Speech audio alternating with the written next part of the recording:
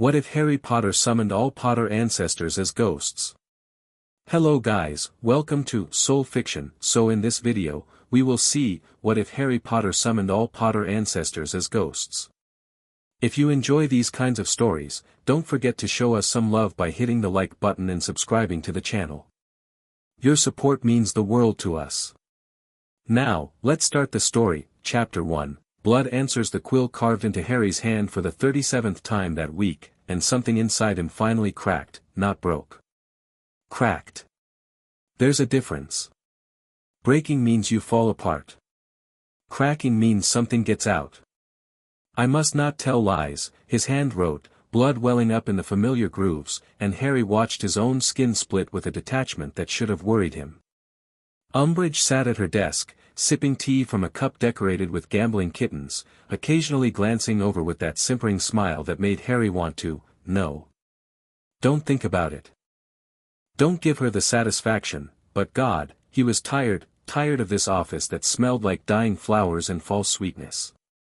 Tired of the kittens on the walls meowing silently in their plates. Tired of his hand healing just enough overnight that the next attention could open it fresh. Tired of Dumbledore not looking at him. Tired of the nightmares. Tired of Cedric's face. Tired of being 15 and feeling like he'd already lived too long. His left hand, the one not currently being mutilated, drifted to the ring on his finger. He'd found it at Gringotts over the summer, in the Potter family vault that no one had told him existed until he demanded answers from the goblins. The vault had been dusty, untouched since his parents died, and the ring had been sitting on a small pedestal like it was waiting for him, plain bronze band. Single dark red stone. No magical signature that he could detect. But when he'd slipped it on, something had felt right in a way nothing had felt right since Voldemort came back. That he touched the stone now, a nervous habit he developed. Blood dripped from his writing hand onto the parchment. A drop missed the parchment and hit the ring, and the world turned inside out. Harry's first thought was that he'd been hit with a curse, because there was no way this was natural. Light erupted from the ring, not a single color but all of them, cycling through reds and golds and deep ancient greens so fast it made his eyes water. The light shot upward, punched through the ceiling like it wasn't there, and kept going. Umbridge screamed. Actually screamed, high and terrified, and some vicious part of Harry felt satisfaction even as he stumbled backward, his detention chair clattering to the floor. What have you done? Umbridge shrieked, wand out, but she wasn't pointing it at Harry. She was pointing it at the figures starting to form in her office. They came through like swimmers breaking the surface of water, first a shimmer, then features, then presence. A tall man in medieval armor, scarred face, eyes like flint. A woman in elaborate robes with the sharp cheekbones of old magical aristocracy. A kindly-looking fellow in what appeared to be an apron stained with potion ingredients. More. And more. And more. Harry's back hit the wall. The ghosts, they had to be ghosts, what else could they be, kept appearing. The office was too small for this many people, but somehow they fit, overlapping and shifting like they existed in slightly different spaces. Bloody hell, said the man in armor, looking around. What year is it? And why does this place smell like a hag's armpit? Language, Hadrian, the aristocratic woman said crisply. There's a child present. I've killed men in front of children, Doria. I think they can handle the word armpit.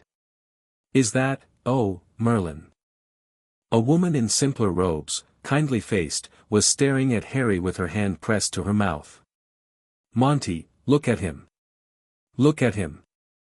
A man materialized beside her, slightly stooped, wild white hair, spectacles, and an expression of such overwhelming emotion that Harry had to look away. He has her eyes, the man whispered. Euphemia, he has Lily's eyes.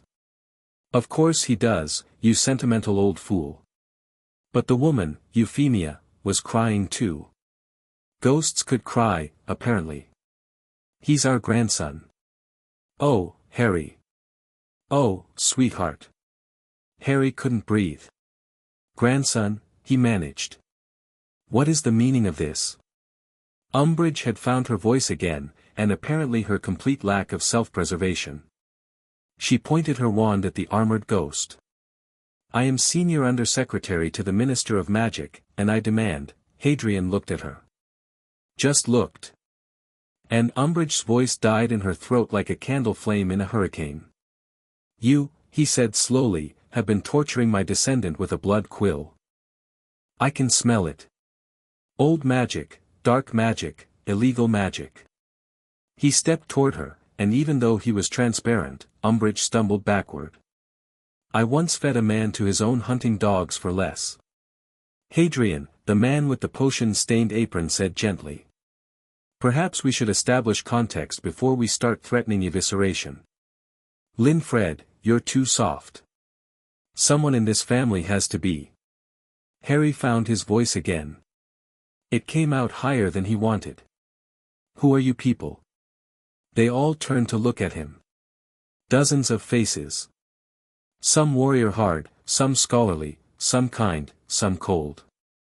Men and women spanning what looked like centuries of fashion changes. All of them dead. All of them watching him with expressions ranging from curiosity to protectiveness to calculating assessment. The aristocratic woman, Doria, stepped forward. She moved like a queen, even in death. "We are the House of Potter. Every head of family, every significant bearer of the blood, from the founding of our line to its." She paused, looking at Harry. "Current state." "Tactful," Hadrian muttered. "Accurate," Doria countered. "The boy is ignorant of his heritage. That much is obvious. Someone has failed him rather spectacularly." "The Dursleys," Harry said, without thinking. Old bitterness, always there, right under the surface. The temperature in the room dropped. Several of the ghosts exchanged looks that promised violence. "The Dursleys?" Euphemia's voice had gone sharp as broken glass. "Petunia Dursley? That bitter, magic-hating sister of Lily's? You raised him?" "Fleamont, because it had to be Fleamont." Harry could see the family resemblance now. The wild hair and the face shape sounded like he was being strangled. "They let Muggles raise you? Muggles who hate magic?" "Dumbledore's choice," Harry said. "Blood wards. Because of my mum's sacrifice. I had to stay with family. We're family." Fleamont's voice cracked. We died, but there are protocols. There are wills. James would never have wanted. The wills were sealed," a younger ghost said quietly. "He had the Potter hair and tired eyes. I've been aware, for some time. Watching where I could. The wills were sealed by the Wisengamot 2 days after Godric's Hollow. Dumbledore argued for placement with the Muggles before the ink was dry on our death certificates." Harry stared at this ghost. Something about him was familiar. The jaw. The way he held himself. "Dad?" Harry whispered. The ghost flinched. Actually flinched, like the word had been a physical blow. "No. No, Harry, James isn't here." "James moved on. Right away. He and Lily, the ghost stopped, collected himself. I'm Charles. Your great-uncle. James's uncle. I died in 78, before you were born. But you said you've been watching. Ghosts can, if we choose. Most don't. It's painful. But I couldn't leave the family entirely unattended." Charles's expression darkened.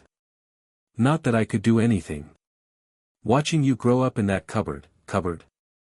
Doria's voice was dangerously soft. Harry closed his eyes. He hadn't meant to get into this. Not now. Not with Umbridge still cowering in the corner and alarms probably going off somewhere in the castle and his hand still bleeding sluggishly because the quill wound hadn't stopped just because ancient family magic had decided to activate. "Can we talk about this later?" he asked. "Maybe somewhere that isn't here." The boy has a point. This from a ghost Harry hadn't noticed before, a woman who looked like she belonged on ancient tapestries, with flowing dark hair and eyes that seemed to see through everything. "We've announced ourselves rather dramatically.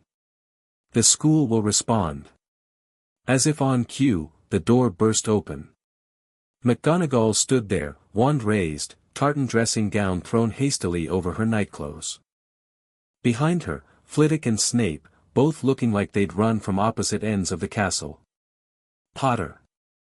McGonagall's eyes swept the room, the ghosts, the cowering Umbridge, Harry bleeding against the wall. "What in Merlin's name, Professor," Harry said, somewhat hysterically, "I'd like you to meet my family." The explanations took 3 hours. They moved to McGonagall's office because Umbridge was clearly compromised and also because none of the ghosts would stay in the same room with her without making death threats.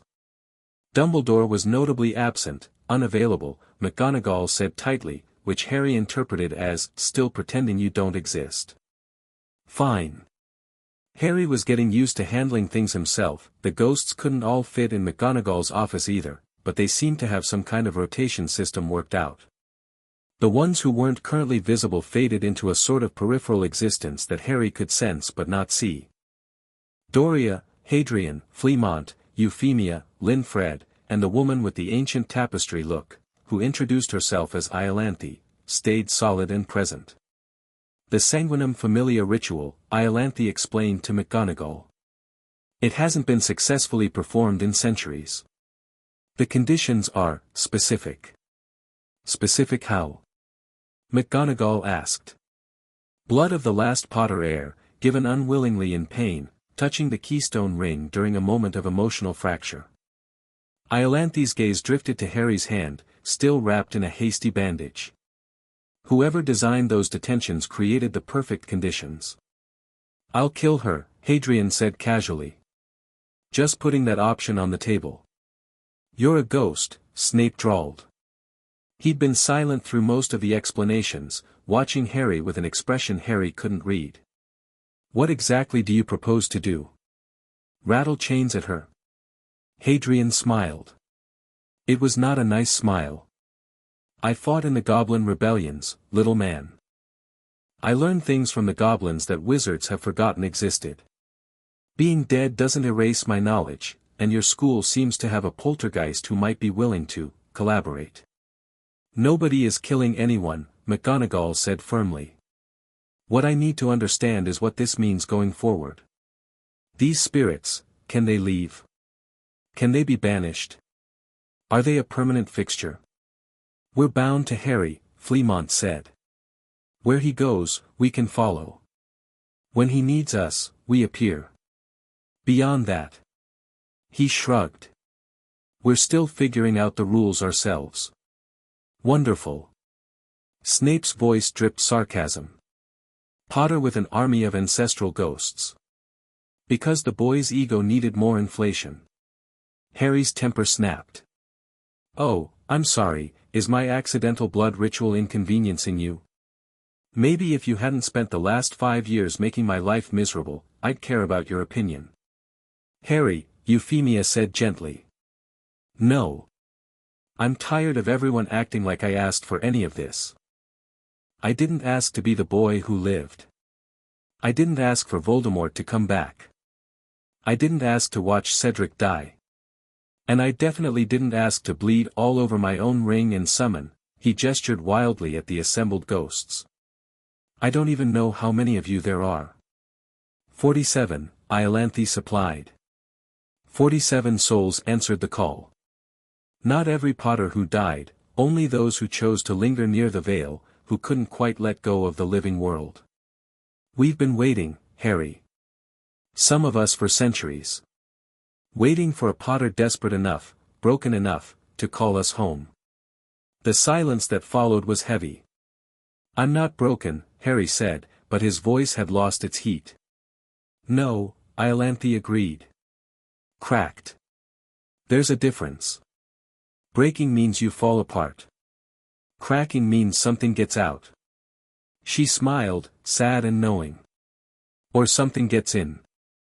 They sent him back to Gryffindor Tower at 2 in the morning with instructions to sleep and promises that everything would be figured out in the morning.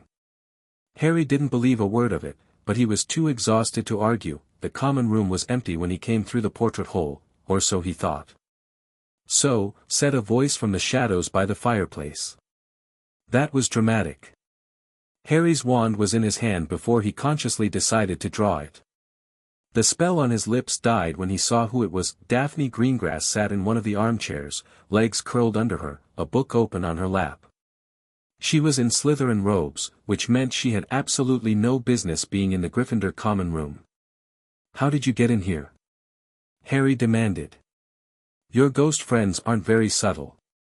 Daphne closed her book, something with runes on the cover, Harry noticed. There was a lot of screaming from Umbridge's office. I was curious. I followed the commotion. And when everyone moved to McGonagall's office, I found a convenient alcove. She smiled, thin and sharp. The fat lady was very confused when 40-some ghosts came through. She forgot to close the portrait all the way. Harry should have been angry. Should have been worried about a Slytherin knowing his secrets. But he was so tired, and Daphne Greengrass had never been part of Malfoy's gang, had never hexed him in corridors, had barely acknowledged his existence in 5 years of shared classes. Are you going to tell anyone? He asked. Daphne considered the question like it actually required thought. That depends. Are you planning to use your ancestral ghost army for anything interesting? I don't have plans. This just happened. Daphne unfolded herself from the chair and stood. She was taller than Harry had realized, nearly his height, with the kind of composed posture that came from pure-blood etiquette training. The Potter family is ancient. Nearly as old as the Greengrasses. I always wondered why you acted like a Muggle-raised half-blood when you had one of the oldest names in Britain. Because I am Muggle-raised. No one told me anything. Something flickered across Daphne's face. That's, actually criminal. You know that, right? There are laws about magical heritage education. The Wizengamot passed them specifically to prevent what happened to you. Yeah, well, the Wizengamot also thinks Voldemort isn't back, so forgive me if I don't trust their competence. Daphne flinched at the name. Most people did. But she recovered quickly. You say his name. I've seen him. Fought him. Almost died because of him. Harry laughed bitterly. His name is the least scary thing about him. Daphne studied him for a long moment. Whatever she saw made her nod, some internal decision made. I'm going to go back to my common room now. I won't tell anyone what I saw, not yet. But Potter? She paused at the portrait hole, looking back over her shoulder. Whatever you decide to do with your new resources. I'd recommend doing it intelligently. You have enemies who are much smarter than Draco Malfoy. Then she was gone, and Harry was alone with the dying fire and the weight of 47 dead ancestors pressing against his consciousness that he didn't sleep that night. Dawn came gray and cold, and Harry gave up on rest around 6. He showered, dressed, and made his way down to the common room to find 3 of his ancestors waiting. We need to talk, Hadrian said. Somewhere private. Harry glanced around. A few early risers were already stirring in the dormitories above. The room of requirement. I know a place. They followed him through the castle, Hadrian, Doria, and Fleamont. The other ghosts were presumably wherever ghosts went when they weren't being visible. Harry found he could sense them, though, a constant pressure at the edge of his awareness. 47 souls, bound to his blood. The room of requirement provided what Harry asked for, a large, comfortable space with chairs, a fireplace, and no chance of being overheard. The 3 ghosts settled in like they'd been doing this for years. First things first, Doria said.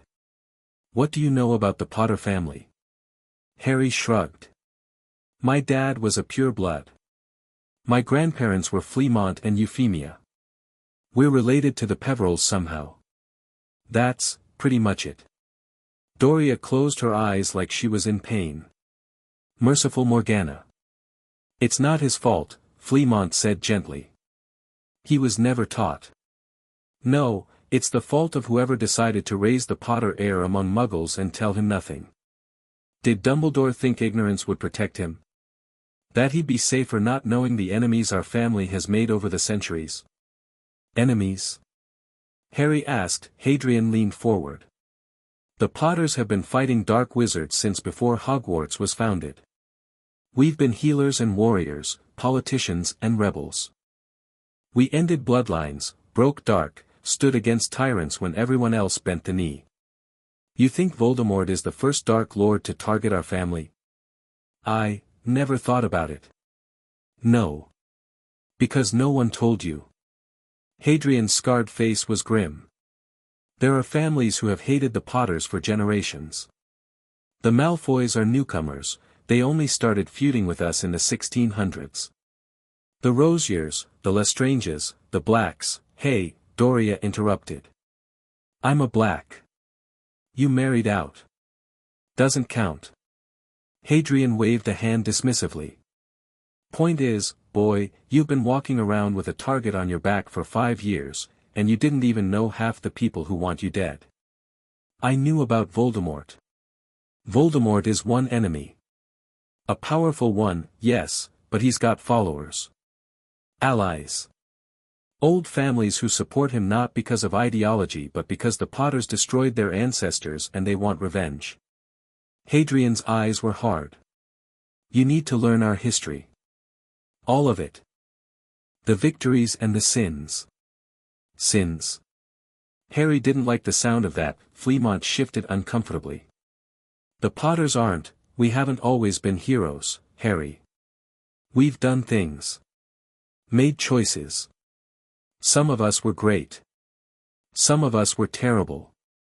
And some of us were both at different points in our lives. Your many times great-grandfather, Doria added, once burned a village because they sheltered a wizard who had killed his wife. Innocent people died. Children. He regretted it later, funded the rebuilding, but that doesn't erase what he did. Harry felt sick. Why are you telling me this? Because you need to know who you come from. The whole truth, not just the flattering parts. Doria's gaze was steady. Our blood carries weight. History. Expectations. You can choose to uphold our best traditions or repeat our worst mistakes. But you can only choose if you know. The fire crackled. Harry stared at his hands, one still bandaged, both shaking slightly. I never wanted any of this, he said quietly. I just wanted to be normal. Go to school. Have friends. Not have a prophecy or a Dark Lord or, he gestured vaguely at the ghosts. Dead relatives judging my every move. We're not here to judge you. Fleamont moved closer, and even though he was translucent, Harry could feel warmth from him. Ghost magic, maybe. Or just the weight of genuine affection. We're here to help. I wasn't there for James when he needed me, I died too soon. I won't make that mistake with you.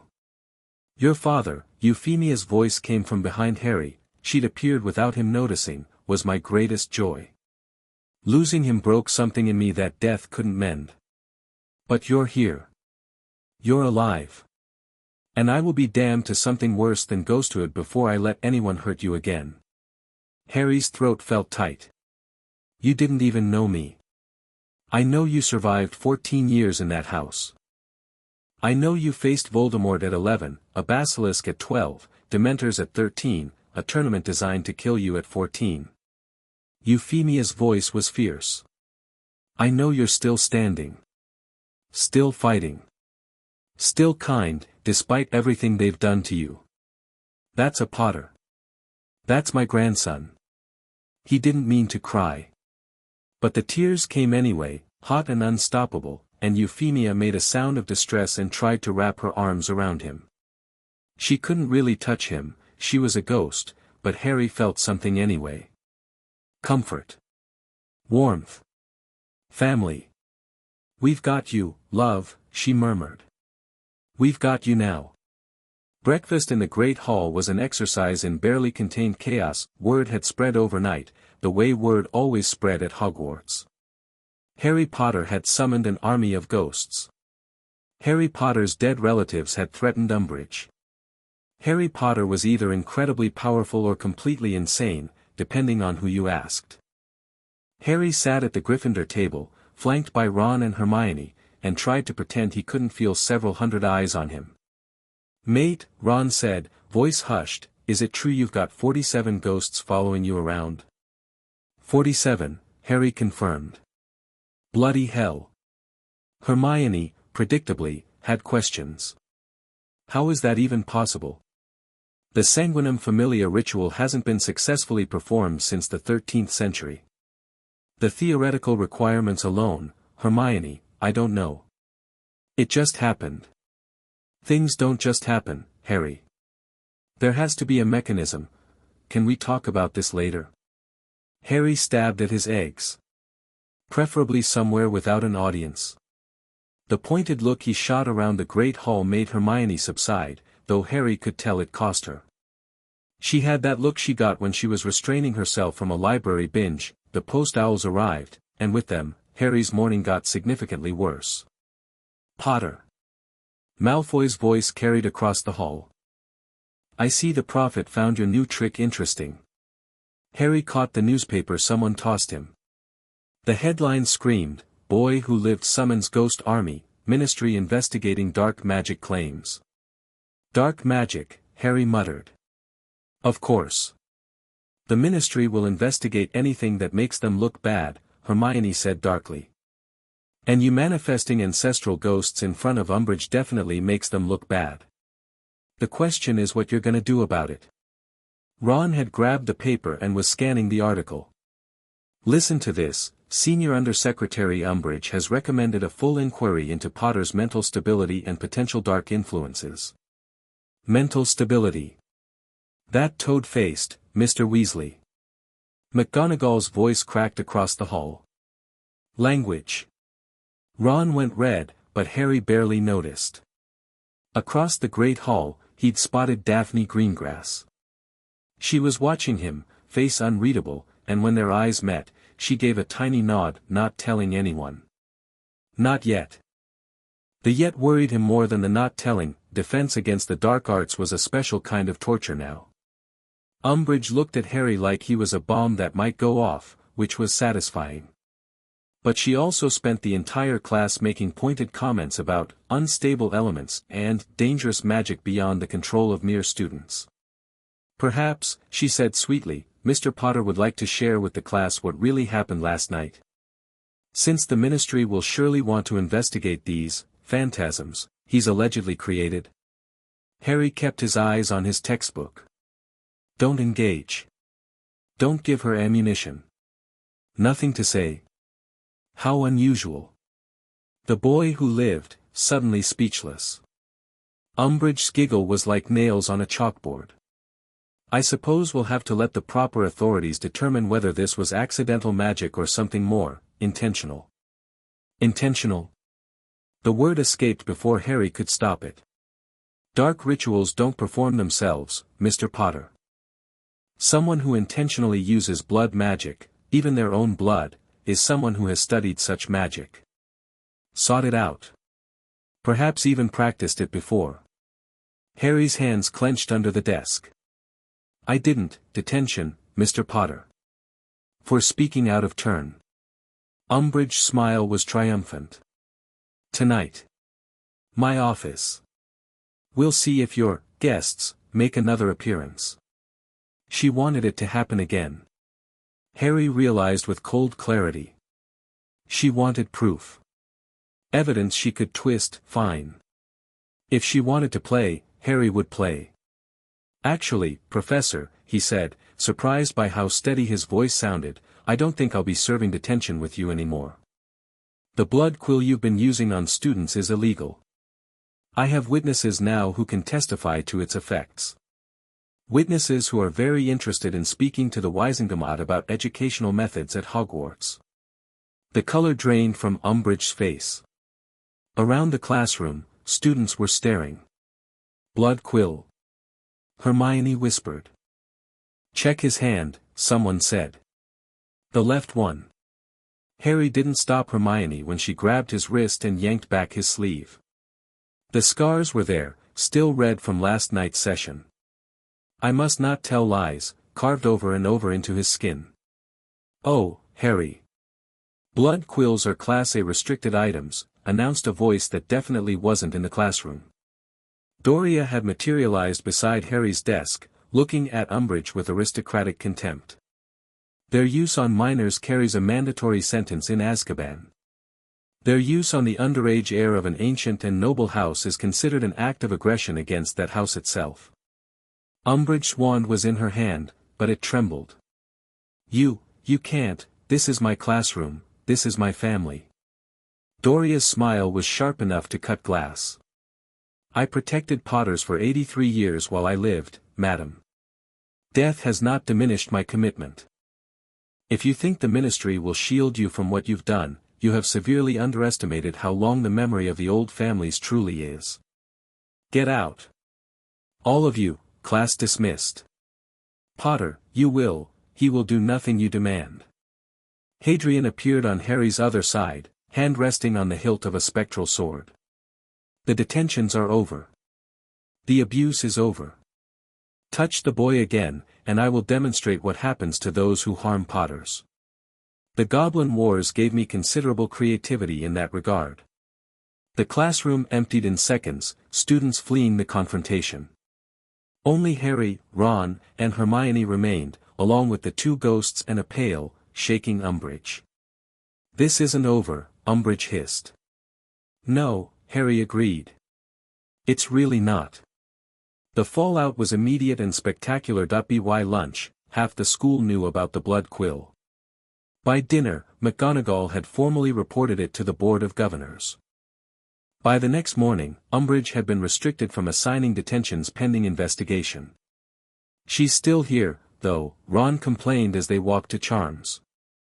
Should have been sacked on the spot. The Ministry protects its own. Hermione's jaw was tight. But this is a start. Harry, why didn't you tell anyone? Harry shrugged. Who was going to believe me? Dumbledore's avoiding me. McGonagall's hands are tied by the Ministry. I didn't want to suffer alone. Fleamont's voice came from beside him. The ghost had taken to following Harry around, visible or not. You're allowed to ask for help, Harry. You're allowed to let people care about you. I'm not used to it, Harry admitted quietly. I know. But you've got us now. And you've got these two. Fleamont nodded at Ron and Hermione. They're good friends. Loyal. Don't push them away because you're used to handling things alone. Harry glanced at Ron and Hermione. They were watching the space where Fleamont's voice had come from, unable to see him. The ghosts could apparently choose who perceived them. My grandfather, Harry explained. He's giving me advice. Weird, Ron said. But also kind of brilliant. Imagine having all those old wizards just there to ask questions. Like having a library that talks back. Hermione's expression suggested she found this idea intensely appealing. The Room of Requirement became Harry's unofficial headquarters over the following days. The space reconfigured itself depending on what he needed, a training room when Hadrian wanted to teach him combat magic, a library when Iolanthe discussed family history, a cozy sitting room when Fleamont and Euphemia just wanted to be with him. You're spreading yourself too thin, Hermione said on the third day, finding Harry slumped in a corner after a particularly brutal training session. You look exhausted. I'm fine. You're not fine. You've got dark circles under your eyes, you're barely eating, and you keep zoning out in class. She sat down beside him, close enough that their shoulders touched. Harry, what are the ghosts actually teaching you? Harry hesitated. But this was Hermione. If he couldn't trust her, he couldn't trust anyone. Combat magic. Real combat magic, not the stuff they teach in class. Dueling techniques from the Goblin Wars, the Vampire Uprising of 1568, the Grindelwald conflict. Hadrian was a battle mage, that's a specialization they don't even offer anymore. He says I have acceptable reflexes but the tactical awareness of a drunken flobberworm.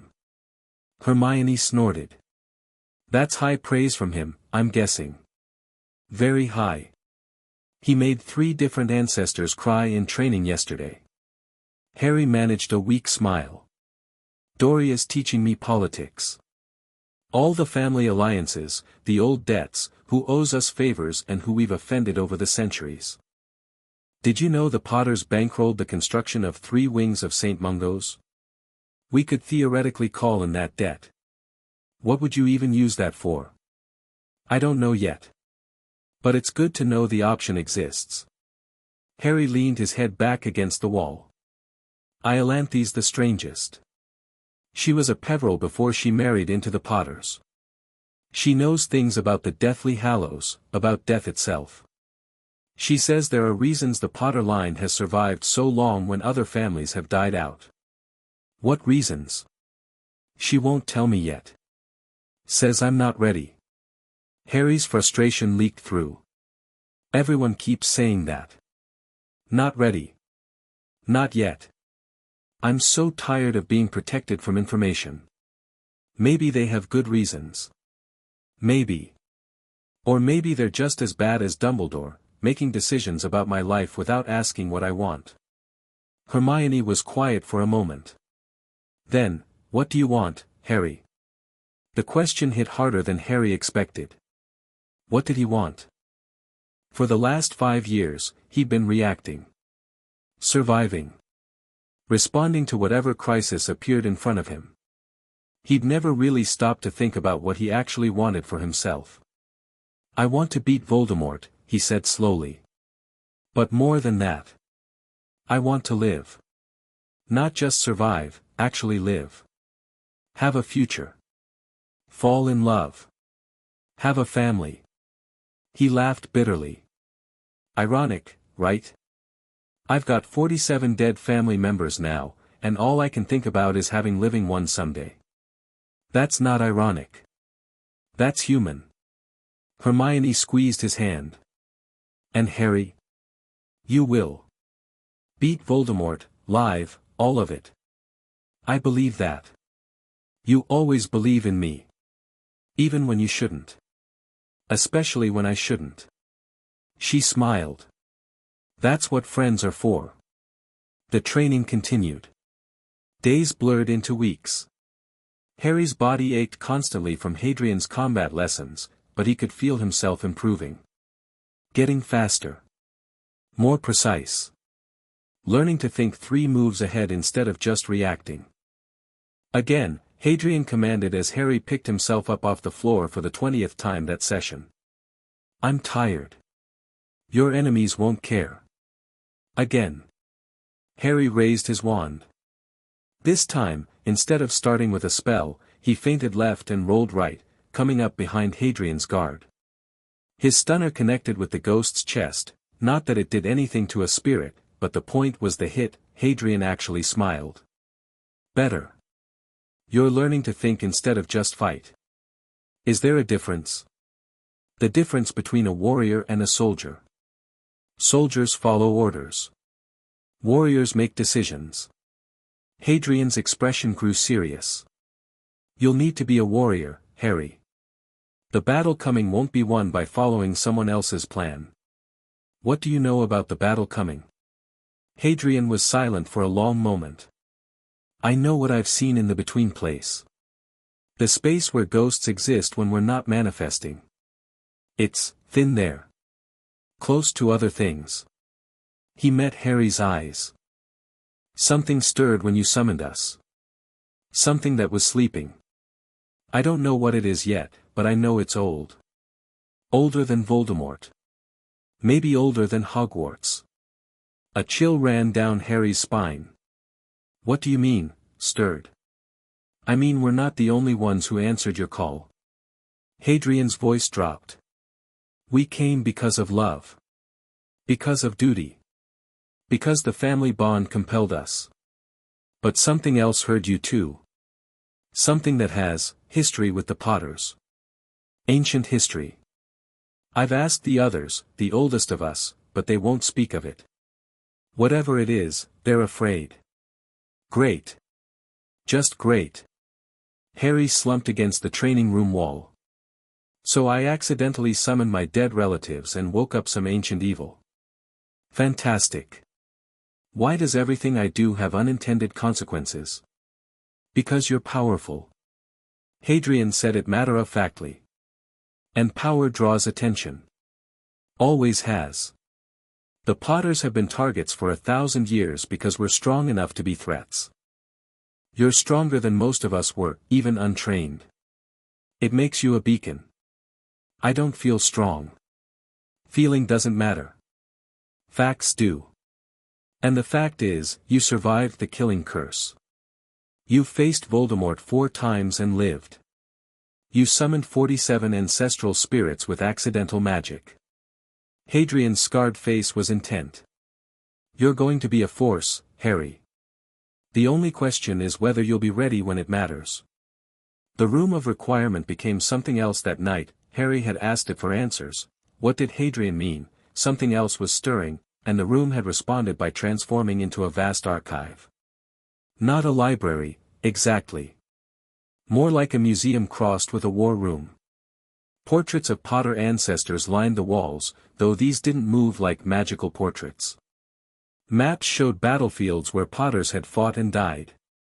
Sat in glass cases, each one tagged with a name and date. And in the center of the room, a massive family tree glowed softly, branches spreading upward and downward, showing names Harry had never heard and names he recognized. This is the history, Iolanthi's voice said. She materialized beside him, looking at the tree with an expression Harry couldn't read. Every Potter. Every significant event. Every secret. Even the bad ones. Especially those. Iolanthi moved to a particular branch, near the base of the tree. Here. Aurelius Potter. 1143 to 1203. A great wizard by most accounts. Healer. Scholar. Fought against 3 dark lords in his lifetime. Sounds impressive. He was. He was also the one who bound the Hollow King. Harry felt ice in his veins. The Hollow King. A Potter. Iolanthi's voice was flat. One of us. One of the first, actually, Aurelius's own brother. Marcus Potter. They were twins. A Potter became a Dark Lord. Not a Dark Lord. Something worse. Iolanthi turned to face him, and her eyes held centuries of grief. Marcus discovered something. A way to extend life beyond death, beyond even ghosthood. He poured himself into a ritual that should have been impossible. It worked. But what came out the other side, wasn't Marcus anymore. What was it? We call it the Hollow King because that's what it became. A hollow thing wearing a crown of stolen power. It couldn't die. Couldn't be destroyed. Not really. Aurelius spent 50 years trying, and the best he could manage was binding it. Trapping it in the space between life and death, where ghosts exist. Harry's mouth went dry. The space where you exist. Yes. We've been keeping watch. All of us, every Potter ghost for 900 years. Maintaining the binding. Making sure it stays asleep. Iolanthi's hands clenched. When you summoned us, you pulled us out of that space. All of us at once. The binding, weakened. I woke it up. You weakened its prison. It's not awake yet. But it's stirring. Dreaming. And its dreams are getting stronger. Harry wanted to scream. He wanted to throw something. Instead, he forced his voice to stay steady. How do we stop it? We don't know. Aurelius bound it. He didn't destroy it. The knowledge of how to actually end the Hollow King, if such knowledge ever existed, died with him. Iolanthi paused. Or perhaps not. There are records. Fragments. Scattered across 1,000 years of Potter history. If we could find them all, then we might have a chance. A chance. Not a guarantee. Iolanthi's ancient eyes held his. You understand what I'm telling you, Harry? This isn't a battle you can win with dueling skills or political maneuvering. The Hollow King is our family's oldest sin. The first Potter who chose darkness. It knows us. Hates us. Has been waiting 9 centuries for a chance to break free. And I gave it that chance. You didn't know. None of us blame you. Iolanthi reached out, her ghostly hand hovering near his cheek. But now you do know. And you have a choice. Run from this legacy, try to live a normal life and hope the binding holds. Or accept what you are, the last Potter, the one we've all been waiting for, and fight. Harry thought about cupboards under stairs. About never being enough, never being wanted, never being seen. He thought about Cedric's body and Voldemort's rebirth and a ministry that would rather pretend everything was fine than admit the darkness was coming. That he thought about Fleamont and Euphemia, who loved him without ever knowing him. About Hadrian, who trained him because he believed Harry could be more. About 47 ghosts who had waited centuries for someone to call them home. I'll fight, Harry said. Whatever it takes. Iolanthi smiled, sad and proud. Then let's begin. The dream started that night. Harry stood in a place that wasn't a place, grey mist in every direction, no ground beneath his feet, no sky above. Just endless, featureless nothing, except for the figure in the distance that it looked like a man, sort of. The right general shape. But something was wrong with it. The proportions shifted when Harry tried to focus on them. The face was there and then it wasn't. A crown sat on its head, made of something that looked like solidified shadow. Little Potter, the figure said without moving its mouth. The last one. The desperate one. The one who cracked the door. You're the Hollow King. I am what Marcus became. I am what the Potter line fears. I am the price of power, the shadow of legacy, the end that waits for those who reach too far. The figure drifted closer, and Harry couldn't move. You wear my brother's ring. You carry my family's blood. You summoned my wardens from their posts. I didn't mean to. Intent is irrelevant. Effect is all that matters. The Hollow King's not face tilted. I have watched the Potters for 900 years. Watched you crawl and stumble and die, one by one. You are diminished. Weak. The last gasp of a dying line. We're still here. Barely. One boy, alone, surrounded by ghosts of better men. The mockery in its voice was ancient, corrosive. But you interest me, little Potter. You have something my brother had. That spark. That stubborn refusal to accept limitations. I'm nothing like you. Not yet. The Hollow King laughed, a sound like bones grinding together. But you could be. The power I found is still there, waiting. The door I opened never truly closed. You stand on the threshold, little Potter.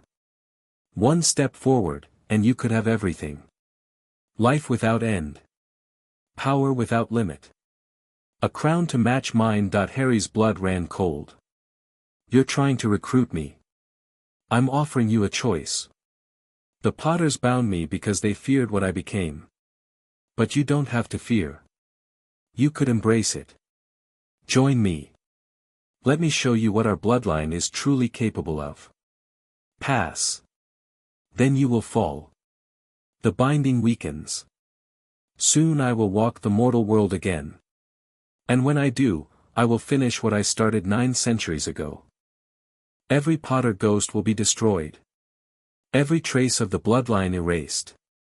You will watch everyone you love die, and then you will beg me for the oblivion I can grant. Harry forced his voice to stay steady.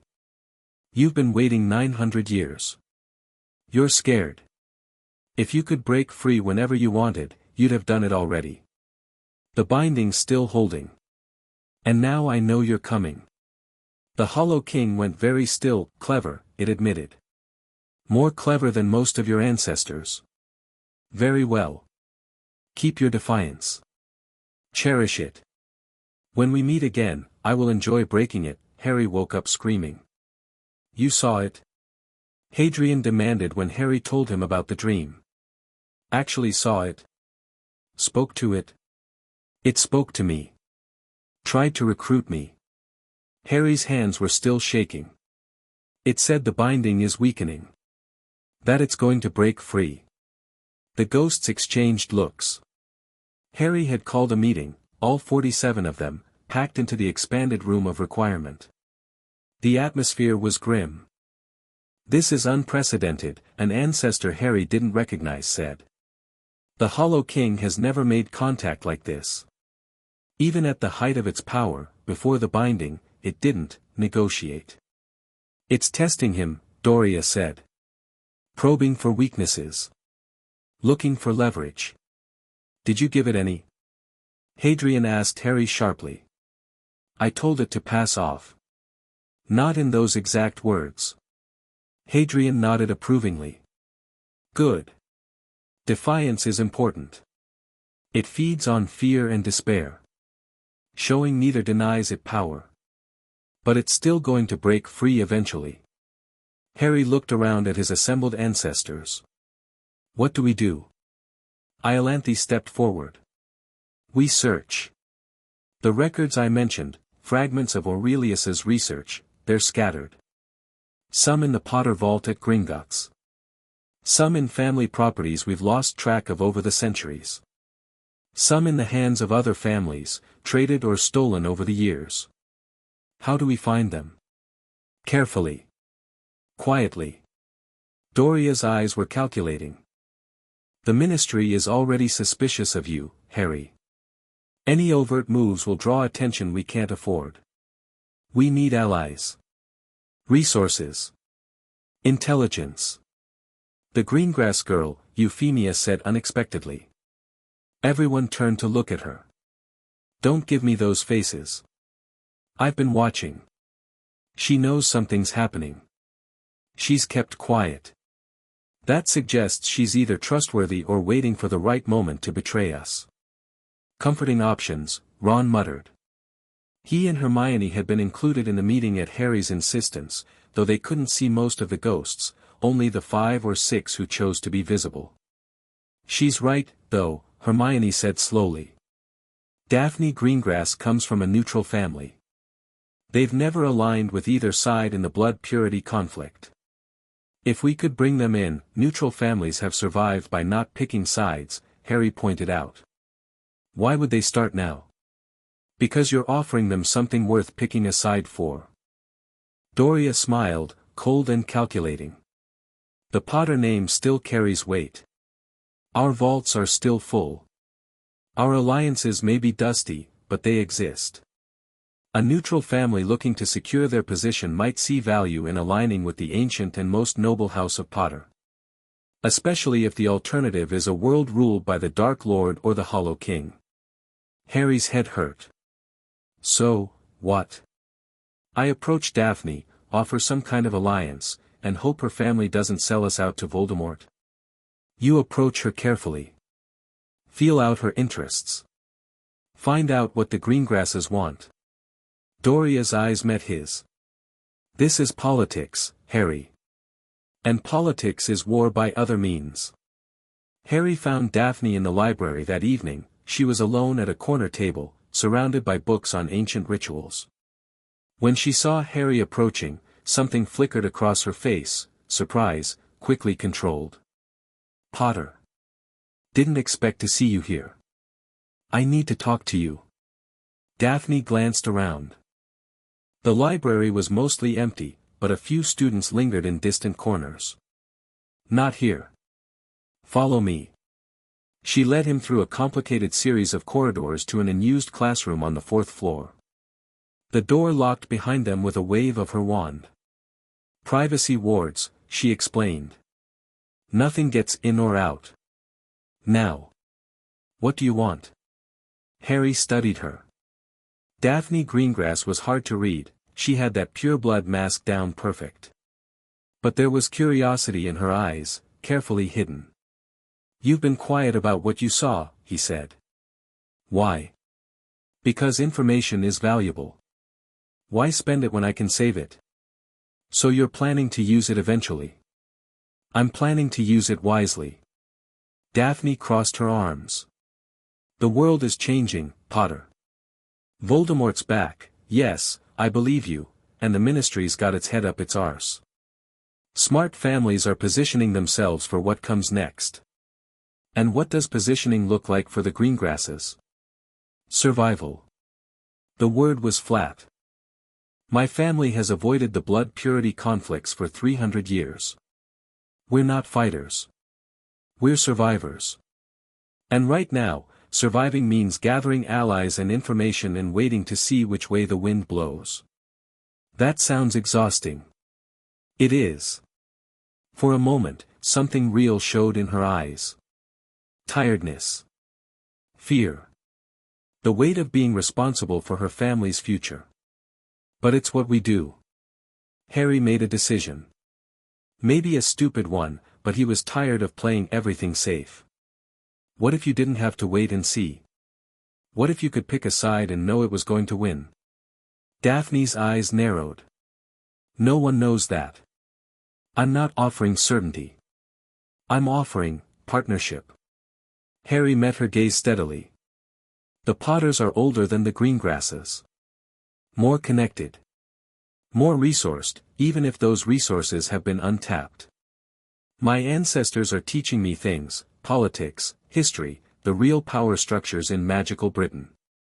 I'm going to need allies who understand this world. People who can help me navigate it. And you think I'm that person? I think you're smart, ambitious, and stuck between a rock and a hard place. I think the neutral path is closing, whether you want it to or not. And I think. He paused. I think you're lonely.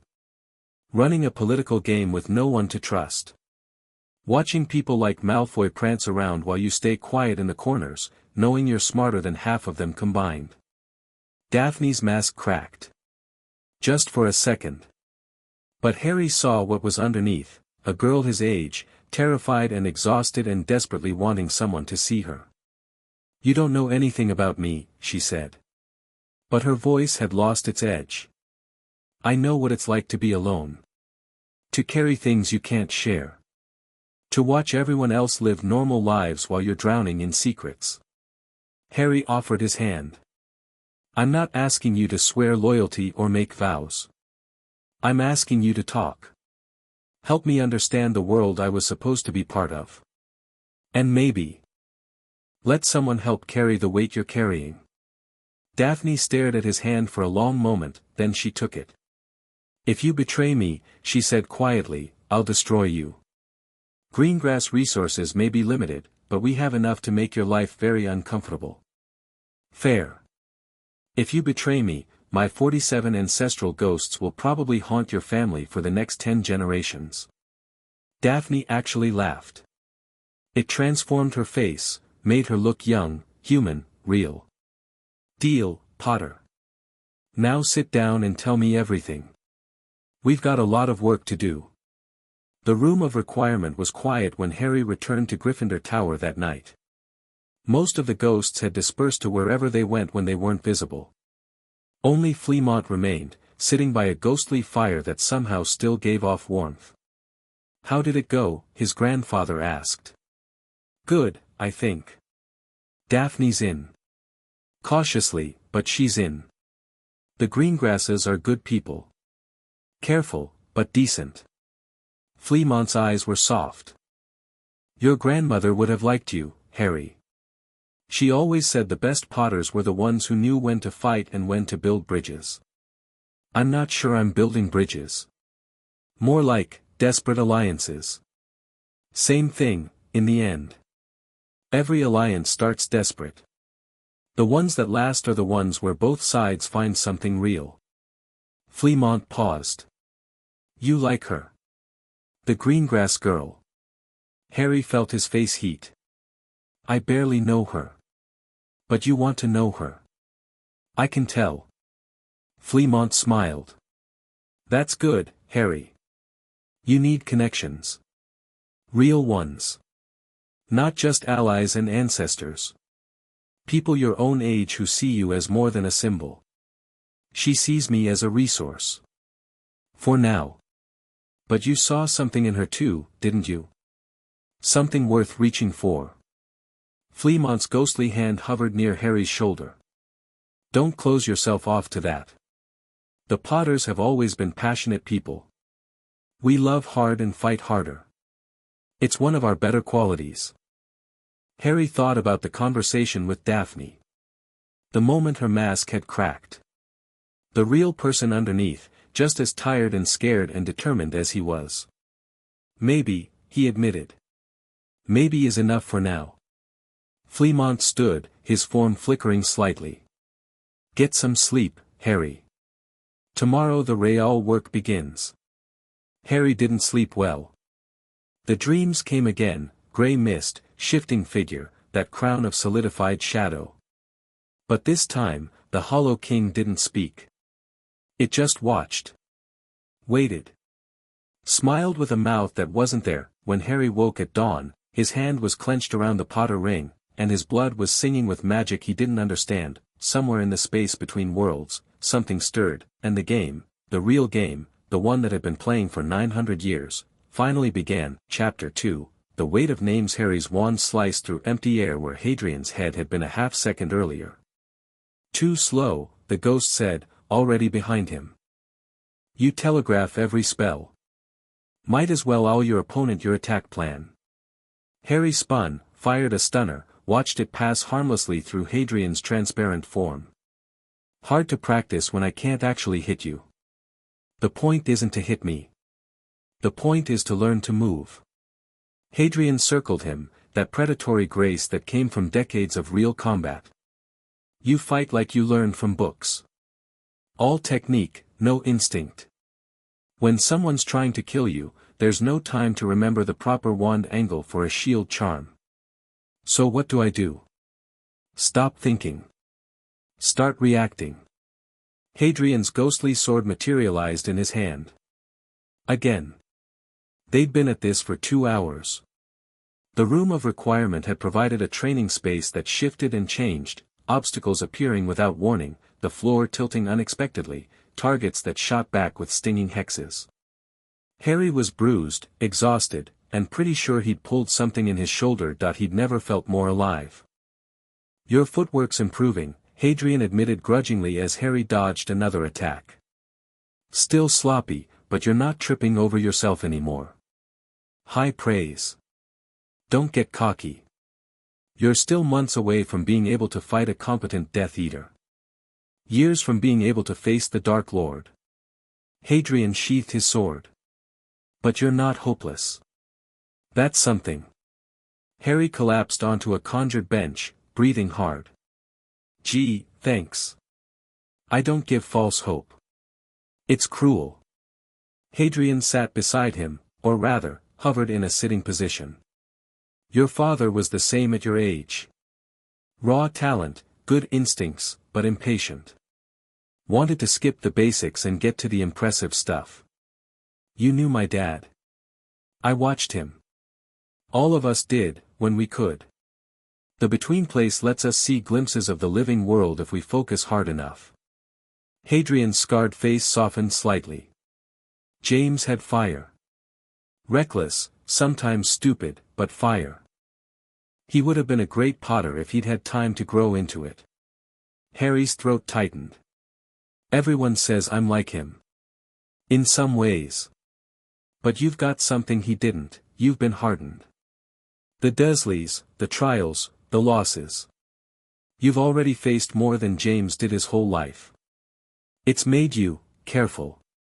Considered. Hadrian met his eyes. Don't lose that. The fire's important, but the control is what keeps you alive. Before Harry could respond, the room's door opened and Hermione slipped through, looking frazzled. There you are. I've been looking everywhere. She noticed Hadrian and gave the ghost a polite nod. She'd gotten used to the ancestors over the past week. We have a problem. When don't we? This is serious, Harry. Umbridge is pushing for a formal inquiry into your unauthorized use of dark rituals. She's got Fudge's support. They're talking about pulling you out of Hogwarts for evaluation at the Ministry. Harry's stomach dropped. They can't do that. They can if they convince the Wizengamot there's reasonable cause to suspect dark magic use. Hermione thrust a newspaper at him, this morning's Prophet. The headline screamed, Potter's Ghost Army, Dark Ritual or Dangerous Delusion. Neither, Harry muttered, scanning the article. It was an accident. They don't care. They want you disc-read, contained, or both. Hermione's voice was tight with barely controlled anger. The article quotes anonymous Ministry sources saying the spirits you summoned could be fabrications, illusions designed to intimidate the legitimate educational oversight that Umbridge represents. Hadrian snorted. Fabrications. I'd like to see them say that to my face. That's exactly what they want to avoid. Doria materialized beside Hermione, making the girl jump. Sorry, dear. Didn't mean to startle you. The Ministry's playing a careful game, they can't deny the ghosts exist, too many witnesses. So they're questioning their nature instead. Claiming Harry might have conjured dark spirits pretending to be ancestors. That's insane. It's politics. Doria's expression was cool, calculating. They don't need to prove anything. They just need to plant enough doubt that people stop trusting you. Make the name Potter synonymous with instability and dangerous magic. Harry crumpled the newspaper. So what do we do? We get ahead of them.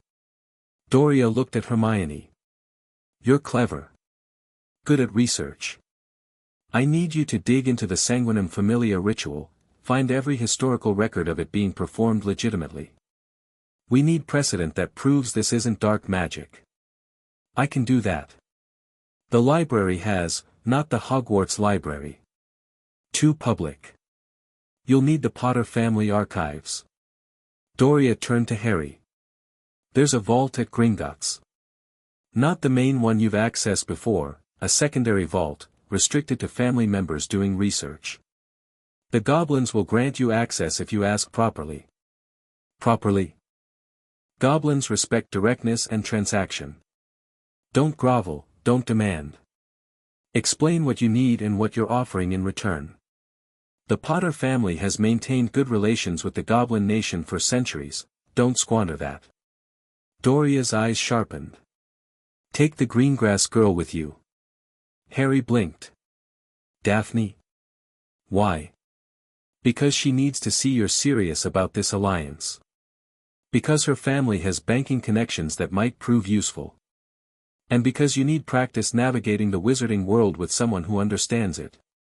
Doria smiled thinly. Consider it a test. For both of you.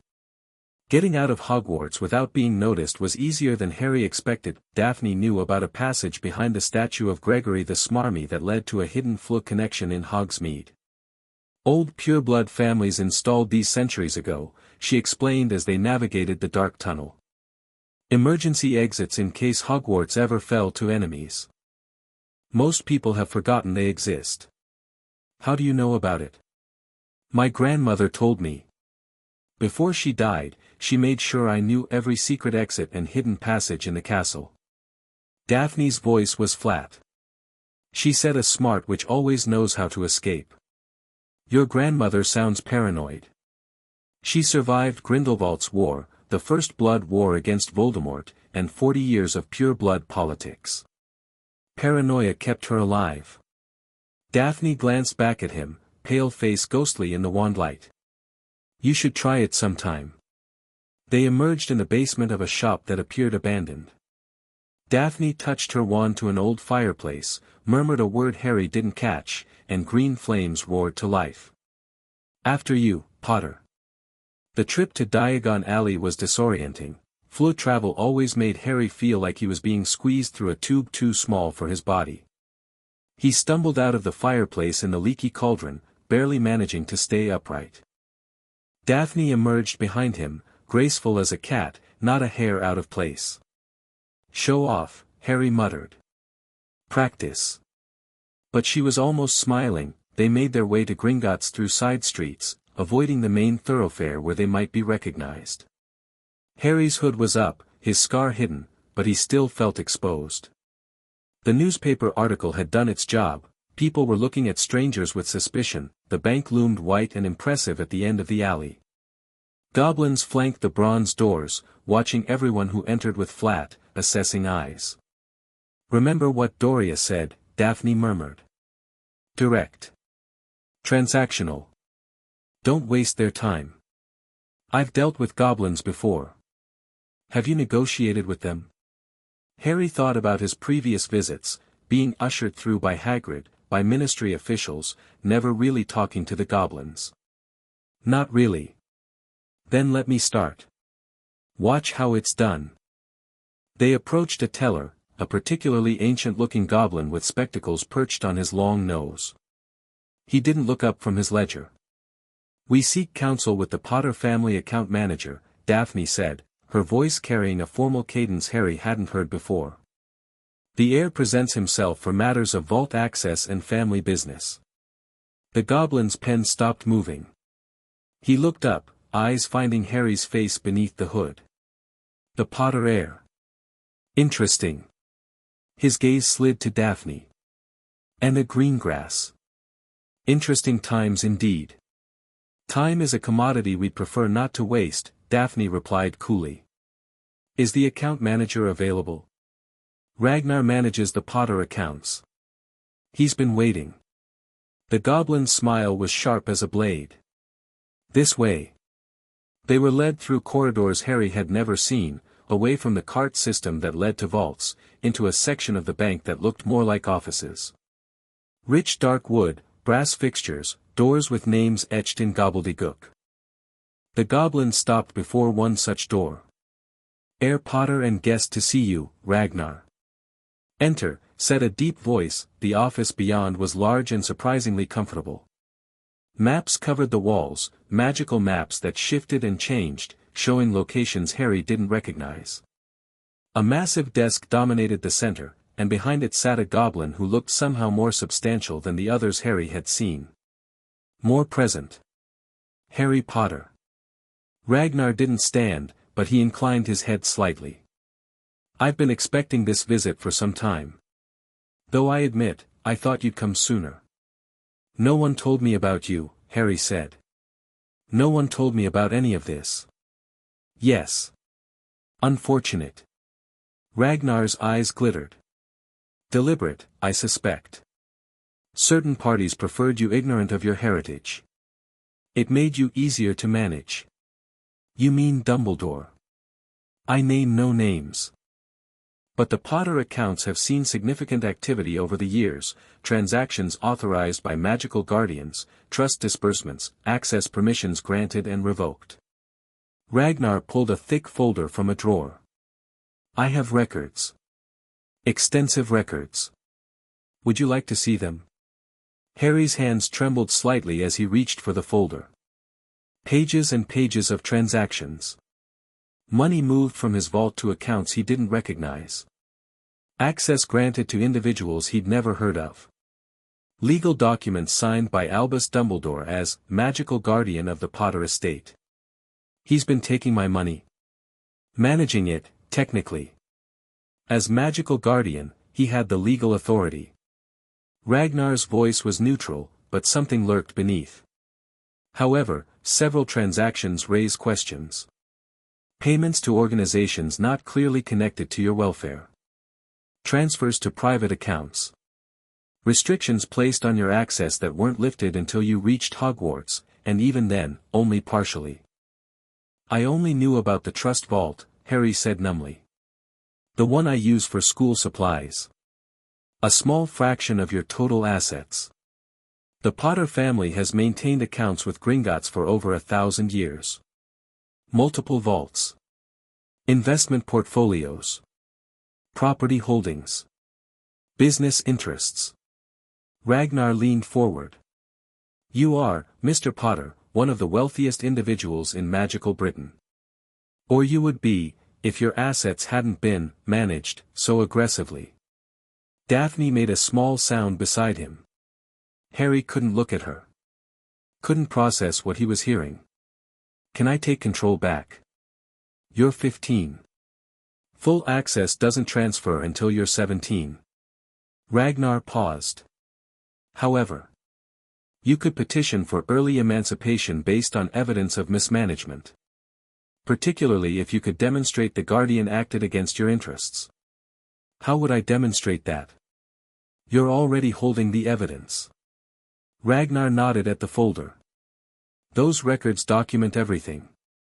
Additionally, the goblins maintain our own assessments of account management.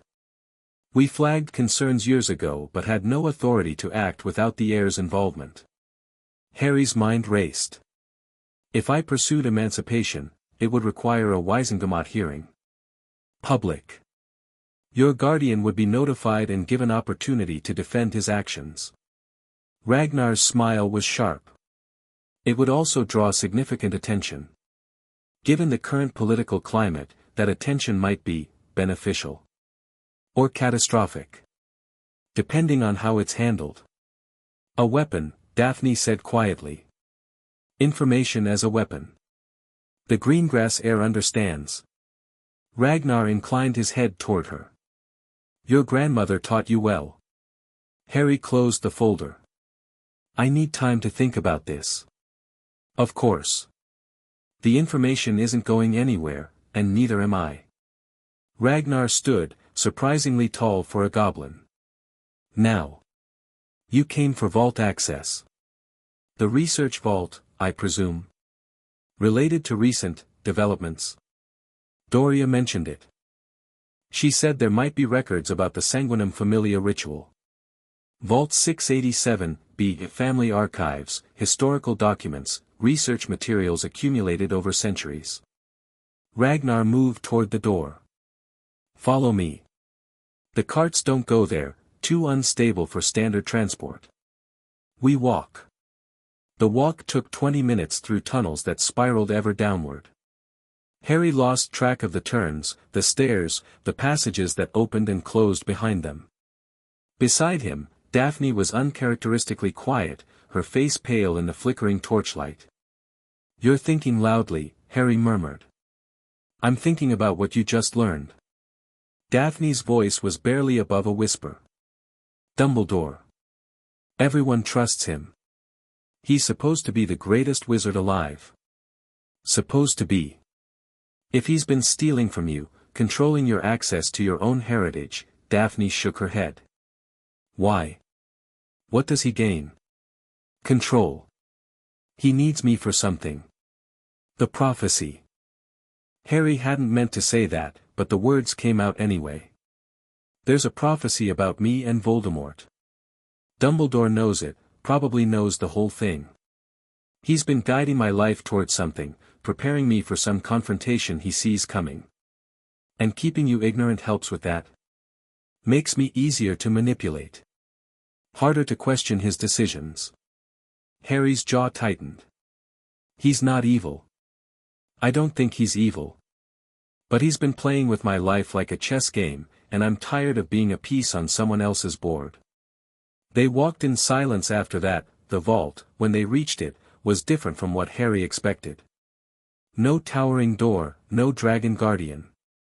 Just a simple stone archway with runes carved around its edges, glowing faintly gold. Blood access, Ragnar explained. Touch the keystone. If you're truly Potter by blood, the vault opens. If not. He shrugged. The wards have their own methods of dealing with intruders. Harry pressed his palm to the central rune. Light flared, warm and welcoming, and the archway's darkness parted like a curtain. Beyond was a room that shouldn't exist, shelves stretched into distances that made no sense, defying the physical space they occupied. Books, scrolls, containers of every size and material. The air smelled of old paper and magic, that distinctive scent Harry associated with the Hogwarts library multiplied 100-fold. Welcome to the Potter Archives, Ragnar said. Your ancestors were collectors. Researchers. They accumulated knowledge the way others accumulate gold. Everything in here represents some piece of your family's history. There has to be thousands of items. Approximately 73,000 catalogued pieces. Unknown quantities uncatalogued. Ragnar handed Harry a small brass compass. Point it at what you want to find, speak the category, and it will guide you. I'll wait outside, the vault only admits Potter blood. He left, and Harry and Daphne stood alone in a room that contained centuries of his family's secrets. Well, Daphne said finally. This is going to take a while. 3 hours later, Harry had acquired a splitting headache and a collection of documents he couldn't entirely understand. The compass had led them to a section focused on ancestral magic and blood rituals. Scrolls in Old English, Older Latin, oldest symbols that might not be any human language at all. Daphne had proven surprisingly useful. Her pure-blood education included languages and magical theory that Harry lacked. Here, she said, spreading a brittle parchment across a reading table. This is an account of the Sanguinum Familia being performed in 1347. A potter named Aldrich was the heir during the Black Death. He summoned his ancestors for protection when magical plagues started spreading. Did it work? According to this, yes. The ancestral spirits helped identify the magical nature of certain plague strains, allowed the potters to develop countermeasures. Daphne traced the text with her finger. But look at this part, the summoning drew attention from entities beyond the veil, forces that coveted the connection between living and dead. Harry's blood went cold. The Hollow King. What? He hadn't told her about that. Hadn't told anyone except the ghosts themselves. But if they were going to be allies, real allies, she needed to know. There's something else. Harry sat down heavily. Something my ancestors told me after the ritual. Something they've been keeping watch over for 9 centuries. He told her. All of it. The Hollow King, the binding, the dreams, the stirring in the space between worlds. Daphne listened without interruption, her face growing paler with each revelation. When he finished, silence stretched between them. You're telling me, Daphne said slowly, that by summoning your ancestral ghosts, you accidentally weakened the prison of an ancient potter who turned himself into some kind of immortal horror. And now that horror is waking up and wants to destroy your entire bloodline. Pretty much. And you didn't think to mention this before? I'm mentioning it now. Daphne laughed. It was slightly hysterical, nothing like her usual controlled demeanor. Merlin. I thought aligning with you might be politically advantageous. I didn't realize it would involve literal apocalyptic threats. Is this where you back out? She stopped laughing. Looked at him with those ice-blue eyes that saw more than Harry was comfortable with. No. The word was quiet but firm. No, Potter. I made a deal. And honestly, this is the most interesting thing that's happened to me in 15 years of playing it safe. She straightened in her chair. What do we need to find? Records of how Aurelius Potter bound the Hollow King. Iolanthe said fragments of his research might be here. Then that's what we're looking for. Daphne picked up the compass. Aurelius Potter. Hollow King binding ritual. Let's see where it leads. The compass spun wildly for nearly a minute before settling on a direction. They followed it deeper into the archives, past shelves that seemed to lean away from them, through sections where the air grew thick and heavy with age. This part of the vault hasn't been accessed in centuries, Daphne observed. Look at the dust. The preservation charms are the only thing keeping these materials intact. The compass led them to a locked cabinet, black iron bound with silver chains. Runes Harry didn't recognize covered every surface, pulsing with dormant power. Blood ward, Harry murmured. Same as the vault and trance. More complex. This one's designed to resist. Daphne studied the runes without touching them. There's a compulsion built in. It wants people to turn away, forget they saw it, leave without trying. Now that she mentioned it, Harry felt it too, a nagging urge to go look somewhere else, a sense that this cabinet was boring, unimportant, not worth the effort that he pressed his palm to the iron surface and pushed through the compulsion with sheer stubbornness. The cabinet screamed, not literally, there was no sound. But Harry felt the scream in his bones, in his blood, a psychic wail of protest and warning. The runes flared white-hot. The chains rattled, then it stopped. The cabinet swung open, inside were 3 items. A journal, leather-bound and ancient. A small vial of something that looked like liquid shadow. And a ring, bronze like Harry's own, but with a stone of deepest black instead of red. Aurelius's research, Daphne breathed. It has to be. Harry reached for the journal, and pain exploded through his skull. He was somewhere else. Not the vault, not Hogwarts, not anywhere physical. Grey mist surrounded him, and through it, a figure approached. The Hollow King, but different than in his dreams. Clearer. More defined. The crown on its head blazed with dark fire. You found it, the king said. Faster than I expected. My brother's work. His great achievement. The chain he wrapped around my throat for 900 years. Stay out of my head, Harry gritted. Your head. You reached into the between space, little Potter. You touched something connected to me. That opens a door. The king circled him, movements wrong in ways Harry couldn't define. The journal contains instructions. Methods. The secret of how Aurelius bound me. Read it. Learn it. You'll need that knowledge. Why would you want me to learn how to bind you? Because binding isn't destroying. I want you to understand how close my brother came to ending me, and how completely he failed. The king's voice dripped with ancient amusement.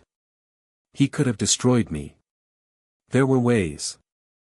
But they required sacrifices he wasn't willing to make. So he chose the coward's path. Imprisonment instead of extinction. You're lying. Am I? Read the journal. See for yourself. The king leaned close, and Harry felt the cold of the grave wash over him. You carry the ring. The same ring Aurelius wore when he created the binding. It recognized you when you first put it on, that's why the summoning worked when you bled on it. You're the first Potter in generations that ring has acknowledged. What does that mean? It means you have potential.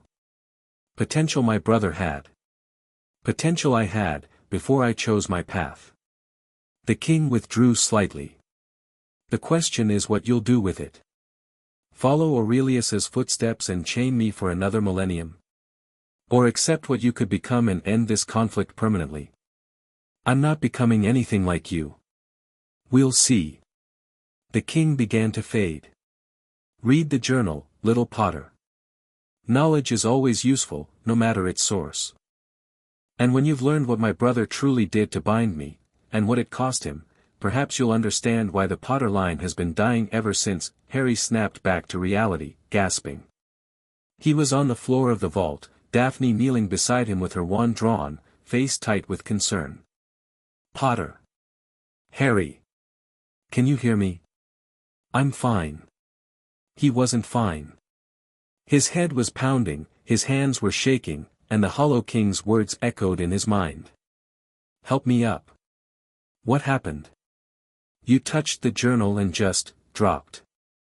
The Hollow King. Harry accepted her hand, letting her pull him to his feet.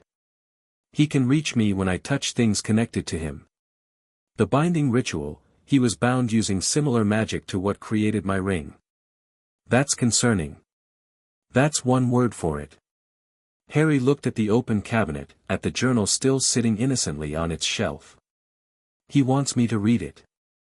Said it contains secrets about how to destroy him, or become like him. And you're going to read it anyway.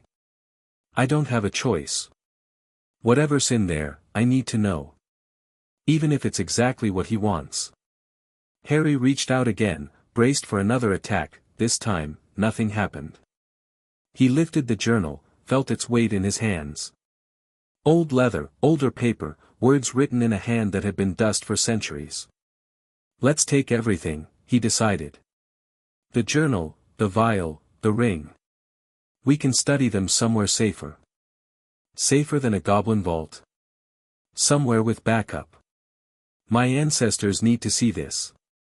They might recognize things we don't. Daphne nodded, already pulling out a bag that expanded magically to fit the items. Your life is exhausting, Potter. Tell me about it. They made it back to Hogwarts by dinner, emerging from the secret passage windswept and tired. Harry's mind was full of everything they'd learned, the financial revelations about Dumbledore, the documents about ancestral magic, the Hollow King's cryptic warnings. We should split up, Daphne said as they approached the main corridors. Being seen together will raise questions we can't answer yet. Right. Harry hesitated. Daphne, thank you. For coming. For not running away when I told you about the king. I said I'd help. I meant it. She paused, something flickering in her expression. Besides, Potter. You're interesting. Do you know how rare that is in this castle? Everyone else is so predictable. Hero Gryffindors, scheming Slytherins, studious Ravenclaws. You're a walking contradiction, and I haven't been this engaged in years. Glad my existential crisis is entertaining. Deeply. But she was almost smiling. Same time tomorrow. We should start going through the journal. The room of requirement. After dinner. I'll be there. She started to walk away, then turned back. Harry. Be careful with that journal. Whatever's in there, the Hollow King wanted you to find it. That means it serves his purposes somehow, even if he claims it shows how to destroy him. I know. I'll be careful. She nodded once and disappeared toward the dungeons.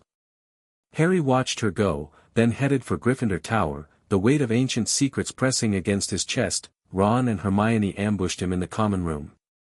Where have you been? Hermione demanded. You missed all your classes. McGonagall was asking about you.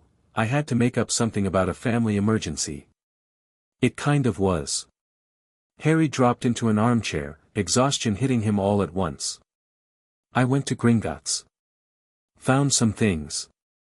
Learned some things. My head is about to explode. Ron leaned forward. Good things or bad things? Both. Mostly complicated things. Harry rubbed his face. Did you know Dumbledore's been managing my family account since my parents died? Making transactions, moving money, controlling what I have access to. Hermione's expression shifted. Harry, magical guardianship includes financial oversight. This goes beyond oversight. Payments to organizations I've never heard of. Transfers to private accounts. Restrictions on my access that weren't in my parents' will. Harry met her eyes. The goblins flagged concerns years ago. They couldn't do anything without my involvement. Dumbledore's been stealing from you?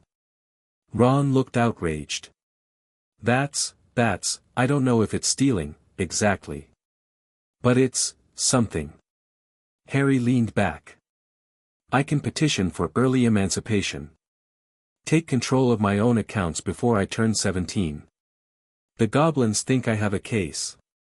You'd have to go to the Wisengamot, Hermione said slowly. Public hearing. Dumbledore would be notified. I know. I'm not sure I want to do that yet, especially with everything else going on. But I want to know my options. Harry pulled the expanded bag from his pocket. There's more. I found records about the ritual that summoned my ancestors. And documents about something, worse. An ancient threat connected to my family. He told them about the Hollow King. About Aurelius's binding, the weakening prison, the dreams. Ron's face went pale, Hermione's went analytical, already processing, cataloging, looking for solutions. The journal might have answers, Hermione said when he finished. You said the Hollow King wanted you to read it? He said it contains the secrets of how Aurelius bound him. And what it cost him to do it. Then we need to read it carefully. Document everything. Cross-reference with other sources. Hermione was in full research mode now. If we can understand the original binding, maybe we can strengthen it. Or find an alternative solution. There's one more thing. Harry hesitated. The king said there were ways to destroy him permanently. Aurelius knew them but chose not to use them because they required sacrifices he wasn't willing to make.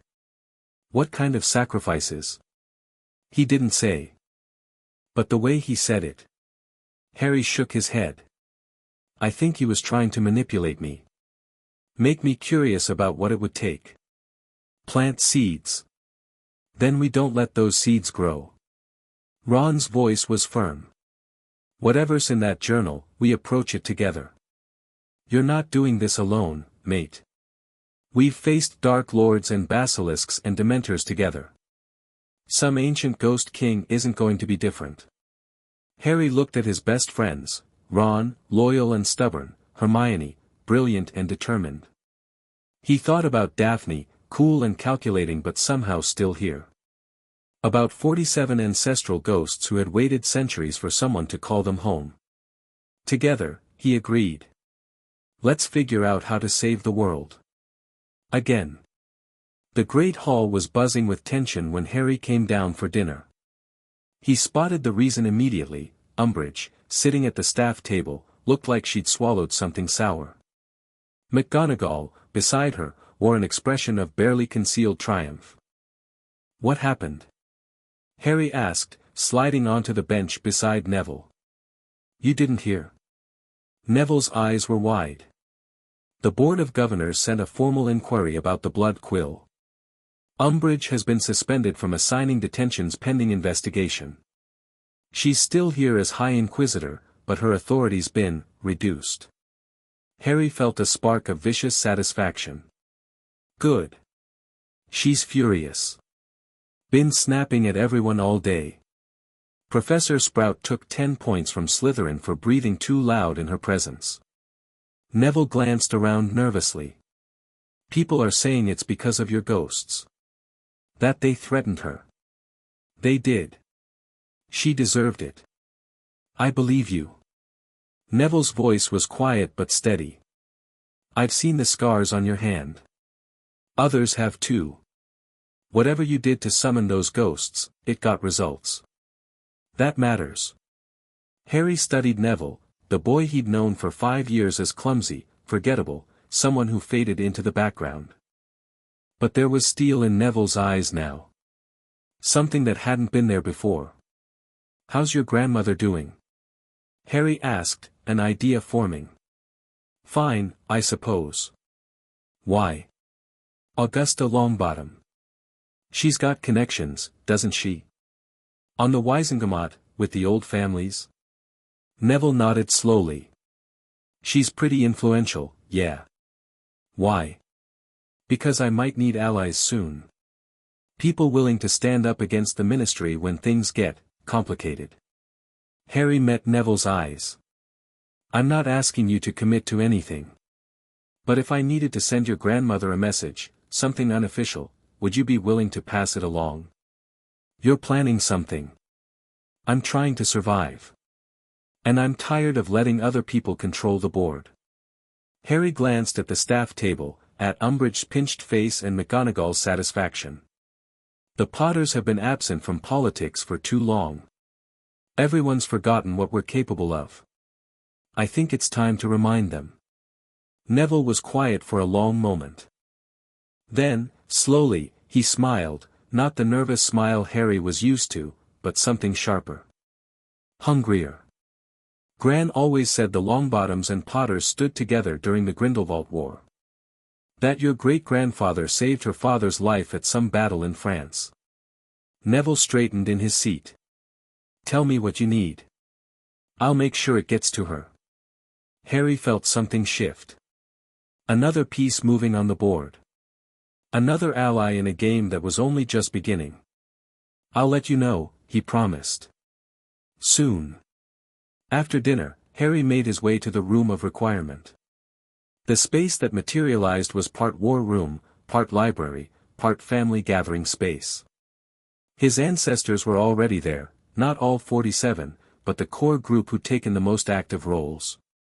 Hadrian, Doria, Fleamont, Euphemia, Iolanthe, and a few others Harry was still getting to know. Daphne arrived 10 minutes later, slipping through the door with the ease of someone used to moving unseen. "Any trouble?" Harry asked. "None. Parkinson was gossiping about you in the common room. Apparently, you've gone from attention-seeking lunatic to genuinely dangerous in Slytherin's estimation. Progress. Of a sort." Daphne pulled out the items from Gringotts. "Shall we?" They gathered around a table as Harry opened Aurelius's journal.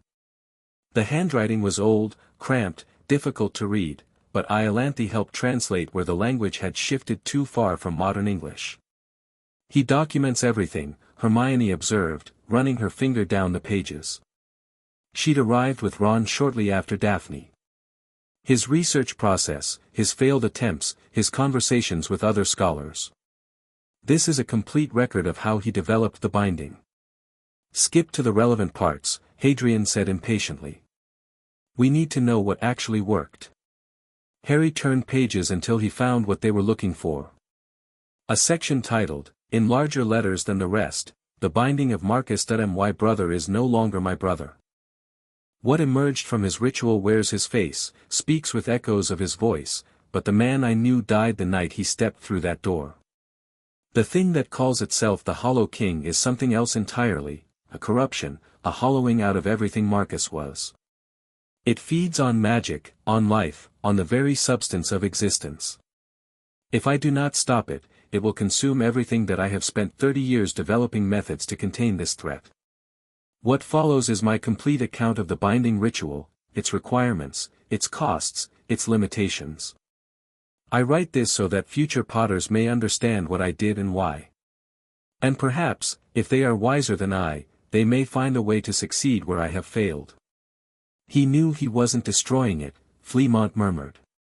"He knew he was only delaying." Harry kept reading. The binding requires 5 components. First, blood of the Potter line, freely given in sacrifice. Second, an anchor object, preferably one connected to both the caster and the target. Third, the location must be the threshold between life and death, a place where the veil is thin. Fourth, 49 witnesses from beyond the veil, willing to maintain the chains. Fifth, and most crucial, the caster must establish a permanent connection to the between space, becoming partly dead themselves. 49 witnesses, Iolanthe said quietly. "That's why there have always been Potter ghosts watching. We're the witnesses. The chain holders. And Harry summoned us all out of that space at once," Doria added grimly. "Removed the witnesses from their posts. The binding's weakening because of me." Harry's voice was hollow. "The binding was weakening anyway," Iolanthe corrected. 900 years is a long time. We've been patching cracks for centuries. Your summoning accelerated the decay, but it was coming regardless. If anything, you've given us a chance to prepare, to be here, in the mortal world, ready to fight when the king breaks free." Harry turned more pages, looking for the part about destruction. He found it near the end, in handwriting that had grown shaky, less certain. There were other options. Methods that could have ended Marcus permanently, prevented any possibility of his return. "I will record them here, though I chose not to use them." The first method, sacrifice of the Potter bloodline entire.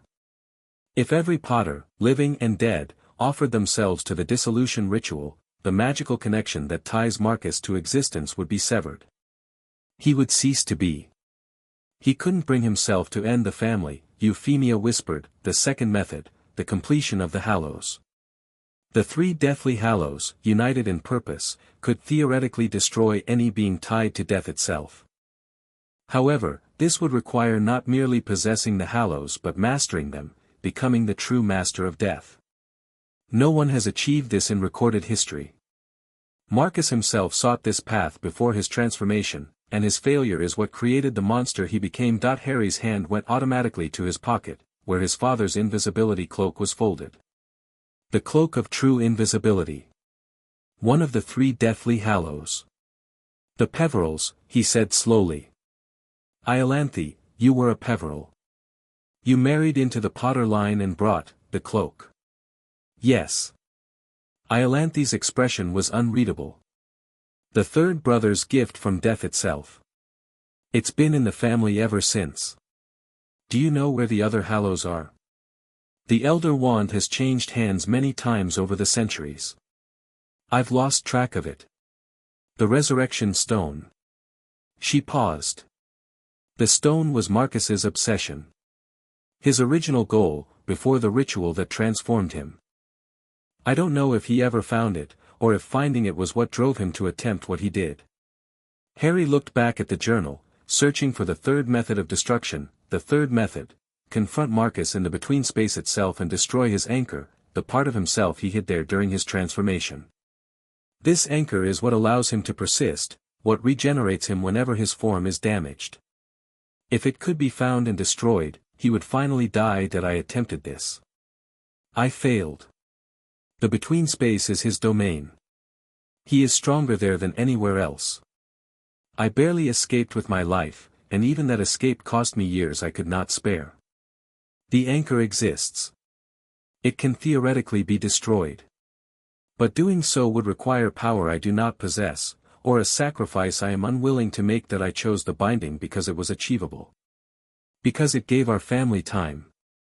900 years, perhaps more, before the chains weaken enough for Marcus to break free. I have done what I could. The rest must fall to those who come after. To my descendants, I am sorry. I could not end this threat. I could only delay it. When the day comes that the Hollow King walks free again, I pray you are stronger than I was. Wiser. More willing to pay the price. Aurelius Potter, 1203. Silence filled the room when Harry finished reading. 3 options, Daphne summarized quietly. Sacrifice the entire bloodline, master all 3 deathly hallows, or destroy the anchor in the Hollow King's own territory. She laughed without humor.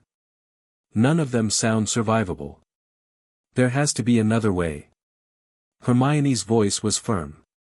Aurelius didn't know everything. 900 years of magical development have happened since he wrote this. New techniques, new understandings. If we research takes time, Hadrian interrupted. The king is stirring now. Harry's already having visions, direct contact. Whatever window we have, it's not long enough for years of study. Then we work fast. Harry stood, journal clutched in his hands. We research. We train. We gather allies. And we look for the hallows. The hallows? Ron looked confused. I already have one. The cloak. If I can find the other 2, the wand and the stone, maybe I can master them. Become the master of death like Aurelius said. Harry met his friend's eyes. I know it sounds insane. But it's the only option that doesn't involve sacrificing everyone or walking into the enemy's stronghold alone. It's not just insane, Iolanthe said. It's exactly what Marcus tried to do. The path of the Hallows is what created the Hollow King in the first place. Then I won't make his mistakes. Harry's voice was steady even as his heart raced. I'll do it differently. Better. I have something he didn't, I have you. All of you. 47 ancestors who can guide me, warn me when I'm going wrong. And I have friends. He looked at Ron, Hermione, Daphne. I'm not doing this alone. We need more information about the Hallows, Hermione said, shifting into problem-solving mode. Their histories, their locations, what it actually means to master them. The Hogwarts Library has references, Beedle the Bard's Tales, academic analyses. I can start there.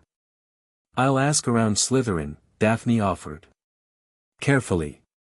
The pureblood families have their own legends about the Hallows. Someone might know something useful. And I'll write to Gran, Neville said. Everyone turned. Harry hadn't noticed him slip in. She's got books. Old family books that have been passed down for generations. Might be something about the Hallows in there. When did you? Ron started. Just now. Followed the sounds. Neville shrugged. You're not very subtle when you're planning world-changing conspiracies. He looked at Harry. I'm in. Whatever you're planning. Whatever you need. The Longbottoms stand with the Potters. Harry felt a warmth spread through his chest. Not just allies. Friends. Family, both living and dead.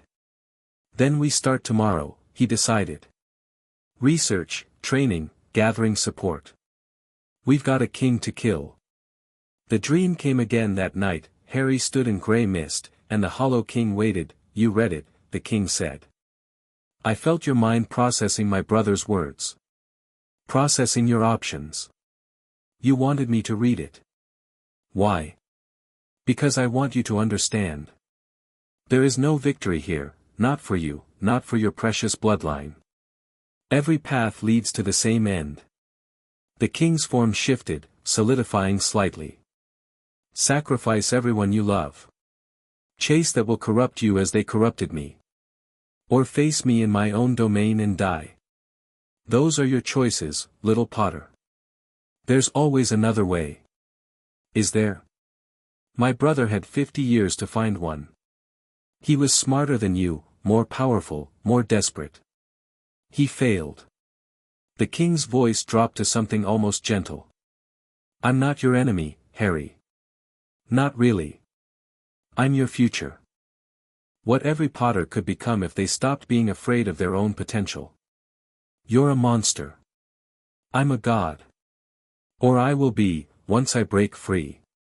The mortal world will bow, and the Potter line will finally fulfill its destiny, not as guardians, but as rulers. The king extended a hand. Join me. Help me break free. I'll spare your friends, your allies, everyone you care about. You can stand at my side as we reshape existence itself. Harry stared at that offered hand. For one terrible moment, he felt the pull of it, the seductive promise of power without sacrifice, victory without cost. Then he thought of his parents. Of Cedric. Of everyone who had died fighting darkness rather than embracing it. No. The king's hand dropped. Very well. We'll do this the hard way. I've waited 9 centuries, little Potter. I can wait a little longer.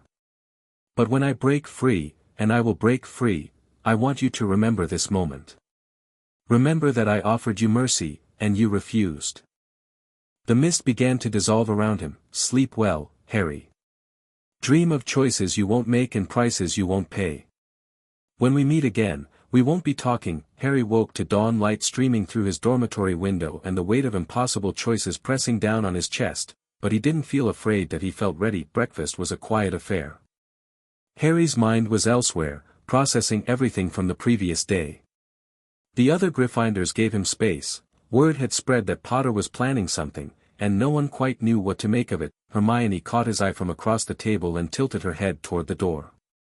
Time to go. They gathered in an empty classroom near the library. Harry, Ron, Hermione, Daphne, and Neville. An unlikely alliance that somehow felt right.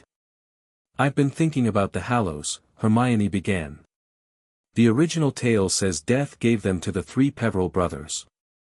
The Elder Wand to the eldest, the Resurrection Stone to the middle, the Cloak to the youngest. The cloak stayed in the Potter line through Iolanthe's marriage. But the other 2, the wand has a history of violence, Daphne said. Every wizard who's possessed it has either been killed for it or lost it in defeat. It's essentially a curse masquerading as a gift. Sounds like something a Slytherin would say, Ron muttered. Sounds like something smart would say. Daphne's voice was cool. Chasing the Elder Wand has gotten more wizards killed than any other artifact in history. If Harry's going to find it, he needs to be prepared for the consequences of possessing it. What about the stone? Neville asked. Less clear. The stories say the middle brother used it to summon his dead beloved, then killed himself to join her. What happened to the stone after that? Hermione shook her head. The trail goes cold. Historians have speculated for centuries. Iolanthe said Marcus was obsessed with it, Harry offered.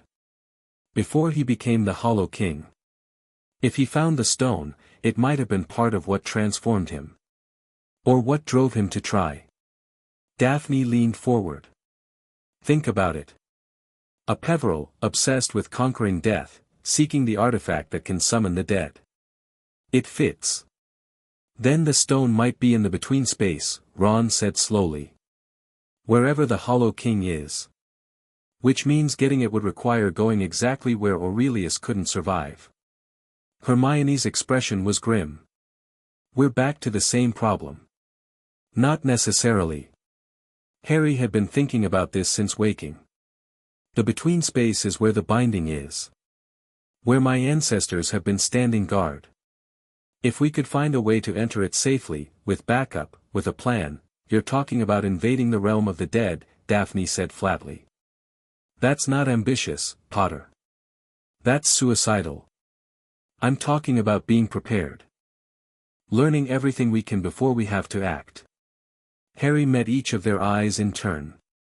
The Hollow King is going to break free eventually. Aurelius's binding isn't going to hold forever, my ancestors said it's been weakening for centuries. We can wait for that to happen and fight on his terms, or we can figure out how to end this on ours. What do you need from us? Neville asked. Research. Hermione, keep digging into the Hallows. Find everything you can about mastering them, not just possessing them. Daphne, talk to your contacts. See if anyone knows anything about the Elder Wand's current location. Neville, ask your grandmother about old Longbottom records. The families that survived the wars might have kept secrets about this stuff. Ron, I'll handle morale. Ron grinned. Keep everyone from going mental while they're reading dusty books about death and doom. Actually, I want you to write to Bill. He's a cursebreaker, he's dealt with ancient magic before. Maybe the goblins have records about the Hallows. Or about the Potter family's history with them. Ron's expression turned serious. Yeah, all right. I can do that. What about you? Hermione asked Harry. I'm going to keep training with Hadrian. And I'm going to read more of Aurelius's journal. Harry paused. The Hollow King wants me to understand what I'm up against. Fine. I'll understand. But I'm not going to let fear paralyze me. Every bit of knowledge is a weapon, and I'm going to need all of them. The days that followed blurred into a rhythm of study and preparation, mornings, combat training with Hadrian, who pushed Harry harder than ever before. Harry's reflexes sharpened. His spells came faster, more instinctive. He learned to fight dirty, to think tactically, to treat every duel like his life depended on it. Better, Hadrian admitted after a particularly brutal session. You're starting to move like a warrior instead of a schoolboy. High praise. Don't let it go to your head. You'd still die against a trained Death Eater. But you might last 30 seconds now instead of 10. Afternoons, political lessons with Doria, who drilled him on the old alliances, the family histories, the debts and grudges that shaped magical Britain's power structure. The Malfoys acquired their wealth through confiscation during the Norman conquest, she explained one day. They're newcomers by old family standards, barely 1,000 years established. The Blacks are older. The Longbottoms older still. The Potters. She smiled thinly. We predate Hogwarts itself. Does that matter? It matters to the people who decide such things. The Wisengamot's oldest seats belong to the oldest families. When you speak in that chamber, and you will speak there, eventually, you speak with the weight of 30 generations behind you. Don't squander that. Evenings, study sessions with Hermione and the others, poring over books and records, piecing together the puzzle of the Hallows. I found something, Hermione announced one night, 2 weeks into their research. A reference in a 16th century text. It says the Elder Wand was taken from its previous owner by Gellert Grindelwald around 1900. And we know what happened to Grindelwald. Dumbledore defeated him in 1945, Harry said slowly. Exactly. If ownership of the wand passes to whoever defeats its previous owner, then Dumbledore has the Elder Wand. The silence that followed was heavy. That explains some things, Ron said finally. Why he's so powerful. Why nobody's ever really challenged him. It also makes things complicated. Harry rubbed his face. I can't exactly ask Dumbledore to hand over his wand. Especially not after what I learned about the financial stuff. You might not have to ask. Daphne's voice was thoughtful. The wand passes through defeat, not gift. But, defeat can mean different things. If you could outmaneuver him, politically, strategically, that might count. Or you could just steal it, Ron offered. I'm not stealing from Dumbledore. I'm just saying it's an option. Harry set aside the question of the Elder Wand for now. One problem at a time.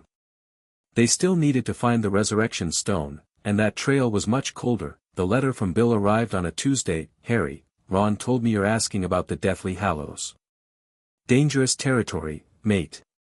The goblins don't talk about them much, but I did some digging. The Resurrection Stone has a complicated history.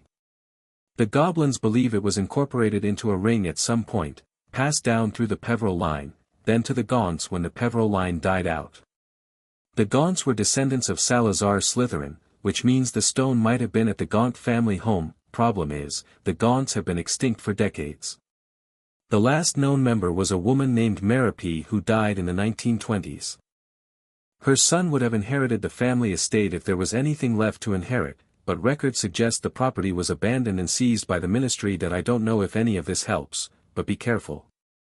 The Hallows have destroyed better wizards than us. Bill Harry read the letter 3 times, his mind racing. The Gaunts. Descendants of Slytherin. Merope, who died in the 1920s, and her son, Hermione, he said slowly. What do we know about Voldemort's family? Hermione looked up from her notes, frowning. Not much. He was born Tom Riddle, raised in a Muggle orphanage. His mother was a witch who died in childbirth, his father a Muggle who. She stopped. Oh. Merope Gaunt. His mother was Merope Gaunt. Then Voldemort might be in possession of the Resurrection Stone. Hermione's voice was barely a whisper. If it was at the Gaunt family home, and if he ever went looking for his heritage, he would have found it. Harry felt sick. The most dangerous dark wizard in history has one of the Deathly Hallows. That's not great, Ron said. Harry laughed without humor. Yeah.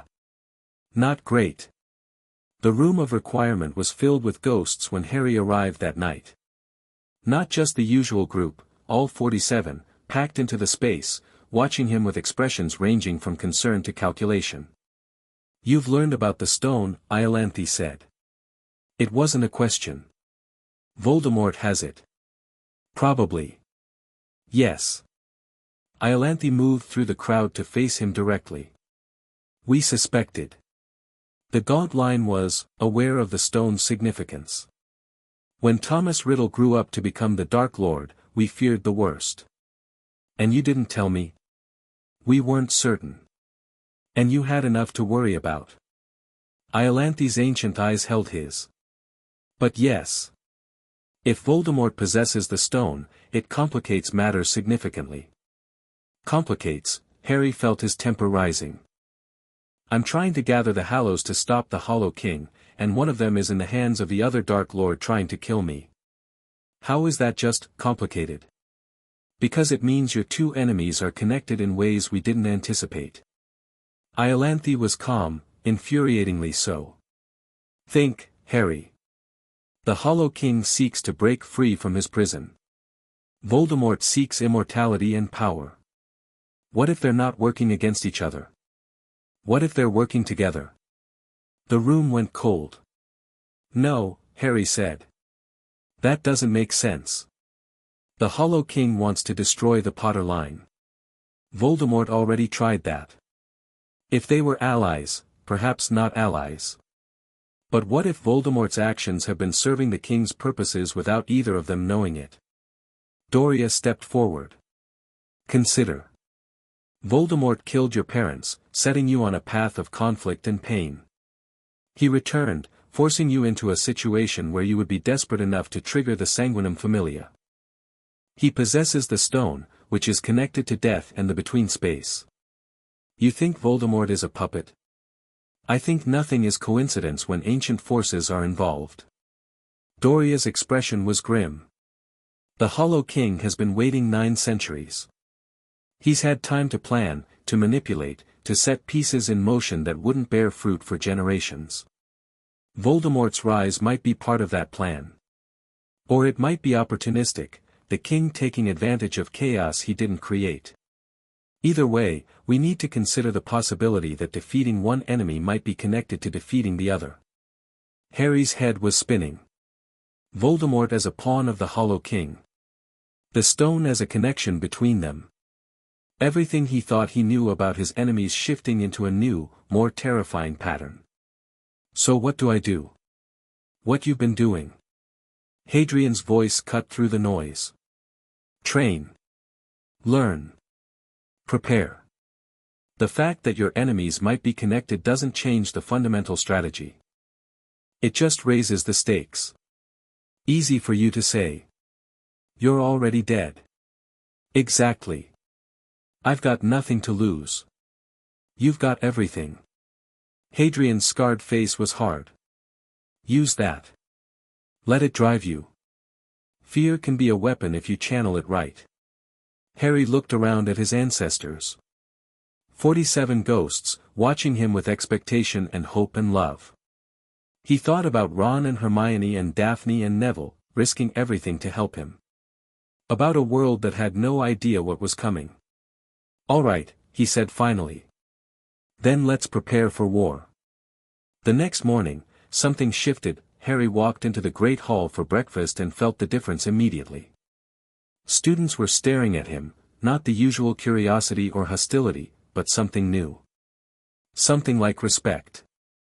What's happening? He murmured to Hermione. The Prophet. She thrust the newspaper at him. Someone leaked the story about Umbridge's blood quills. Detailed accounts from multiple students. The Board of Governors is calling for her removal. The headline read, Ministry Education Official Accused of Torture, Potter's Ghost Witnesses Provide Evidence. Harry scanned the article. It named students who'd been forced to use the quill. Described the scars, the illegal nature of the artifact, the ministry's failure to oversee its own official. And prominently featured were statements from ancestral spirits of the Potter family, describing what they'd witnessed. Doria, Harry breathed. She must have talked to reporters. Doria materialized beside him, visible to the entire Great Hall. Through intermediaries, of course. One doesn't speak directly to the press, so vulgar. But the story needed to be told, and you weren't going to tell it yourself. You should have asked me first. You would have said no. Some decisions shouldn't wait for permission. Doria surveyed the Great Hall with satisfaction. The tide is turning, Harry. Umbridge will be removed within the week. And when she goes, the ministry's grip on Hogwarts weakens. That's when we make our move. What move? The one we've been building toward. Doria's smile was sharp as a blade. It's time to stop playing defense. Time to remind magical Britain that the Potters are not to be trifled with. Across the hall, at the Slytherin table, Daphne caught Harry's eye. She raised her goblet slightly, a silent toast. The war for the future had begun. Umbridge was removed from Hogwarts 3 days later. The Wizengamot's emergency session was broadcast through the Wizarding Wireless, and Harry listened from the Room of Requirement with his allies and ancestors gathered around him. Witness after witness testified to the blood quill, to the sadistic detentions, to the ministry's willful blindness. This is better than I expected, Hermione admitted. The political momentum is completely against her. Momentum doesn't last, Doria warned. Fudge will sacrifice Umbridge to protect himself, but the underlying problem remains. The Ministry is still corrupt, still in denial about the Dark Lord's return. Removing one functionary doesn't change that. But it creates opportunity.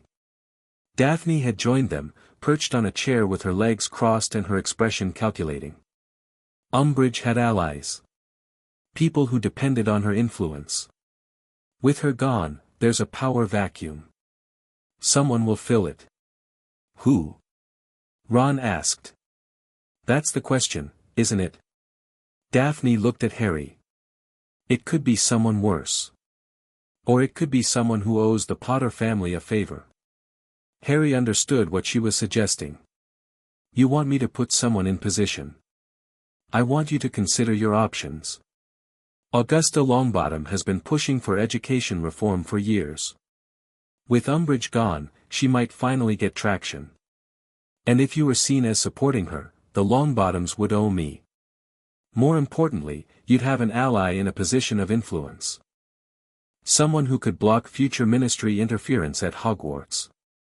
Someone who might be useful when you eventually make your move against Fudge himself. Harry's head hurt. 2 weeks ago, he'd been a student trying to survive detentions. Now he was being asked to influence Wizengamot politics. Do it, Fleamont said quietly. Not because it serves your interests, but because it's right. Augusta Longbottom is a good woman. She'd be good for Hogwarts. The fact that it also helps us is just, efficient. Harry looked at Neville, who'd been silent through the discussion.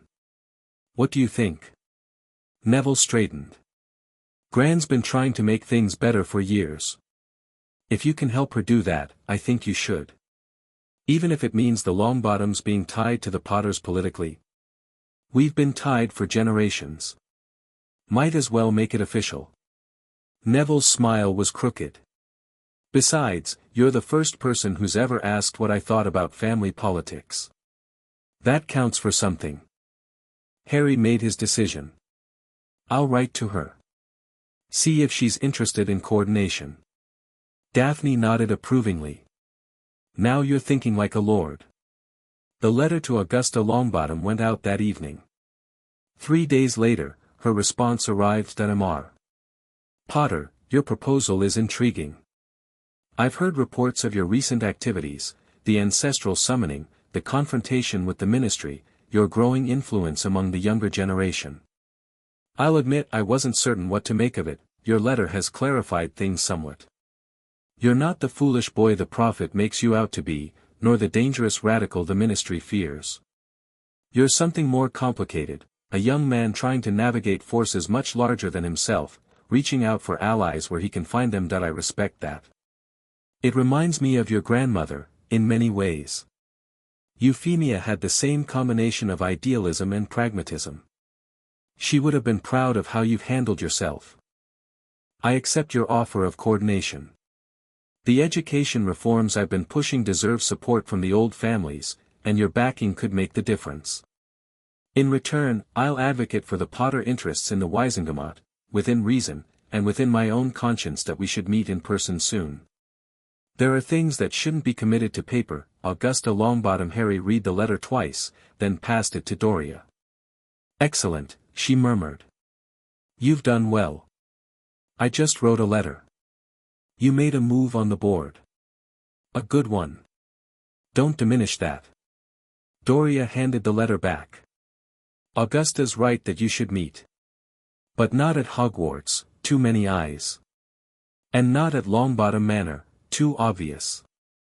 We need neutral ground. The room of requirement. She can't access that without being a student or staff. No, we need somewhere outside Hogwarts entirely. Doria thought for a moment. The Potter estate. Godric's Hollow. Harry's heart clenched. That's where my parents died. Yes. But it's also where they lived. Where the Potter family has maintained property for centuries. Doria's voice softened. It's time you saw it, Harry. Time you understood what you're fighting for. I don't know if I'm ready for that. No one's ever ready to face their ghosts. But you have to do it anyway. Doria gestured at herself, at the other ancestors watching. We're proof that the past doesn't have to be a weight. It can be a foundation. Something to build on. Harry closed his eyes. Godric's Hollow. Where everything had started. Where the path of his life had been set in blood and sacrifice. All right, he said finally. Let's go see my home. They left on a Saturday, slipping out through the same passage Daphne had shown Harry weeks ago. Harry, Hermione, Ron, Daphne, and Neville, the core of his growing alliance. 3 of Harry's ancestors came as well, invisible but present, Doria, Fleamont, and Iolanthe. The journey was quiet. They apparat from Hogsmeade. Daphne and Neville had both passed their tests, and Hermione had been practicing with a provisional license.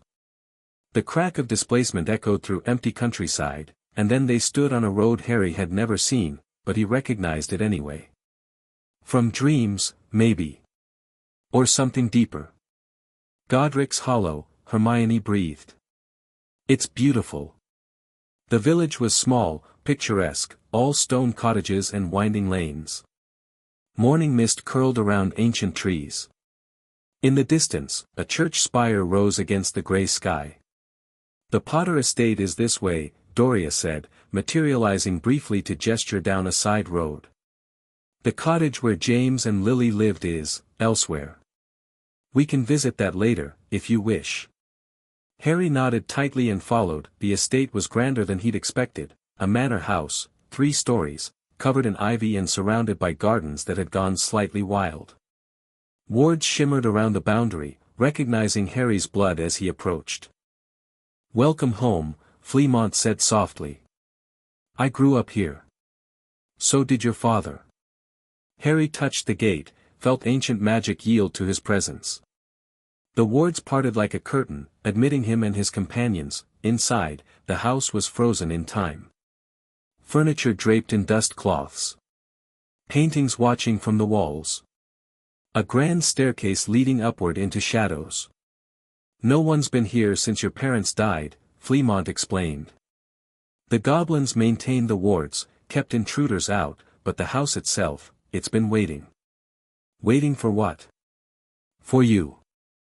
For a Potter to come home. Harry walked through rooms he'd never seen but somehow knew. A library filled with books. A sitting room where generations of Potters had gathered.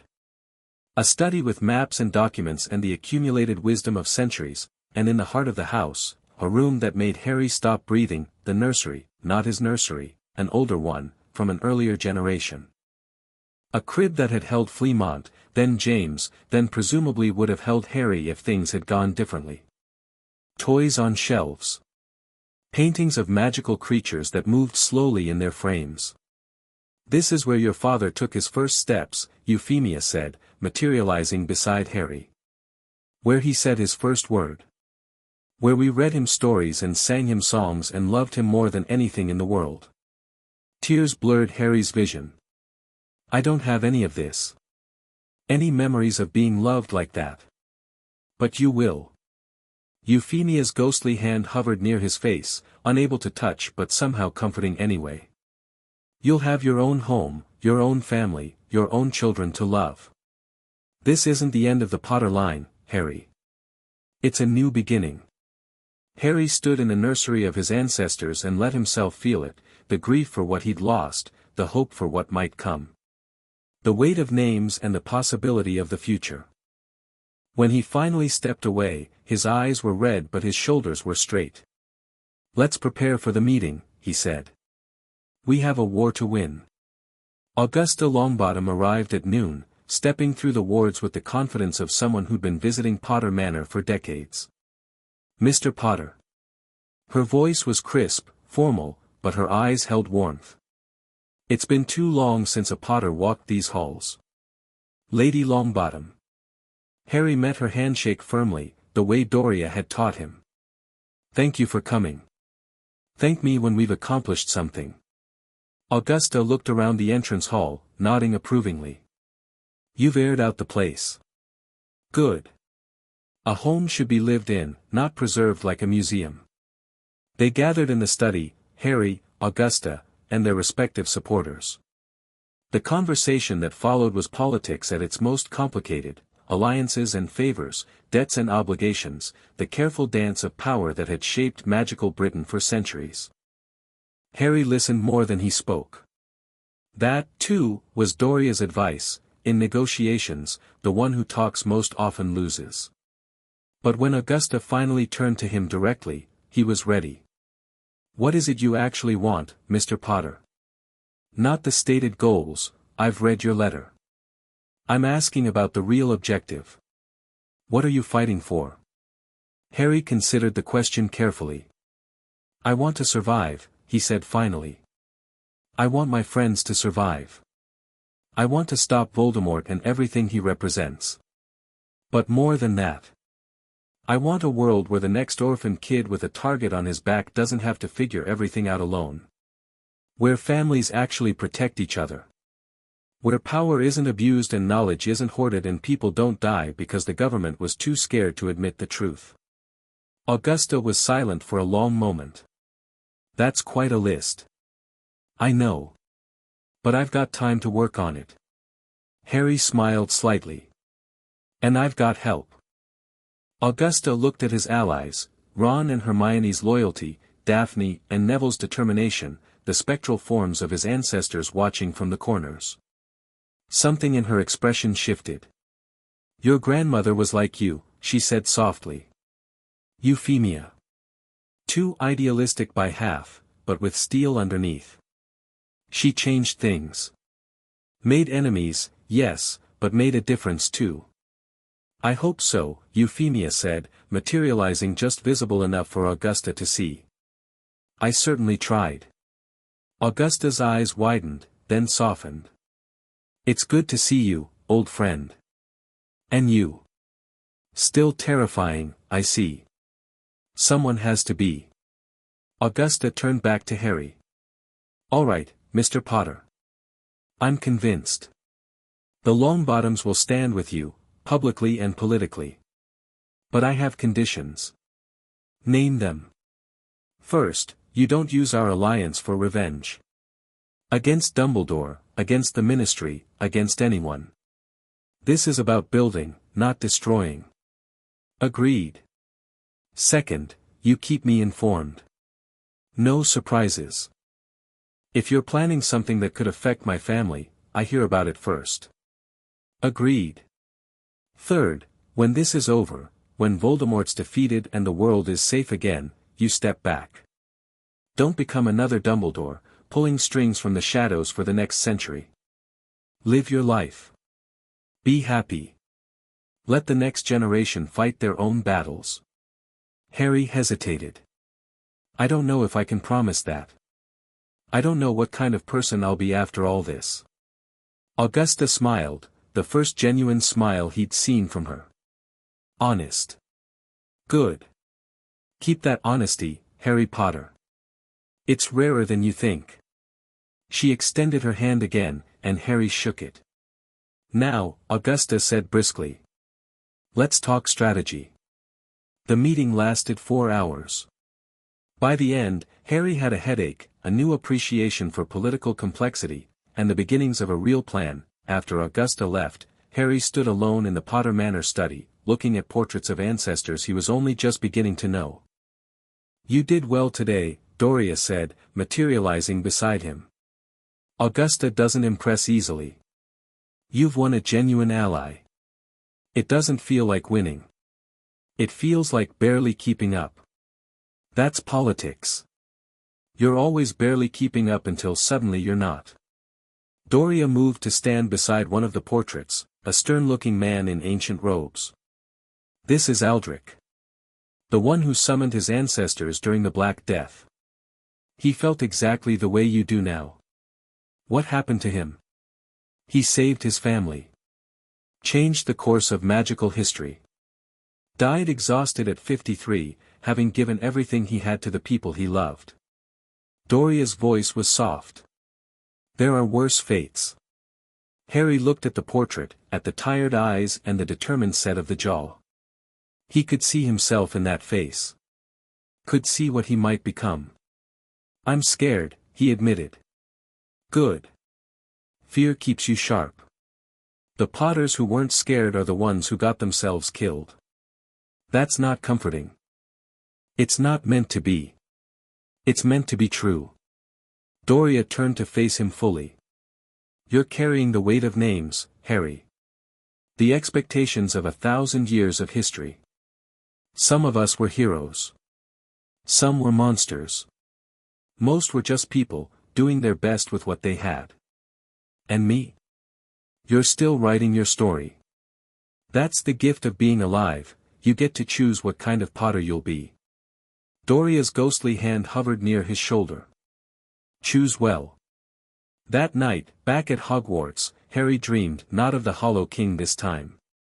Instead, he stood in a room that looked like the Potter Manor nursery but wasn't. Different furniture. Different toys. A crib that held a sleeping infant. "Beautiful, isn't he?" a voice said. Harry turned. A woman stood beside him, young, maybe 30, with his mother's eyes and his father's unruly hair. She smiled at him with such love that Harry's heart ached. "You're not real," he whispered. "No. This is a dream. But that doesn't make it untrue." The woman moved closer. "I'm what might be, Harry. The future you could have, if you survive. If you win. Are you will I have, you might. You might not. The future isn't fixed. But this is what you're fighting for. Not revenge, not power, not even justice. This." She gestured at the sleeping baby. "The next generation. The chance to give them what you never had." Harry looked at the infant. At the potential, the hope, the life that hadn't been lived yet. "What if I fail?" "Then you fail. But you'll have tried. That matters more than you know." The woman began to fade. "Wake up, Harry. You have work to do." Harry woke with tears on his face and hope in his heart. The sun was rising over Hogwarts, painting the sky in shades of gold and pink. In his mind, 47 ancestral voices hummed with approval and encouragement that he was the last Potter. But he wouldn't be the last for long, that he had a world to save, a legacy to honor, and a future to build, and he was just getting started. Chapter 3, Old Wars, New Battles. Harry's spell caught Malfoy square in the chest before the blonde git even finished raising his wand. The Slytherin flew backward, robes flapping, and crashed into the wall of the corridor with a thud that echoed through the entire third floor. His goons, Crabbe and Goyle, stood frozen, their limited minds struggling to process what had just happened. "Anyone else?" Harry asked, wand still raised. They ran. Harry lowered his wand and looked at the first-year Hufflepuff who'd been cornered by Malfoy's group. The kid was shaking, tears still wet on his cheeks, but his eyes were wide with something other than fear now. "You okay?" "Why, yes. Thank you." He was going to. I know what he was going to do. Harry helped the kid stand, brushing dust off his robes. "What's your name?" "Timothy. Timothy Vance." "All right, Timothy. Next time you see Malfoy coming, find a teacher. Or find me. Or find anyone wearing a DA badge." Harry glanced down the corridor where Malfoy was groaning and trying to stand. "He won't bother you again." Timothy nodded rapidly and fled in the opposite direction. Harry watched him go, then turned to face Malfoy. "Stay down," he advised. "You're dead, Potter." Malfoy's voice was thick with pain and fury. "My father, your father's influence is shrinking by the day, and you know it. The Board of Governors just removed Umbridge. The Prophet's running stories about Death Eater connections in the Ministry. How long do you think Lucius can keep pretending he's respectable?" Malfoy's face went pale. "You don't know what you're talking about. I know your Dark Lord's back. I know your father was there when it happened. I know the Malfoy fortune is one Ministry raid away from being seized as evidence of criminal conspiracy. Harry crouched down to Malfoy's level, voice dropping to something cold. I also know you're 15 years old and scared out of your mind because the future you were promised is falling apart. I'm not scared of anything. Yeah, you are. And here's the thing, Draco, I don't actually care about ruining you. I've got bigger problems than some schoolyard bully with daddy issues. But if you keep making yourself my problem, I'll solve you. Permanently. Understand? Malfoy stared at him, and Harry saw the moment the calculation shifted. The moment Draco Malfoy realized that Harry Potter wasn't the same person he'd been tormenting for 5 years. Fine, Malfoy said finally. I'll leave your little friends alone. Not just my friends. Everyone. No more first years crying in corners. No more Muggleborn students hexed in hallways. You want to play politics, play them with people your own size. Harry stood and walked away without looking back. Behind him, he could hear Malfoy struggling to his feet, could feel the hatred radiating from the Slytherin like heat from a fire. Good. Let him hate. Hate was predictable. Hate was manageable, fear was the dangerous one, and Harry had just seen it in Draco Malfoy's eyes. You did what? Hermione's voice hit a register that made Harry wince. They were in the room of requirement, the space currently configured as a comfortable sitting room. Ron was lounging on a couch, looking entirely too amused by Hermione's reaction. I dealt with Malfoy. You assaulted a student in the corridor. I defended a first year who was about to get his teeth cursed out. Malfoy started it. That's not, you can't just, Harry, there are rules. Rules that let Malfoy torment younger students for 5 years with 0 consequences. Those rules. Harry dropped into an armchair. I'm done waiting for authority figures to do their jobs, Hermione. Dumbledore's avoiding me, the ministry's corrupt, and the teachers have their hands tied by politics. If I want things to change, I have to change them myself. By becoming a vigilante. By taking responsibility. Harry met her eyes steadily. I've got 47 ancestral ghosts backing me up. I've got political alliances forming. I've got resources I didn't know existed 2 months ago. What kind of person would I be if I used all that power just to protect myself while kids like Timothy Vance get terrorized? Hermione opened her mouth, closed it, opened it again. Ron watched the exchange like a tennis match. That's, actually a reasonable argument, she admitted finally. I hate that. You hate when I make sense. I hate when you make sense by doing reckless things. Hermione slumped into her own chair. What happens when Malfoy tells his father? When Lucius gets involved. Then Lucius gets involved. And I deal with that too.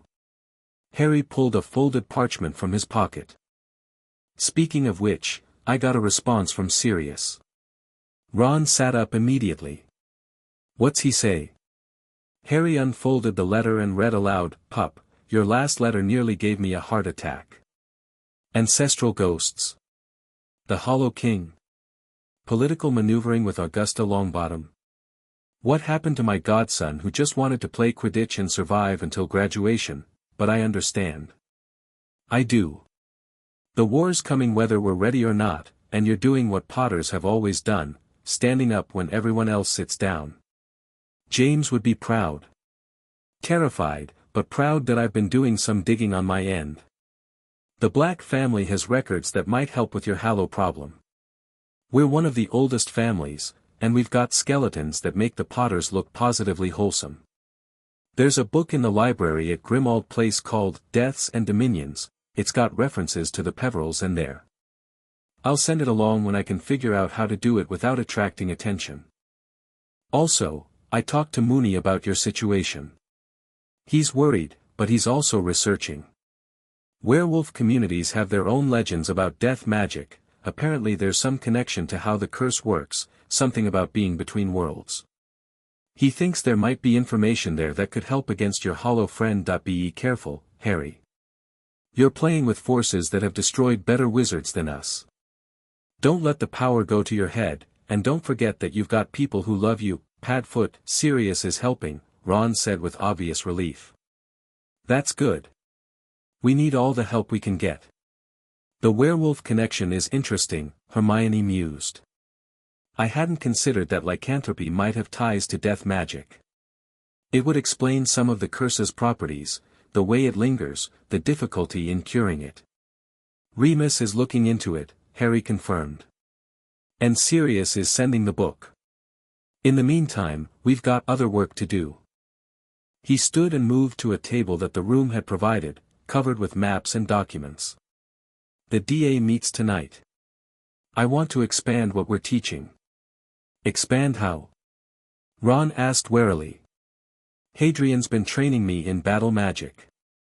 Real combat techniques, not the sanitized stuff we learn in class. I think it's time to share some of that with the others. Hermione frowned. Harry, the DA is supposed to be about defense. If we start teaching people how to attack, then they'll have a better chance of surviving when Death Eaters come for them. Harry's voice was flat. Voldemort's back. The Ministry's pretending otherwise, but we both know the truth. When the war goes hot, the students in this school are going to be targets. I'd rather they know how to fight back. He's got a point, Ron said quietly. My brothers, Fred and George, they've been asking about more advanced stuff. Saying they want to be ready when things go bad. It's a big step, Hermione said. Once we cross that line, we can't uncross it. The line was crossed the night Voldemort came back. Harry looked at his friends, really looked, seeing the fear and determination and trust in their eyes. I'm not asking you to become soldiers. I'm asking you to help me give people a choice. They can learn to defend themselves, or they can stay vulnerable. But at least they'll have the option. The silence stretched for a long moment. All right, Hermione said finally. But we do this carefully. Proper safety measures, graduated difficulty, no one learns anything they're not ready for. Agreed. And I want to review the curriculum before you teach it. Make sure nothing's genuinely dark. Also agreed. Hermione nodded, her expression shifting from reluctance to determination. Then let's get to work. The DA meeting that night was different from the ones that had come before. Harry had sent word through the usual channels, but he'd also added a note, tonight we step up. Come ready to learn. 37 students gathered in the room of requirement, which had configured itself into a proper training space, padded floors, practice dummies, space to move. The usual crowd was there, Neville, Dean, Seamus, the Weasley twins, Luna Lovegood, Cho Chang. But there were new faces too, people who'd heard about what Harry had done to Malfoy and wanted to see if the rumors were true. Daphne was there, standing in the back with her sister Astoria. Her presence drew stares from the other Slytherins who'd joined, Tracy Davis, Blaise Zabini, but no one commented. The alliance between Potter and Greengrass had become common knowledge over the past weeks. Thank you all for coming, Harry began. I know the meetings have been useful so far. We've covered defensive spells, shield charms, basic dueling. But I think it's time to acknowledge something we've all been avoiding. He paused, letting the silence build. Voldemort's back. A ripple of flinches went through the crowd. Even some of the DA members who'd been with him from the start looked uncomfortable hearing the name spoken so directly. The Ministry says he isn't. The Prophet says I'm lying or crazy. But most of you know the truth, or you wouldn't be here. Harry met eyes around the room. The Death Eaters are regrouping. They're recruiting. And sooner or later, they're going to start attacking openly. When that happens, the people in this room will be targets. Because we're Muggleborn? Dean asked. Because you're standing up. Because you're learning to fight back. Because you're not bowing down and accepting that some dark wizard gets to decide who lives and who dies. Harry's voice hardened. They're going to come for us. The question is whether we'll be ready. Fred Weasley raised his hand. What exactly are you proposing? I want to expand what we're teaching. Not just defense, offense. Battle tactics. The kind of magic that wins fights, not just survives them. Harry drew his wand. I've been learning from sources that have experience with real combat. I want to share that knowledge with you. What kind of sources? Someone asked from the back. Harry smiled slightly. Family resources. On cue, Hadrian materialized beside him. The ghost-scarred face surveyed the room with professional assessment, and several students gasped. This is Hadrian Potter, Harry said. My ancestor. Battle mage, veteran of the Goblin Rebellions, and one of the most dangerous wizards to ever carry the Potter name. He's been training me for weeks. Tonight, he's going to help train all of you. A ghost? Zacharias Smith's voice was skeptical. What can a ghost teach us? Hadrian moved. One moment he was beside Harry, the next he was directly in front of Smith, close enough that the boy stumbled backward in shock. A ghost can teach you that speed and positioning matter more than raw power, Hadrian said, his voice carrying that particular resonance that ghosts had.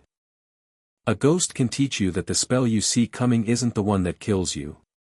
A ghost can teach you that the first lesson of combat is this: never underestimate your opponent. Smith had gone very pale. Any other questions? Hadrian asked. There weren't. The training that followed was brutal, efficient, and exactly what the DA needed. Hadrian ran them through drills that Harry recognized from his own sessions, movement exercises, target practice, situational awareness. But he adapted them for a group, having students work in pairs and teams, teaching them to cover each other's weaknesses. You. Hadrian pointed at Neville. You've got power but no footwork. Practice pivots until you can turn without thinking. You. He moved to Luna. Your spells are creative but slow. Speed up your casting or get comfortable being dead.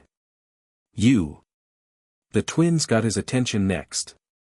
You work well together but telegraph your combinations. An experienced fighter would read you in seconds. It was harsh, but it was fair. And everyone could see the results. By the end of the session, even the weakest duelers were moving better, casting faster, thinking more tactically. Not bad, Hadrian admitted as the session wound down. For a group of children, you've got potential. High praise, Harry murmured. The highest I give. Hadrian surveyed the exhausted students with something approaching approval. We'll do this again. Twice weekly if you can manage it. The more you practice, the better your chances when real fighting starts. As the DA members filtered out, Harry noticed Daphne hanging back. She approached him once the room was mostly empty. That was impressive, she said. Your ancestor doesn't pull punches. He believes in preparation. So do I. I could tell. Daphne glanced around, confirming they were relatively alone. I have information. About the Elder Wand. Harry's attention sharpened. What did you find? My contacts confirmed your suspicion. The wand's current owner is almost certainly Dumbledore. He won it from Grindelwald in their famous duel, and no one's defeated him since. That's not exactly new information. No, but this is. Dumbledore's been seen meeting with Ollivander several times over the past few months. Unusual meetings, late at night, always in private. What would Dumbledore want with a wand maker? That's what I've been wondering. Daphne's eyes were calculating. Ollivander is the foremost expert on wand lore in Britain. If Dumbledore's consulting him about the Elder Wand, studying it, perhaps, that suggests he's worried about something. Or planning something. Or both. Daphne moved closer, dropping her voice.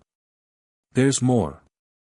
Ollivander's been researching obscure texts about wand mastery and magical inheritance. My family has some business connections to his shop, we supply certain rare materials, and our contacts have noticed the unusual orders he's been placing. Harry's mind raced. Dumbledore studying the Elder Wand. Consulting experts on wand lore. What was he looking for? What was he planning? Can you find out more? I can try. But Harry, Daphne hesitated, something unusual flickering across her usually controlled features. Be careful with this. Dumbledore's not an enemy, whatever issues you have with him. If he's studying the wand, he might have good reasons. Reasons that could help us. Or reasons that could hurt us. I've learned the hard way not to trust Dumbledore's judgment about what I need to know. I'm not asking you to trust him. I'm asking you to consider all possibilities before you act. Daphne held his gaze. You're changing, Harry. Becoming harder. More calculating. That's not necessarily bad, you need to be those things to survive what's coming. But don't lose sight of who you were. Harry studied her. Daphne Greengrass, the Ice Queen of Slytherin, talking to him about holding on to his softer qualities. It was almost funny. I won't, he promised. But I also won't let sentiment blind me to threats. Even threats from people who are supposed to be on my side. Daphne nodded slowly. Fair enough. I'll keep digging.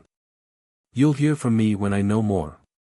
She left, and Harry stood alone in the room of requirement, surrounded by the echoes of training and the weight of growing responsibility. The summons came 2 days later. Harry was in the middle of charms when a first year appeared at the door with a message. Professor McGonagall wanted to see him immediately. Go, Flitwick said, waving him off. I'm sure it's important. Harry gathered his things and followed the first year through the corridors, his mind running through possibilities. Had Malfoy complained? Had the DA been discovered? Had something happened with Sirius, with the war, with McGonagall's office was exactly as Harry remembered it, tartan curtains, stern furniture, a sense of order that bordered on oppressive. But McGonagall herself looked different. Tired. Worried. Older than Harry had ever seen her. Sit down, Mr. Potter. Harry Saturday.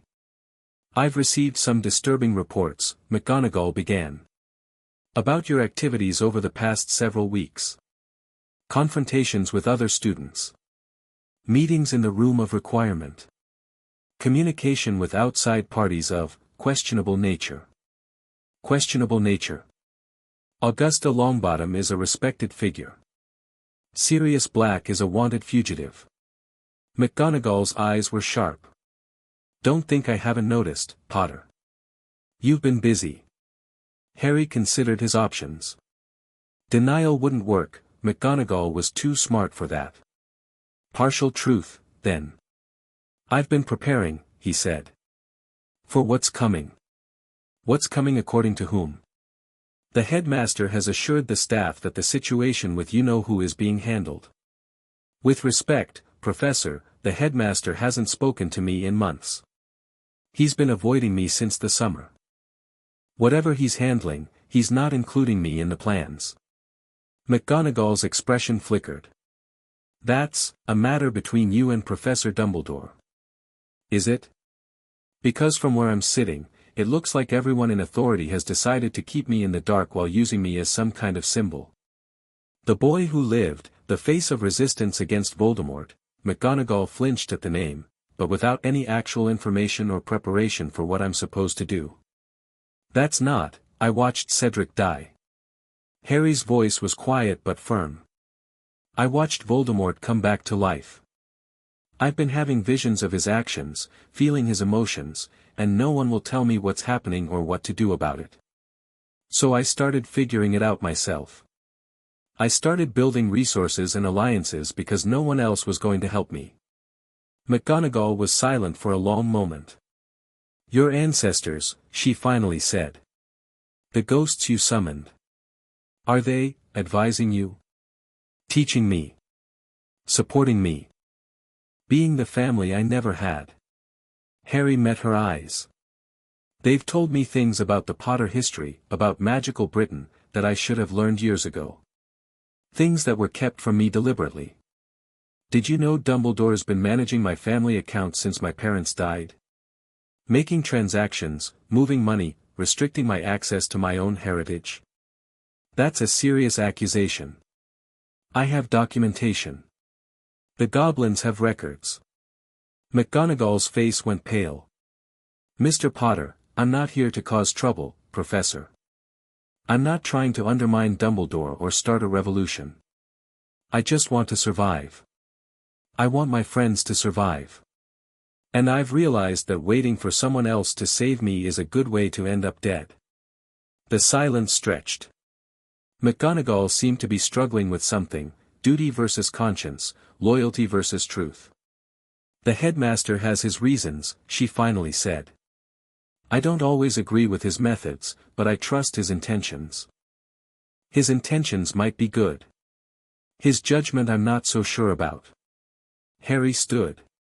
Am I in trouble, Professor? For the things I've been doing? McGonagall hesitated. Not officially. But I'm asking you, as someone who cares about your welfare, to be careful. The forces you're involving yourself with are dangerous. The political games you're playing have consequences beyond what you might anticipate. I understand. Do you? Her voice sharpened. You're 15 years old, Mr. Potter. However exceptional you might be, you're still a child. Don't let the ghosts of the past make you forget that you're supposed to have a future. Harry paused at the door. I haven't forgotten, Professor. That's exactly what I'm fighting for. The next EA meeting was even larger than the last. Word had spread about Hadrian's training, about the real combat techniques being taught, about Harry's confrontation with Malfoy. Students who'd been on the fence were suddenly eager to join. The room of requirement had to expand twice to accommodate everyone. 63, Hermione counted, looking slightly overwhelmed. We've nearly doubled. Is that a problem? It's a logistical challenge. We'll need to split into groups, maybe create different skill levels. She was already scribbling notes. But no, it's not a problem. It's what we wanted. Harry surveyed the crowd. All 4 houses were represented now, even a handful of younger Slytherins who'd found the courage to defy their house's expectations. The DA was becoming something bigger than a study group. It was becoming a movement. All right, everyone. Harry raised his voice to cut through the chatter. Thank you for coming. I know there are a lot of new faces, so let's start with the basics. He ran them through the standard introduction: purposes, rules, expectations. Then Hadrian appeared and began sorting people into groups based on skill level. The more advanced students would work on battle tactics, the beginners would focus on fundamental defense. Harry moved between groups, correcting stances, demonstrating techniques, offering encouragement. It was exhausting work, but it felt right. He was building something here, not just a fighting force, but a community. People who trusted each other, who would stand together when darkness came.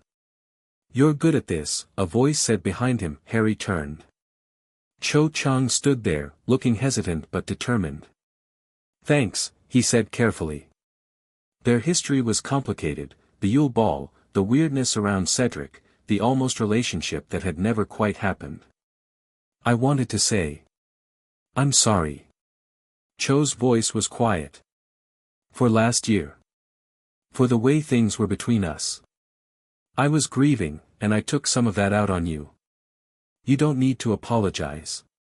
You had every right to grieve. But not to blame you. You didn't kill Cedric. You tried to save him. Cho's eyes were wet, but her voice was steady. I've been watching you. What you're doing here, what you're building. Cedric would have admired it. He would have wanted to help. He was a good person. He was. And so are you. Cho reached out and squeezed his hand briefly. I'm glad you're leading this, Harry. I feel like we actually have a chance now. She walked away to join one of the practice groups. Harry watched her go, feeling something ease in his chest that he hadn't realized was tight. Closure, Fleamont said, materializing beside him. Important for moving forward. Were you eavesdropping? I prefer the term observing with interest. His grandfather's ghost smiled warmly. You're handling this well, Harry. All of it. The training, the politics, the personal relationships. Your father struggled with balance, he always wanted to rush ahead without considering consequences. You're more thoughtful. I have good teachers. You have the capacity to learn. That's different. Fleamont's expression grew serious. There's something I need to tell you. The other ancestors and I have been discussing the Hollow King situation. We think we've found something. Harry's attention sharpened. What? Not here. Too many ears. Meet us in the room after the session ends. Bring your inner circle. The rest of the DA meeting passed in a blur. Harry went through the motions, teaching, encouraging, correcting, but his mind was elsewhere. What had the ancestors found? Good news or bad? When the last student left, Harry gathered Ron, Hermione, Daphne, and Neville.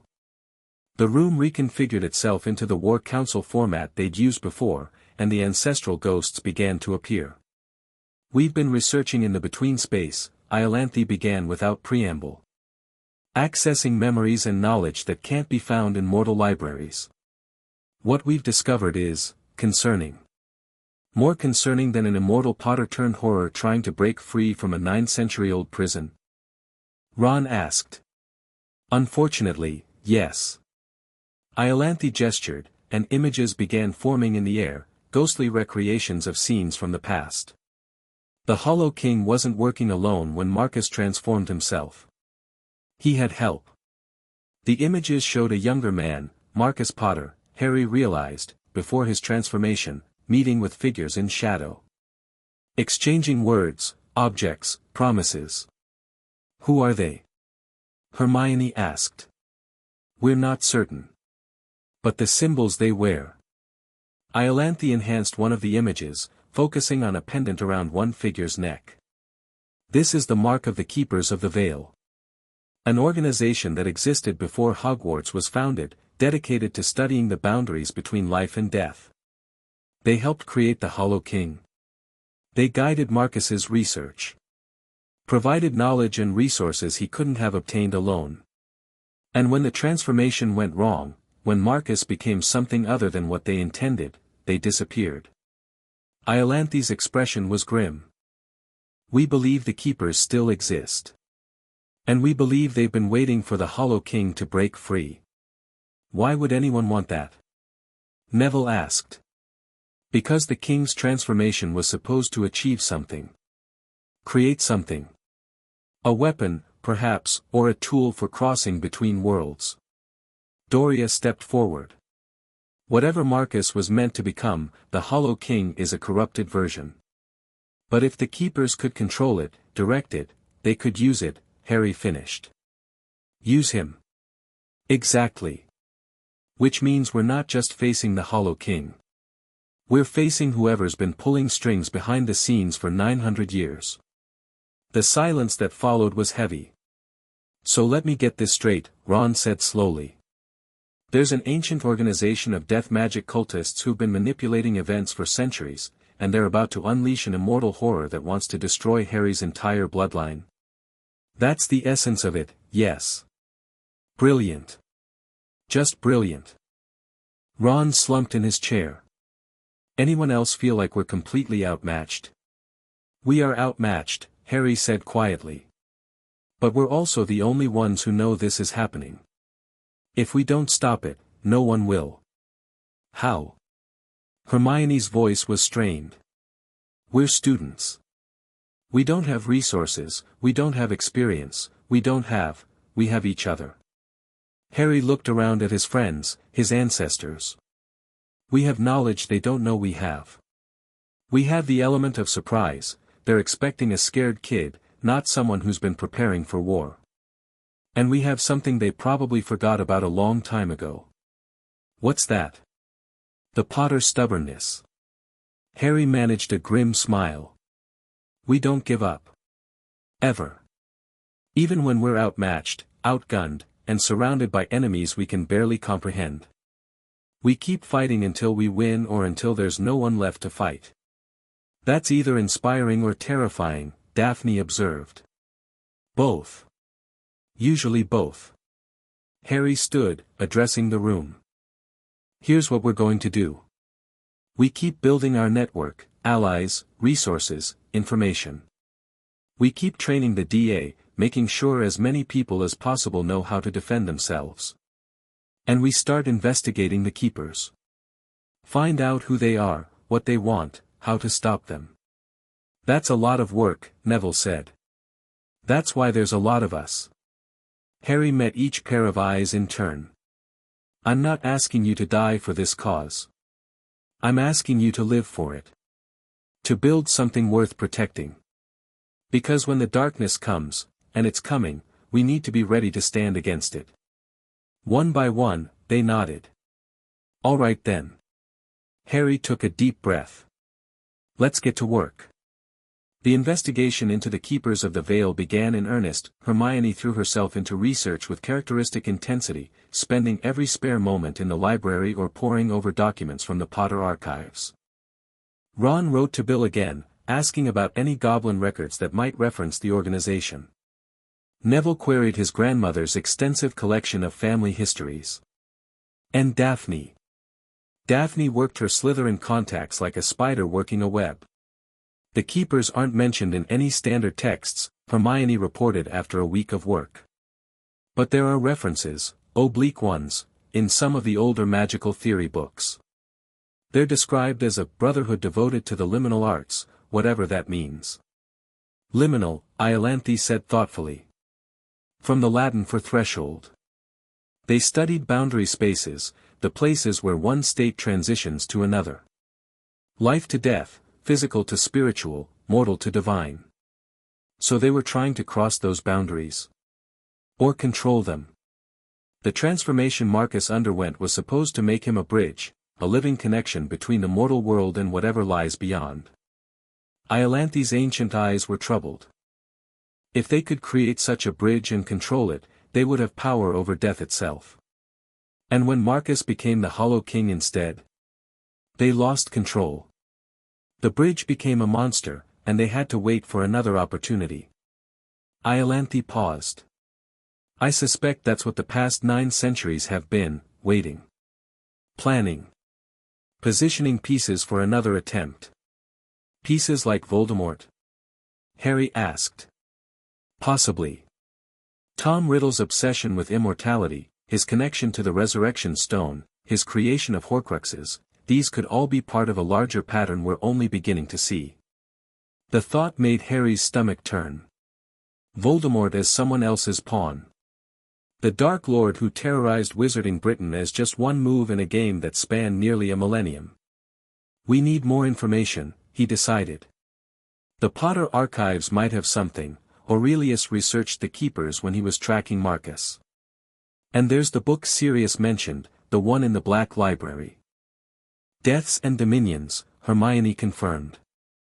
I've been waiting for that to arrive. Is there any way to speed that up? I could ask Sirius to prioritize it. But Harry. Hermione hesitated. Are you sure you want to go down this path? Every answer we find seems to lead to more questions, more enemies, more danger. What's the alternative? Stick our heads in the sand and hope the Hollow King decides he's not interested in destroying my bloodline after all. No, I worry. About you. About all of us. Hermione's voice was soft. This was supposed to be our 5th year. We were supposed to be studying for OWLs and worrying about normal teenage things. Instead, we're investigating ancient conspiracies and training for war. I know. Harry reached out and took her hand. And I'm sorry. I never wanted to drag you into this. You didn't drag us. We chose to stand with you. Hermione squeezed his hand. I just want you to remember that you're allowed to be a teenager sometimes. Not everything has to be life or death. Harry thought about that.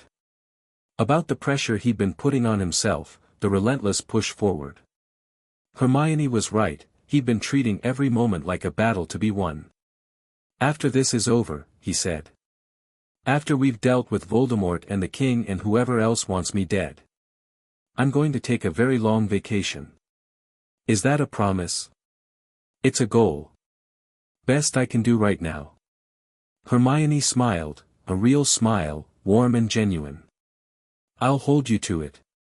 Sirius's package arrived 3 days later, delivered by a scruffy owl that looked like it had flown through a hurricane. Inside was a book bound in black leather, its title embossed in silver, Deaths and Dominions, A History of Magical Mortality. A note was tucked inside the cover, Harry, this is one of the darkest books in the Black Library, and that's saying something. Handle it carefully, some of the magic described within has a way of affecting readers. I've included some protective charms on the packaging, but be cautious anyway. The chapter on the Keepers starts on page 247. You'll also want to look at the section on Peveril, it's got information about the Hallows that I haven't seen anywhere else. Stay safe. I'll try to visit soon. Sirius Harry gathered his inner circle and they opened the book together, the room of requirement providing adequate lighting and comfortable seating. The chapter on the Keepers was dense, written in an academic style that made Hermione lean forward eagerly and made Ron's eyes glaze over. Harry forced himself to focus, picking out the key points. The Keepers of the Veil had been founded in the 8th century, shortly after the fall of the Roman Empire's magical institutions. Their goal was simple, to understand and ultimately control the boundary between life and death. They believed that true mastery of magic required transcending mortality, not through crude methods like Horcruxes, but through a genuine transformation of the wizard's fundamental nature. They wanted to become something other than human, Hermione summarized. Not just immortal, but different. A new kind of being. Marcus was supposed to be their prototype, Iolanthe added. She'd been reading over their shoulders, her ghostly form flickering with intensity. The first successful transformation. Instead, he became something broken, powerful, but corrupted. The book described the aftermath of Marcus's transformation. The Keepers had scattered, going underground to avoid the Potter's wrath. Aurelius had spent decades hunting them, killing dozens of members, but the organization's core leadership had escaped. They reformed in the 13th century, Harry read aloud. Under new leadership and with new resources. Their activities since then are poorly documented, but they're believed to have influenced major magical events throughout history, the founding of the Salem Institute, the Statute of Secrecy, the rise and fall of various Dark Lords. The rise of Dark Lords. Daphne's voice was sharp. Are they saying the Keepers have been creating Dark Lords? Not creating. Enabling. Providing knowledge, resources, connections. The book suggests they see Dark Lords as experiments. Ways of testing magical boundaries without getting their own hands dirty. Including Voldemort? It doesn't say specifically. But the pattern fits. Harry closed the book, his mind racing. They're playing a long game. Centuries long. And everything that's happened, Voldemort, the prophecy, my parents' deaths, maybe even the Hollow King's original transformation, it's all connected to whatever they're trying to achieve. Which is what, exactly? Control over death. The ability to cross between worlds. Power that would make the Deathly Hallows look like toys. Harry looked at his friends, his ancestors. And were standing in their way. The attack came without warning. Harry was walking back to Gryffindor Tower after a late training session, his mind still processing everything from the book, when his senses screamed danger. He dove sideways, and a curse sizzled through the space where his head had been. 3 figures emerged from the shadows. Black robes, white masks. Death Eaters. In Hogwarts. Potter. The lead figure's voice was cold, amused. The Dark Lord sends his regards. Harry's wand was already in his hand, his body settling into the combat stance Hadrian had drilled into him. How did you get in? Hogwarts has many secrets. Did you think your little ghosts were the only ones who know them? They attacked in unison. Harry threw himself into motion, spells flying as he ducked and weaved through the corridor. He was outnumbered, outpowered, but Hadrian's training was paying off. He was faster than they expected, more unpredictable. A stunner caught one attacker in the shoulder, spinning him around. Harry pressed the advantage, closing distance on another while using a conjured shield to block the third's curses. "Help!" he shouted, hoping someone would hear. "Death Eaters in the castle." "Scream all you want," the leader said. "By the time anyone arrives, you'll be gone." "Gone where?" "The Dark Lord wants a conversation. You've been causing too much trouble lately. Time to remind you of your place." Harry's blood ran cold. They weren't trying to kill him, they were trying to capture him. Bring him to Voldemort. That was somehow worse. That he fought harder, desperation adding strength to his spells. But 3-on-1 odds were brutal, and he was getting pushed back. A cutting curse grazed his arm. A knockback jinx sent him stumbling, then Hadrian appeared. The ancestral ghost materialized between Harry and the attackers, his spectral sword gleaming. The Death Eaters hesitated, clearly not expecting this. "Ancestors of Potter." Hadrian's voice boomed through the corridor. "Your heir needs aid." They came. Doria appeared to Harry's left, her wand out and crackling with power. Fleamont to his right. Euphemia behind him. More ghosts materialized, filling the corridor with pale, furious light. "What is this?" the lead Death Eater demanded. "What magic?" "The magic of blood and family," Hadrian said. "The magic your master doesn't understand because he threw away everyone who might have cared about him." He raised his sword. "Now run, little servants. Tell Voldemort that Harry Potter is not alone." The Death Eaters ran. Harry slumped against the wall, breathing hard. His arm was bleeding, his head was pounding, but he was alive. He was alive. "Are you hurt?" Euphemia was beside him, her ghostly hands hovering over his wound. "I'll live." "How did they get in?" "We don't know," Hadrian said grimly. "But we're going to find out." Ancestors, spread through the castle. Find any other intruders. Report back. The ghosts scattered, leaving Harry alone with his grandparents. "You fought well," Fleamont said quietly. "Against 3 trained Death Eaters, you held your own. I got my ass kicked. You survived. At your age, against those odds, that's impressive." Fleamont's expression was fierce with pride. "Your father would have been proud." "Harry." Hermione's voice echoed down the corridor. She appeared around the corner, wand out, Ron right behind her. "We heard shouting, 'Oh God, you're bleeding.' I'm fine. Death Eaters got into the castle. 3 of them. They tried to take me." "Tried?" Ron looked around at the empty corridor. "What happened to them?" "The family happened to them." Harry pushed himself upright, wincing.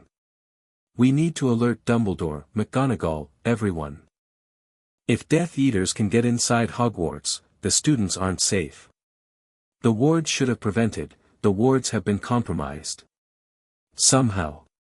Harry started walking, his friends falling in beside him. "This changes everything. If Voldemort can hit us inside Hogwarts, nowhere is safe. We need to accelerate our plans." "What plans?" "All of them." The aftermath of the attack was chaos. Dumbledore returned to the castle within hours, apparently he'd been away on some mysterious business. McGonagall coordinated the search for intruders. Aurors were called in to examine the wards. Parents sent howlers demanding explanations, and in the middle of it all, Harry sat in the hospital wing getting his arm healed by Madame Pomfrey, surrounded by his friends and ancestors. 3 Death Eaters got through the wards, Dumbledore said, arriving at Harry's bedside with an expression Harry couldn't read. "They used an old passage that was thought to be sealed. We found and secured it." "How did they know about it?" "That's what we're investigating." Dumbledore's eyes met Harry's. "You fought them off alone." "Not alone." Harry gestured at the ghosts visible around him. "I had help." Dumbledore studied the ancestral spirits with an expression that might have been curiosity, concern, or calculation. Your ancestors. They've been quite active lately. Their family. Family helps each other. Indeed. Dumbledore was silent for a moment. Harry, I think it's time we talked. Properly. There are things I should have told you, preparations I should have helped you make. You think? Harry's voice came out sharper than he intended. You've been avoiding me for months. Ignoring my letters. Keeping me in the dark while Voldemort rebuilds his forces and Death Eaters infiltrate the school. I know. And I apologize. Dumbledore sounded genuinely remorseful. My intentions were to protect you, but I see now that my methods were flawed. You've grown beyond what I anticipated. Beyond what anyone anticipated. I grew because I had to. Because no one else was going to do it for me. Yes. The old wizard nodded slowly. And that, perhaps, is my greatest failure. I tried to preserve your childhood when I should have been preparing you for adulthood. He looked at the ancestors. They've been teaching you combat, politics, history. Everything you should have taught me years ago. They were not always my secrets to share. Your parents' will was sealed by the Wizengamot 2 days after they died. I know. I also know you were managing my family accounts without oversight. Moving money, restricting my access. Harry met the headmaster's eyes. I'm not angry, Professor. Not anymore. But I don't trust you. Not completely. Dumbledore absorbed this in silence. That's fair, he finally said. Trust must be earned, and I have not earned yours. Perhaps we can begin to change that. He straightened. When you've recovered, come to my office. There's a prophecy I should have told you about long ago. It concerns you and Voldemort. It explains much. I'll be there. Dumbledore nodded and left. The silence he left behind was heavy. Well, Ron said after a moment. That was weird. He's scared, Daphne observed. He's been operating under assumptions that are no longer valid, and he doesn't know how to adjust. The attack tonight showed him that his protection isn't enough anymore. Should we trust what he tells us? Hermione asked. We should listen, Harry said. Evaluate. Verify what we can. He looked at his ancestors. Can you stay invisible during the meeting?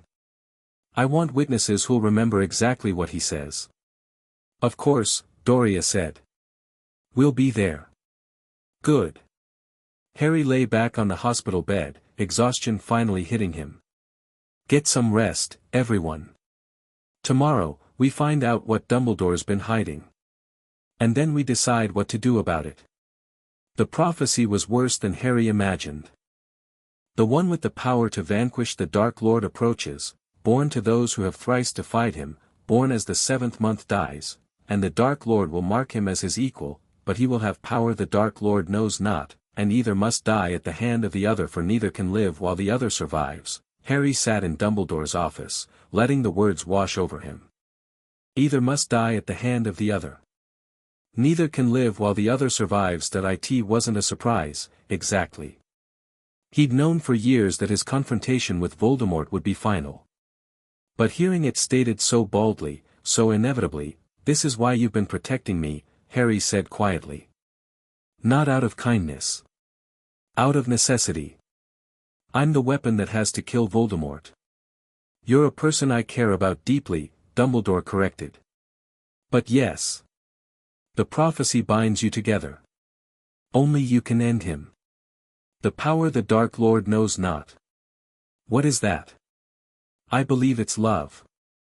Dumbledore's eyes were gentle. Your capacity for love, for connection, for sacrifice. Voldemort cannot understand these things, and that makes them your greatest weapons. Harry thought about his ancestors, his friends, Daphne and Neville and the DA. The network of connections he'd been building. Maybe, he said. Or maybe it's something else entirely. What do you mean? The Deathly Hallows. Harry watched Dumbledore's expression carefully. The Elder Wand, the Resurrection Stone, the Cloak of Invisibility. I've been researching them. I know you have the wand. I know Voldemort might have the stone. And I have the cloak. Dumbledore was very still. Yes, the old wizard finally admitted. I have considered, but the Hallows are dangerous, Harry. The quest for them has destroyed many wizards. Including, in a sense, myself. What do you mean? I sought the Hallows when I was young. I believed that mastering them would give me the power to fix the world, to end all suffering. Dumbledore's voice was heavy with old grief. Instead, my obsession destroyed my family and led me down paths I should never have walked. I learned too late that power is not the same as wisdom. But the Hallows exist. And if I could unite them, you might become a target greater than you already are. Voldemort would stop at nothing to take them from you. The Keepers, Dumbledore stopped. You know about the Keepers, Harry said quietly. I know they exist. I know they have influenced events throughout history. I don't know their current leadership or exact plans. Dumbledore's expression was troubled. If they're involved in what's happening now, they are. My ancestors confirmed it. The Hollow King was one of a failed experiment that's been waiting 9 centuries for another chance. Dumbledore absorbed this, his ancient face showing every one of his years. Then the situation is even more grave than I feared. Which is why I need the Hallows. All 3 of them. It might be the only way to defeat both Voldemort and the King. Or it might be exactly what the Keepers want. Dumbledore leaned forward. Think, Harry. You've been pushed toward this path, the summoning of ancestors, the discovery of family secrets, the research into the Hallows. What if it's all manipulation? What if they want you to gather the Hallows so they can take them from you? Harry had considered that. Had lain awake at night turning it over in his mind. Maybe they do, he admitted. Maybe every choice I've made has been exactly what they wanted. But what's the alternative? Do nothing. Let Voldemort win, let the Hollow King break free, let everything fall apart because I'm afraid of being manipulated? No. But caution has kept me ignorant and powerless for 15 years. I'm done with caution. Harry stood. I'm going to find the Hallows. I'm going to master them if I can. And then I'm going to use them to end this, whatever it takes. Even if it costs you your soul. I don't believe it will. But if it does, Harry met Dumbledore's eyes. Then at least I'll have chosen my own fate instead of having it chosen for me. He left the headmaster's office with the prophecy echoing in his mind and a new determination in his heart. The game was accelerating. The pieces were moving. And Harry Potter was done playing defense. The news of the attack spread through Hogwarts like wildfire. Students gathered in common rooms, whispering about Death Eaters and failed wards and the boy who lived fighting off 3 attackers alone. The DA's membership requests tripled overnight. Even students who dismissed Harry as an attention seeker were reconsidering. This is good for us, Daphne observed the next evening, watching a group of third years practice shield charms. Fear is a powerful motivator. I don't want people joining because they're scared. Scared people are motivated people. The key is directing that fear into action instead of paralysis. Daphne moved closer, lowering her voice. My contacts have more information. About the passages the Death Eaters used. Tell me. There are 7 hidden entrances to Hogwarts that bypass the main wards. The one the attackers used was the 4th. The others are scattered throughout the castle and grounds. Daphne's eyes were serious. The Keepers know about all of them. How do you know that? Because my family records mention them. The Greengrasses weren't always neutral. Before the Statute of Secrecy, we were involved in some questionable activities. One of my ancestors was a Keeper. Harry stared at her. You have Keeper connections? Had. He died 300 years ago, and the family cut ties with the organization after that. But his journals survived. Daphne pulled a small book from her robes. I found this in the family vault. It documents keeper operations in the 15th century, including their knowledge of Hogwarts' secret passages. Why are you showing me this? Because I trust you. And because if I'm going to help you fight them, you need to know everything I know. Daphne met his eyes steadily. My ancestor believed in the Keeper's cause. He thought transcending death was humanity's destiny. I don't share that belief, but I understand why it's seductive. Harry took the journal carefully. Thank you. This could be invaluable. It's also dangerous. If anyone finds out I have it, my family could be implicated in Keeper activities. I'm trusting you to protect that secret. I will. I swear it. Daphne nodded, and something shifted between them. A deepening of trust, of connection. They'd been dancing around each other for weeks, political allies, intellectual partners, maybe something more. This felt like a step forward. After all this is over, Daphne said quietly, we should talk. About things that aren't war and prophecy and ancient conspiracies. Like what? Like who we are when we're not fighting for our lives. She smiled slightly. I've heard there's more to life than survival. I'd like to find out if that's true. Harry smiled back. It's a date. It's a possibility, she corrected. Let's survive first.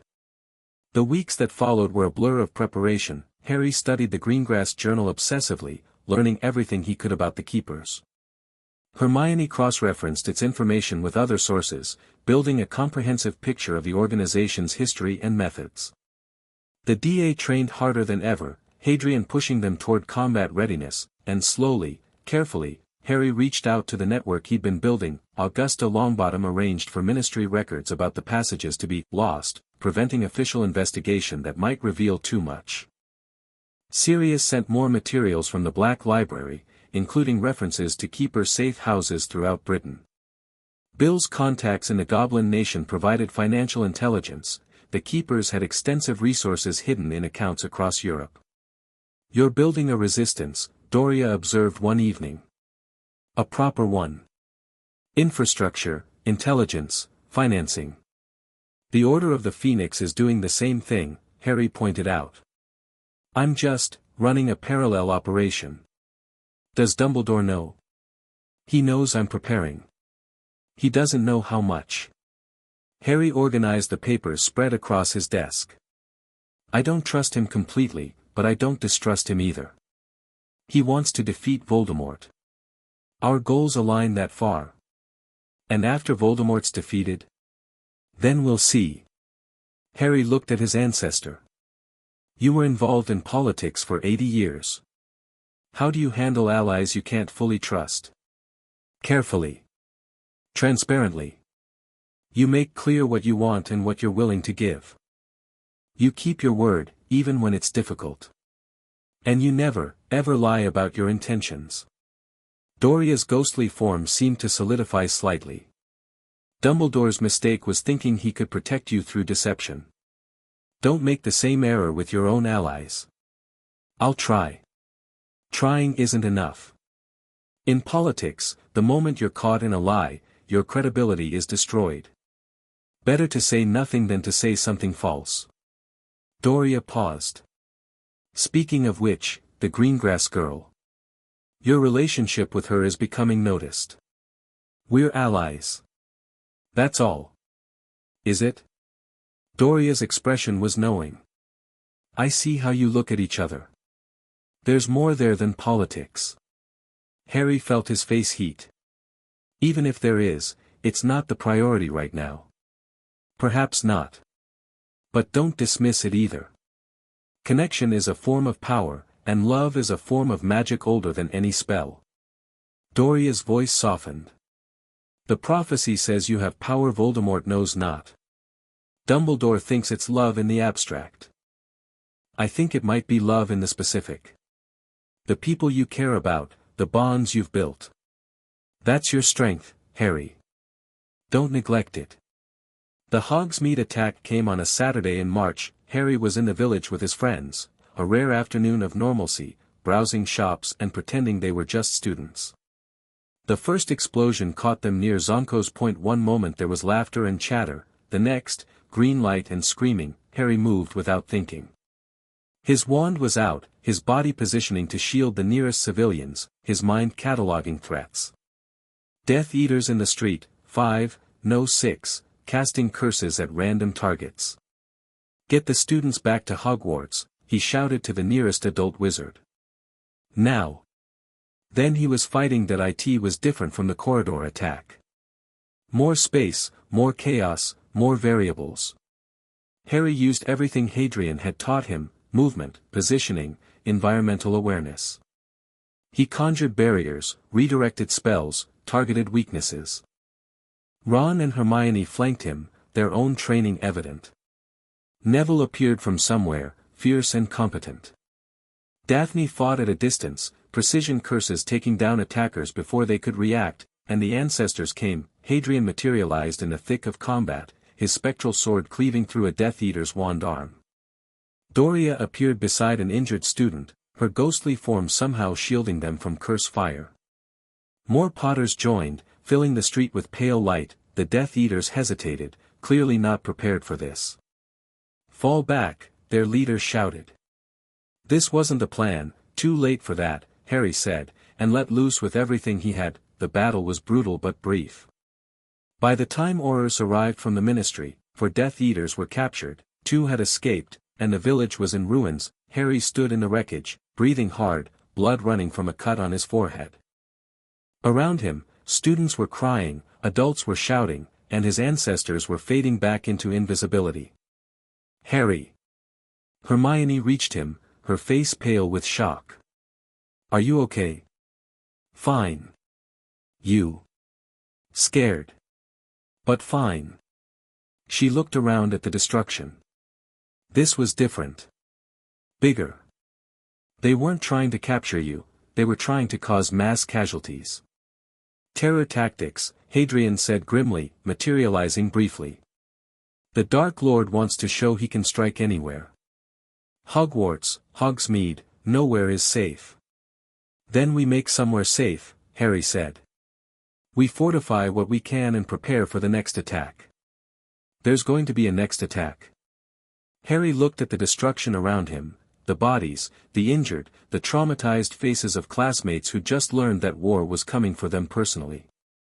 There's always a next attack, he said. Until one side wins. And I intend for that side to be ours. The aftermath of Hogsmeade changed everything. The Ministry could no longer pretend Voldemort wasn't back. Fudge was forced to acknowledge the threat publicly, though he tried to spin it as dark wizard activity, rather than an organized terrorist campaign. The Prophet ran stories about the attack, about Harry's role in defending the village, about the mysterious ancestral ghosts that had fought alongside him. Overnight, Harry Potter went from controversial figure to symbol of resistance. You're a hero, Daphne told him flatly. The Daily Prophet called you the boy who fights. Catchy. I don't want to be a symbol. I want to win. The two aren't mutually exclusive. Symbols inspire people. Inspired people fight harder. Daphne handed him a stack of letters. These came for you.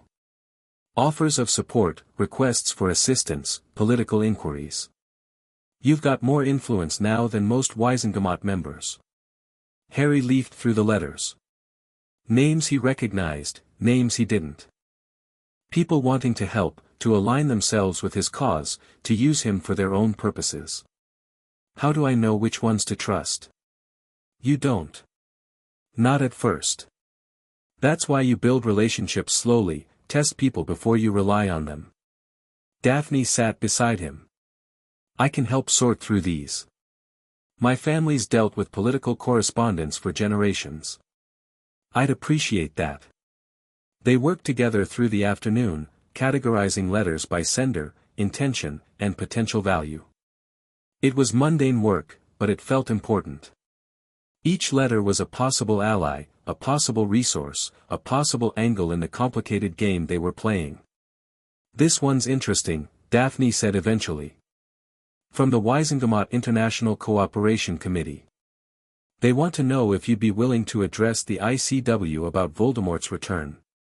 "The International Confederation of Wizards." "Why?" "Because Britain isn't the only country worried about dark wizard activity. Voldemort's first war spread across Europe. If he's back, other governments want to know what they're facing." Daphne looked at him seriously. "This could be huge, Harry. An international platform to tell your story, to rally support, to show the keepers that you're not alone. It could also be a trap. Get me out of Britain, away from my support network." "Possibly. But the ICW has strict neutrality protocols.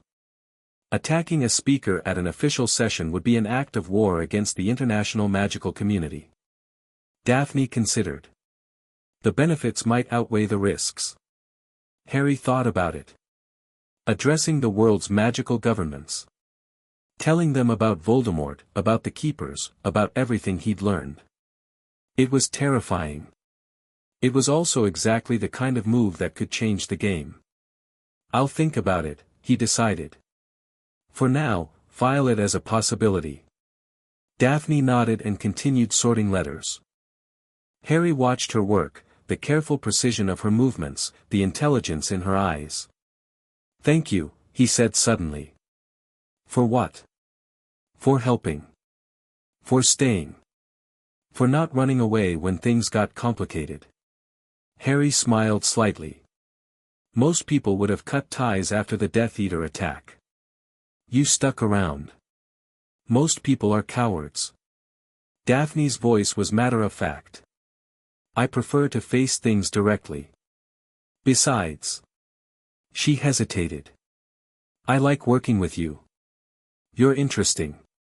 And you actually listen to me, which is more than most people do. You've got valuable insights. It would be stupid not to listen. You'd be surprised how many supposedly smart people are stupid in exactly that way." Daphne met his eyes. "My family raised me to be useful, not liked. To provide value, not warmth. You treat me like a person, not a tool. That's unusual. You are a person. An impressive one. You don't need to flatter me. I'm not flattering. I'm observing." Harry reached out and touched her hand lightly. "When this is over, the war, the Keepers, all of it, I meant what I said.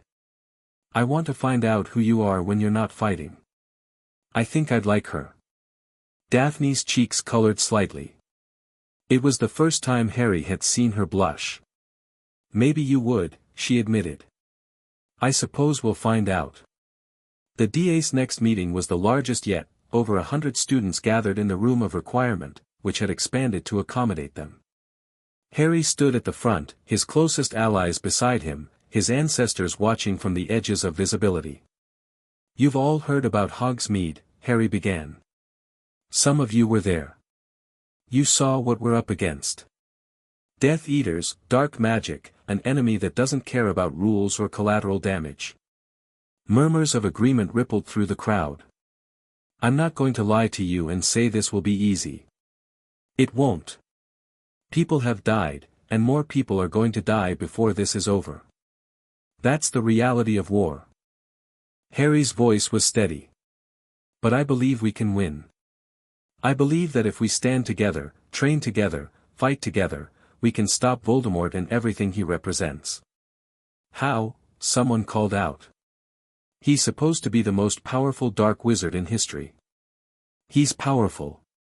But he's not invincible." Harry raised his wand.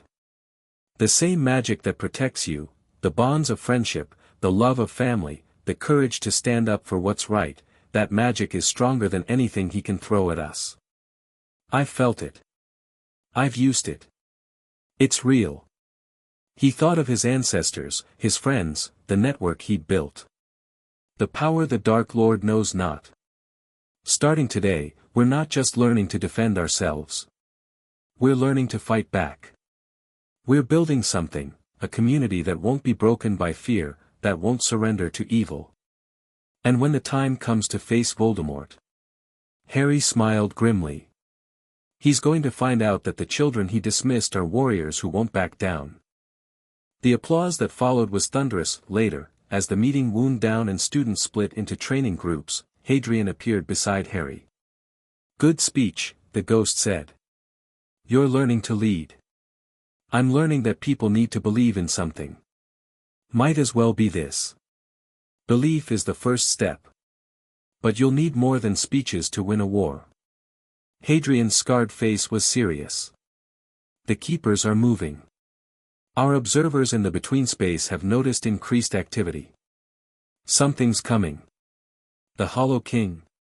Not yet. But whatever they're planning, it's accelerating. We need to be ready."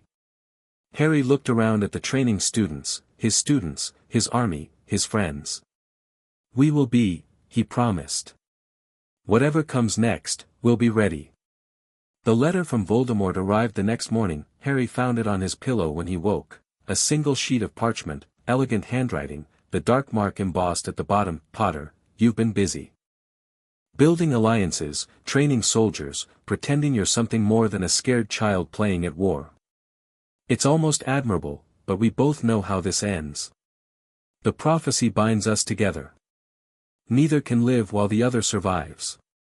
Your ancestral ghosts, your political connections, your little army, none of it changes the fundamental equation that I'm offering you a choice. Surrender now, and your friends will be spared. Continue this resistance, and everyone you love will burn. You have until the end of the month to decide." Tom Riddle. Harry read the letter twice, then calmly set it on fire. "What did it say?" Ron asked, watching the parchment crumble to ash. "Nothing important." Harry stood, his jaw set. "Just a reminder that we're doing something right. If Voldemort's threatening us directly, it means he's scared. Or confident. Same thing, with him. Either way, we don't stop. We don't surrender. We fight." Harry looked at his friends, his brothers and sisters in arms.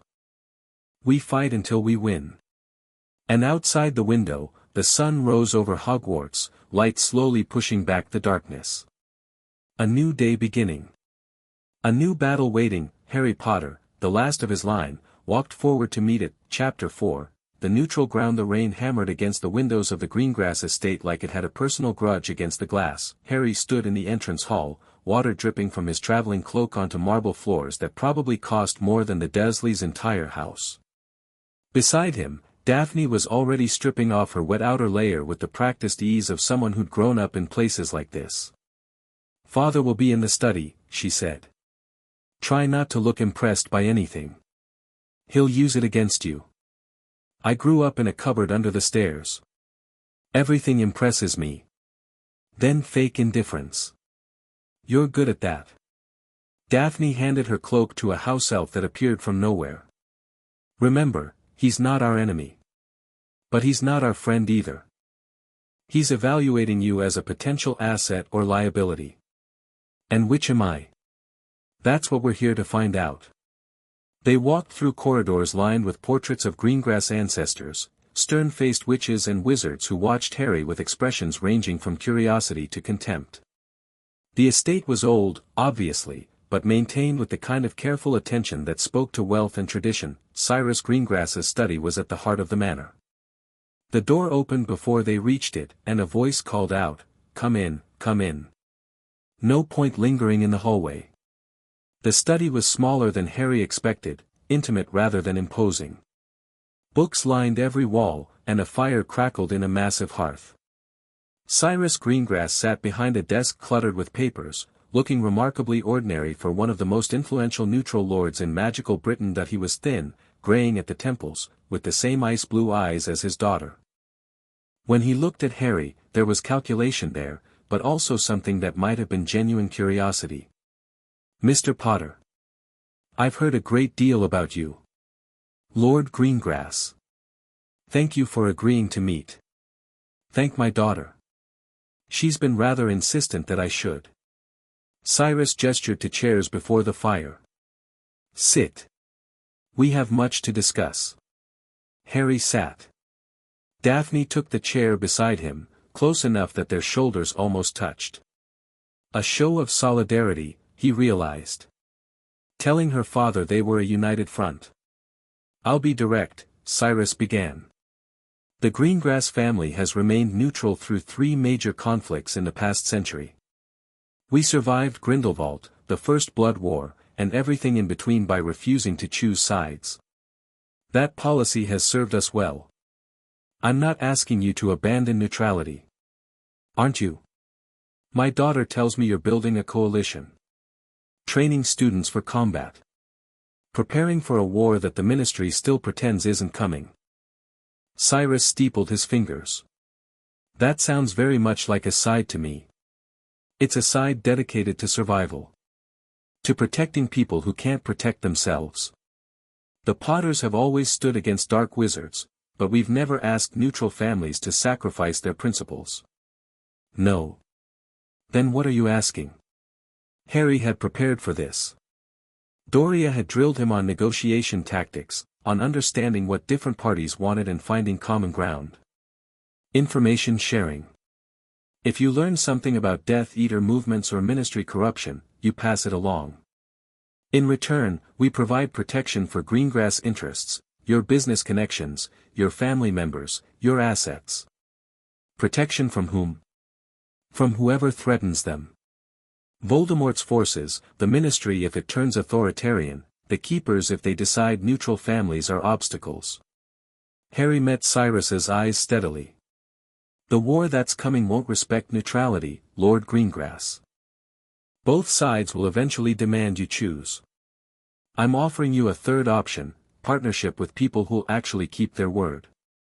Cyrus was silent for a long moment. The Keepers, he said finally. Daphne mentioned you've uncovered information about them. An ancient organization manipulating magical history. Yes. And you believe they're connected to the current conflict? I believe they've been engineering it. Voldemort, the Potter family, the prophecy, it's all part of something larger. Harry leaned forward. I know your family has history with them. One of your ancestors was a member. Something flickered in Cyrus's expression. You've done your research. I had to. The Keepers are more dangerous than Voldemort, in the long run. They think in centuries, plan in generations. Beating them requires understanding them. And you think you can beat them? A 15-year-old boy against an organization that's outlasted empires? I think I can try. And I think I'll have a better chance with allies than without. Harry paused. The Keepers want me to gather the Deathly Hallows. My ancestors think it might be a trap, get me to collect this so they can take them. But it might also be the only way to stop the Hollow King. The Hollow King. Cyrus's voice was flat. Marcus Potter. The failed experiment. You know about him? The Greengrass journals mention him. A Potter who sought transcendence and became something monstrous instead. Cyrus stood, moving to a cabinet and retrieving a crystal decanter. Fire whiskey. I'm 15. And facing the resurrection of an immortal horror. I think the rules can bend slightly. Cyrus poured 3 glasses and handed them around. The Hollow King has been bound for 9 centuries. Why is he stirring now? Because I accidentally weakened his prison. Harry took a sip of the fire whiskey, it burned going down, but not unpleasantly. The ritual that summoned my ancestors pulled them out of the between space where they'd been keeping watch. The bindings deteriorating. So your solution to one problem created another. Essentially, yes. Cyrus laughed, a short, surprised sound. At least you're honest about it. Most young wizards would blame circumstances, fate, anyone but themselves. I've had good teachers. They emphasize accountability. Clearly. Cyrus settled back in his chair, swirling his drink. All right, Mr. Potter. Let's discuss specifics. What exactly would this partnership entail? The negotiation lasted 3 hours. Cyrus Greengrass was sharp, probing for weaknesses, testing Harry's knowledge and commitment. But he was also fair. When Harry made a good point, he acknowledged it. When Harry's position was weak, he didn't exploit it cruelly. By the end, they had the framework of an agreement. Information sharing, mutual protection, coordination on political matters. Nothing that would compromise Greengrass neutrality publicly, but enough to make a real difference. One more thing, Cyrus said as they prepared to leave. My daughter seems to trust you. That's unusual for her. Daphne doesn't trust easily. I've earned it. Have you? Or have you simply not betrayed it yet? Cyrus's eyes were piercing. Trust is tested by adversity, Mr. Potter. When the moment comes that Daphne's interests and yours conflict, and it will come, what will you choose? Harry considered the question seriously. I'll choose what's right. If that means sacrificing something I want, I'll sacrifice it. If it means protecting her even at cost to myself, I'll do that too. Even if she disagrees with your assessment of what's right. Then we'll argue about it. But I won't betray her. That's not a promise I make lightly. Cyrus studied him for a long moment, then nodded slowly. I believe you mean that. Whether you can maintain it when tested, we'll see. He extended his hand. Welcome to the family's circle of trust, Mr. Potter. Try not to make me regret it. Harry shook his hand firmly. I'll do my best. The carriage ride back toward the apparition point was quiet. Daphne sat across from Harry, her expression unreadable. The rain had stopped, but grey clouds still hung low over the countryside. That went well, Harry offered. It went as well as it could have. Daphne's voice was careful. My father doesn't trust easily either. The fact that he agreed to anything means he sees potential in you. Or in using me. Those aren't mutually exclusive. She met his eyes. What he said at the end, about our interests conflicting, he wasn't being hypothetical. I figured. There may come a time when what's best for my family isn't what's best for yours. When neutrality requires us to step back from your coalition. Daphne's jaw tightened. I need you to understand that if that happens, I'll choose my family. I have to. I know. You're not angry. I'd do the same thing. Harry leaned forward. Daphne, I'm not asking you to abandon your family for me. I'm not asking anyone to sacrifice more than they can give. All I want is honesty about where the limits are. And if my limits are too narrow, if I can't give you what you need, then we'll deal with it when it happens. Harry reached across the carriage and took her hand. I like you, Daphne. A lot. Maybe more than I should given everything that's going on. But I'm not going to pretend that means you owe me your loyalty above everything else. Daphne's fingers tightened around his. Most boys would expect more. Most boys haven't had to build alliances from scratch while preparing for war against multiple enemies. I've learned that relationships based on unrealistic expectations don't last. Speaking from experience. Speaking from watching my ancestors argue about their past mistakes. Harry smiled slightly. Apparently the Potter line has a history of dramatic romantic disasters. Fleamont's been giving me detailed warnings. Daphne laughed, a real laugh, warm and surprised. Your grandfather gives you dating advice? My grandfather, my grandmother, my great-aunt, my several times great-uncle who apparently once started a blood feud over a rejected marriage proposal. Harry shook his head. I've learned more about Potter romantic failures than I ever wanted to know. What have you learned? Don't lie to people you care about. Don't make promises you can't keep. Don't assume you know what someone else wants, ask them. Harry met her eyes. And don't let fear of loss keep you from connection. That one was from Iolanthe. Apparently she almost didn't marry into the Potter line because she was afraid of losing her Peveril identity. What changed her mind? She realized that identity isn't something you lose through connection, it's something you expand. She could be a Peveril and a Potter. Both things at once. Daphne was quiet for a moment, something shifting in her expression. You're different from what I expected. When we first started working together, I thought you were just another Gryffindor, brave but simple. Charging forward without thinking. And now? Now I think you're brave and complicated. Charging forward while thinking entirely too much. Daphne squeezed his hand once more, then released it. We're almost at the apparition point. When we get back, we should focus on the next steps. There's a lot of work to do. There's always a lot of work to do. Welcome to politics. But she was smiling as she said it. They arrived back at Hogwarts to find chaos. Students were running through corridors, prefects were shouting orders, and a crowd had gathered in the entrance hall around something Harry couldn't see. What's happening? He demanded, grabbing a passing Ravenclaw. Someone's been attacked. In the library. They found her an hour ago. Harry didn't wait for details. He pushed through the crowd, Daphne right behind him. The victim was Hermione. She lay on a stretcher, unconscious, her face pale as death. Madame Pomfrey was working over her frantically, casting diagnostic spells that left trails of colored light. Ron knelt beside the stretcher, his face white with shock. What happened? Harry's voice came out harsher than he intended.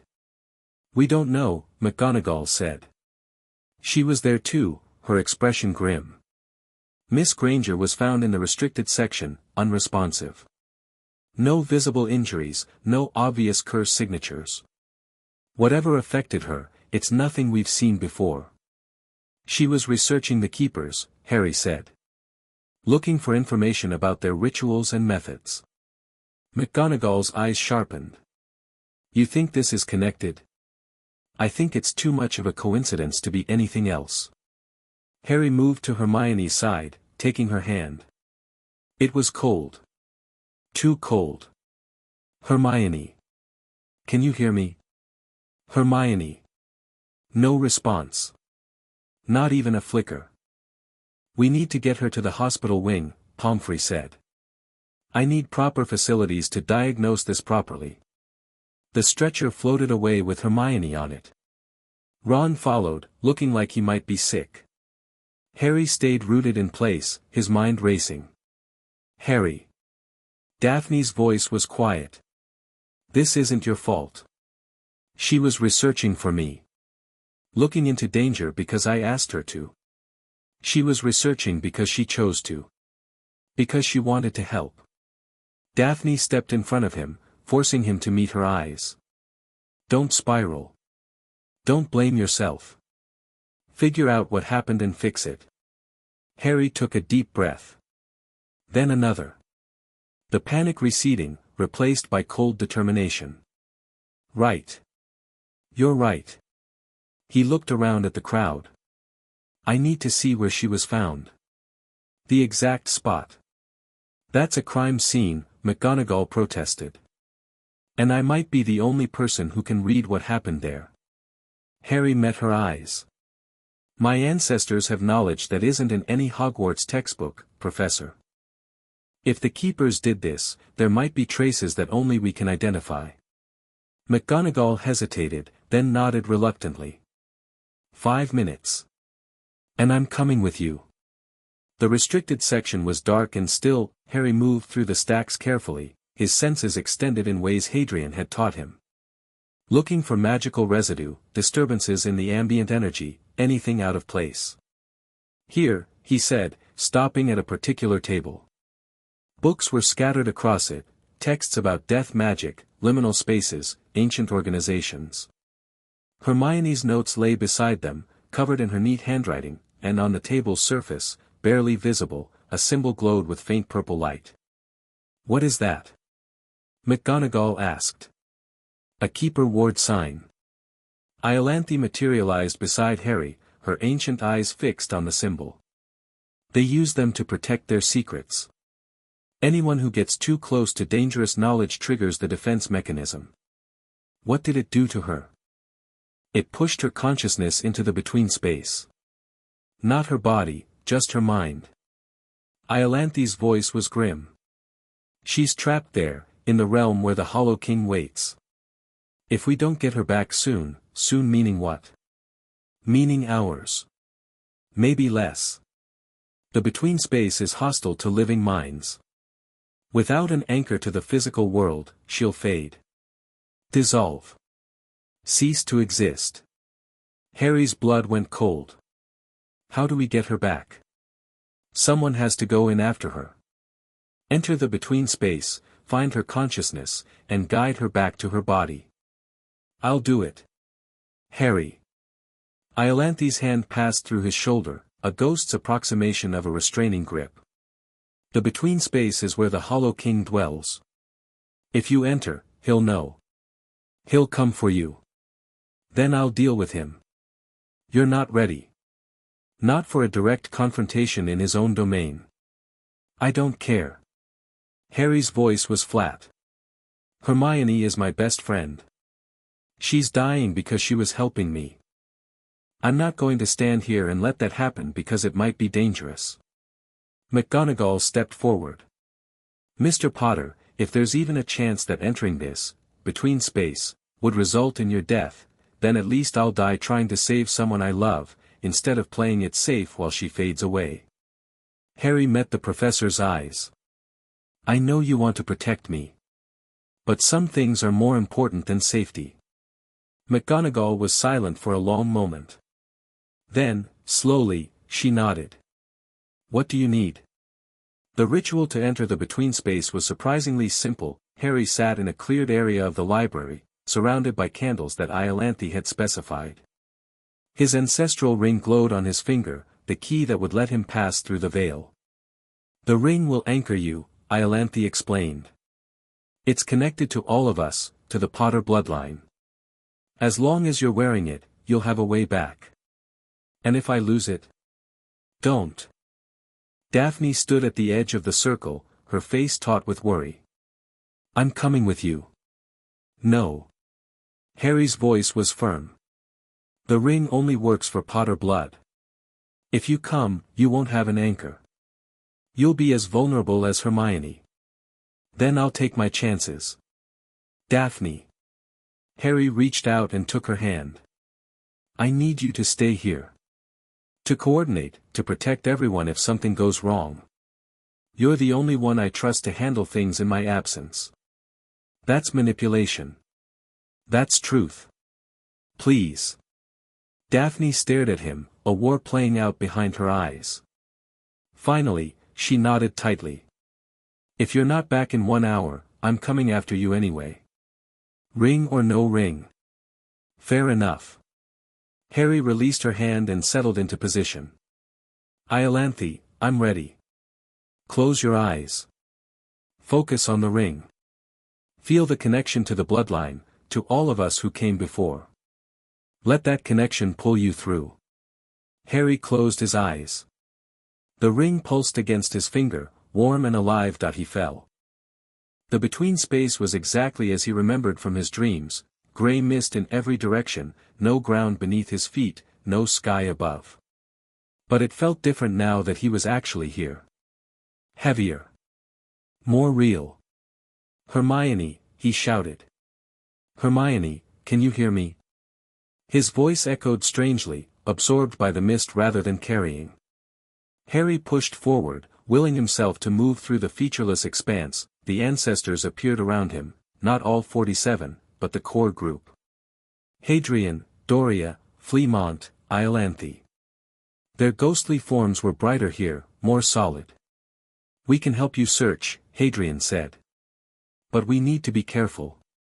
The king knows this place better than we do. Then let's be fast. Harry extended his senses, trying to feel for any trace of Hermione's consciousness. She was researching keeper magic. The ward pushed her here. She can't have gone far. They spread out, searching through the endless grey. Minutes passed, or what felt like minutes. Time was strange here. Harry called Hermione's name until his throat was raw, then he found her. She was curled into a ball, floating in the mist, her form flickering like a candle in wind. Her eyes were closed, her face peaceful, but Harry could see the edges of her beginning to fray. Dissolving into the nothing. Hermione. He reached for her, grabbed her hand. Wake up. You have to wake up. Her eyes opened slowly, unfocused. Harry. Is that, where am I? The between space. The keepers trapped you here. Harry pulled her upright, supporting her weight. We need to get you back to your body. Can you walk? I don't, everything feels strange. Like I'm not quite real. You are real. You're just displaced. Focus on me, okay? Focus on my voice, my hand. That's your anchor. Hermione nodded weakly. They began moving back toward where Harry had entered, the ancestors forming a protective circle around them that they'd made it maybe halfway when the temperature dropped. Little Potter, a voice echoed through the mist. I knew you'd come. Harry's blood turned to ice. Keep moving, he ordered. Don't stop. Running won't help. This is my domain. Every step you take, every breath, happens because I allow it. The Hollow King materialized from the mist, that wrong shape, that crown of shadow. You came for your friend. Touching. But foolish. Get out of my way. Or what? You'll fight me? The king laughed, a sound like bones grinding together. You're in my home, little Potter. My power here is absolute. Your power was absolute before my ancestors started weakening you. 9 centuries of binding have taken their toll. Harry positioned himself between the king and Hermione. You're not as strong as you pretend. Strong enough. The king moved closer, his form shifting. I've waited so long. Watching, planning, dreaming of the day I would finally be free. And now you've given me such a gift, 2 lives to consume instead of 1. You're not consuming anyone today. No. The king's attention shifted to the ancestors. Hello, wardens. How does it feel to be back in your prison? We're not prisoners anymore, Hadrian said, his spectral sword appearing in his hand. We chose to leave. We chose to fight. You chose to weaken the binding. Every moment you spend outside this space, my chains grow thinner. The king's voice turned silky. I should thank you, really. Another few months and I'll be free whether you like it or not. Harry felt despair trying to claw at him. He pushed it down. Then I guess we'd better stop you before that happens. Hadrian, get Hermione out. I'll hold him here. Harry, no, Hermione started. Go. Harry raised his wand. This is why I came. This is what I trained for. Hadrian grabbed Hermione's arm and pulled her backward. The other ancestors moved with them, leaving Harry alone facing the Hollow King. Brave, the king observed. Stupid, but brave. Do you really think you can fight me? I think I can slow you down. Harry's wand blazed with light. And slowing you down is all I need to do. He attacked. Fighting the Hollow King was like fighting a nightmare. Every spell Harry cast was absorbed, deflected, or turned back against him. The king moved through the mist like he was part of it, appearing everywhere and nowhere at once. Harry dodged and weaved, using every technique Hadrian had taught him, but it wasn't enough. Nothing was enough. A tendril of shadow caught his leg, sending him sprawling. Another wrapped around his wand arm, squeezing until he felt bones creak. You have potential, the king said, looming over him. I wasn't lying when I said that. You could be magnificent, if you'd just stop fighting. Never. Never is a long time. And I'm patient. The king's knot face leaned close. Let me show you something. A glimpse of what you could become. Visions flooded Harry's mind. Himself, wearing the crown of shadows. Standing at the head of an army of the dead. Power beyond imagination, control beyond limits. The world bowing before him, fear and worship in equal measure, and beside him, not fighting, not running, choosing to be there, Harry screamed and tore himself free of the vision. I won't become you. He was bleeding from somewhere, his vision blurring. I don't care what you offer. I don't care what power you promise. I'd rather die than turn into that. Then die, the king said, and darkness closed around Harry like a fist, light, blazing, golden light, cutting through the darkness like a sword. Harry gasped, air flooding back into his lungs. The pressure vanished. When he could see again, the Hollow King was recoiling, his form flickering and distorting. Iolanthe stood between them, and she was burning, not with fire, with something else. Something ancient and terrible and beautiful. The light poured from her, driving back the shadows, forcing the king to retreat. Get out, she said, her voice echoing with power that wasn't her own. Now. Peveril magic, the king hissed. You can't sustain that. Not here. I don't need to sustain it. Iolanthe's form was starting to crack, the light consuming her even as it protected Harry. I just need to buy him time. Go, Harry. Harry ran, but he fled through the mist, following the pull of his ring back toward the entrance. Behind him, he heard Iolanthe's voice rising in a scream that might have been pain or triumph or both. The grey dissolved into white, the white into color, and Harry slammed back into his body with enough force to knock the breath from his lungs that he opened his eyes to Daphne's face, pale with terror. You're alive, she breathed. Thank Merlin, you're alive. Hermione, she's back. Madame Pomfrey's with her now. She's going to be okay. Harry closed his eyes, relief washing through him. Then, Iolanthe.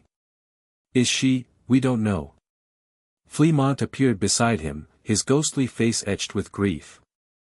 She used power she shouldn't have been able to access. The Peveril inheritance, dormant in her for centuries. It might have destroyed her. We're trying to find out. Some of the others are searching the between space now. Harry pushed himself up, ignoring the pain that screamed through his body. I need to help. I need to go back, you need to rest. Daphne's hand pressed firmly against his chest. You've been unconscious for 4 hours, Harry. You almost died. 4 hours. Time moves differently there. We thought, her voice caught. We thought we'd lost you. Harry looked at her. Really looked. Saw the tear tracks on her cheeks, the exhaustion in her eyes, the fear she was trying to behind composure. I'm here, he said softly. I came back. This time. Daphne's composure cracked. But what about next time? Or the time after that? You keep throwing yourself into danger, Harry. Sooner or later, your luck is going to run out. I know. But I can't stop. Not while people I care about are in danger. Then let me help more. Let me carry some of the weight. Daphne's jaw set. I'm tired of watching from the sidelines while you destroy yourself. I'm supposed to be your partner, not your spectator. You are my partner. Then act like it. Include me. Trust me. Stop trying to protect me from the hard things. Harry reached up and cupped her face. Her skin was warm under his cold fingers. You're right, he admitted. I'm sorry. I'm not used to having someone who wants to share the burden. Get used to it. But her voice had softened, and she leaned into his touch slightly. We're in this together. All of it. All of it, Harry agreed. Hermione woke the next morning. Harry was at her bedside when her eyes opened, Ron on the other side. She looked between them, confused, then slowly started to remember. The library. The books.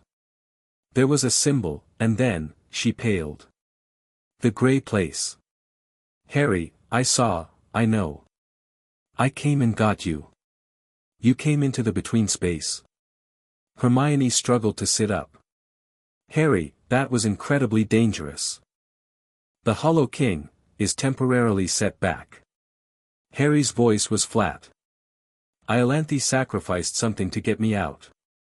We're still not sure if she survived. Hermione fell silent, processing this. I'm sorry, she said finally. If I hadn't triggered that trap, you were doing research I asked you to do. If anyone's to blame, it's me. Don't. Hermione's voice sharpened. Don't take responsibility for choices I made freely. I knew the risks when I started digging into Keeper magic. I chose to keep going anyway. Why? Because it mattered. Because you needed the information. Because, she hesitated. Because I wanted to prove I could contribute something beyond book smarts. You've been training for combat, making political alliances, building this whole network. I felt like I was falling behind. Harry stared at her. Hermione. You've been essential from the start. None of this would have happened without your research, your planning, I know. Rationally, I know. But it's hard to feel important when everyone around you is becoming warriors and politicians, and you're just, the girl who reads books. Ron shifted uncomfortably. Your load's more than that. I know that too. But feelings aren't always rational. Hermione managed a weak smile. I'll be more careful next time. Promise. There won't be a next time, Harry said firmly. No more solo research into Keeper magic. From now on, we work in teams. Everyone watches everyone else's back. Agreed. Harry sat back, some of the tension draining from his shoulders. Hermione was alive. Damaged, maybe, she'd need time to recover from her ordeal in the between space, but alive, now he just had to figure out what the hell to do next. The answer came from an unexpected source. 2 days after Hermione's rescue, Harry found a letter waiting on his pillow. Not in Voldemort's elegant script this time, this handwriting was cramped, hurried, almost desperate. Potter, I know we haven't always seen eye to eye.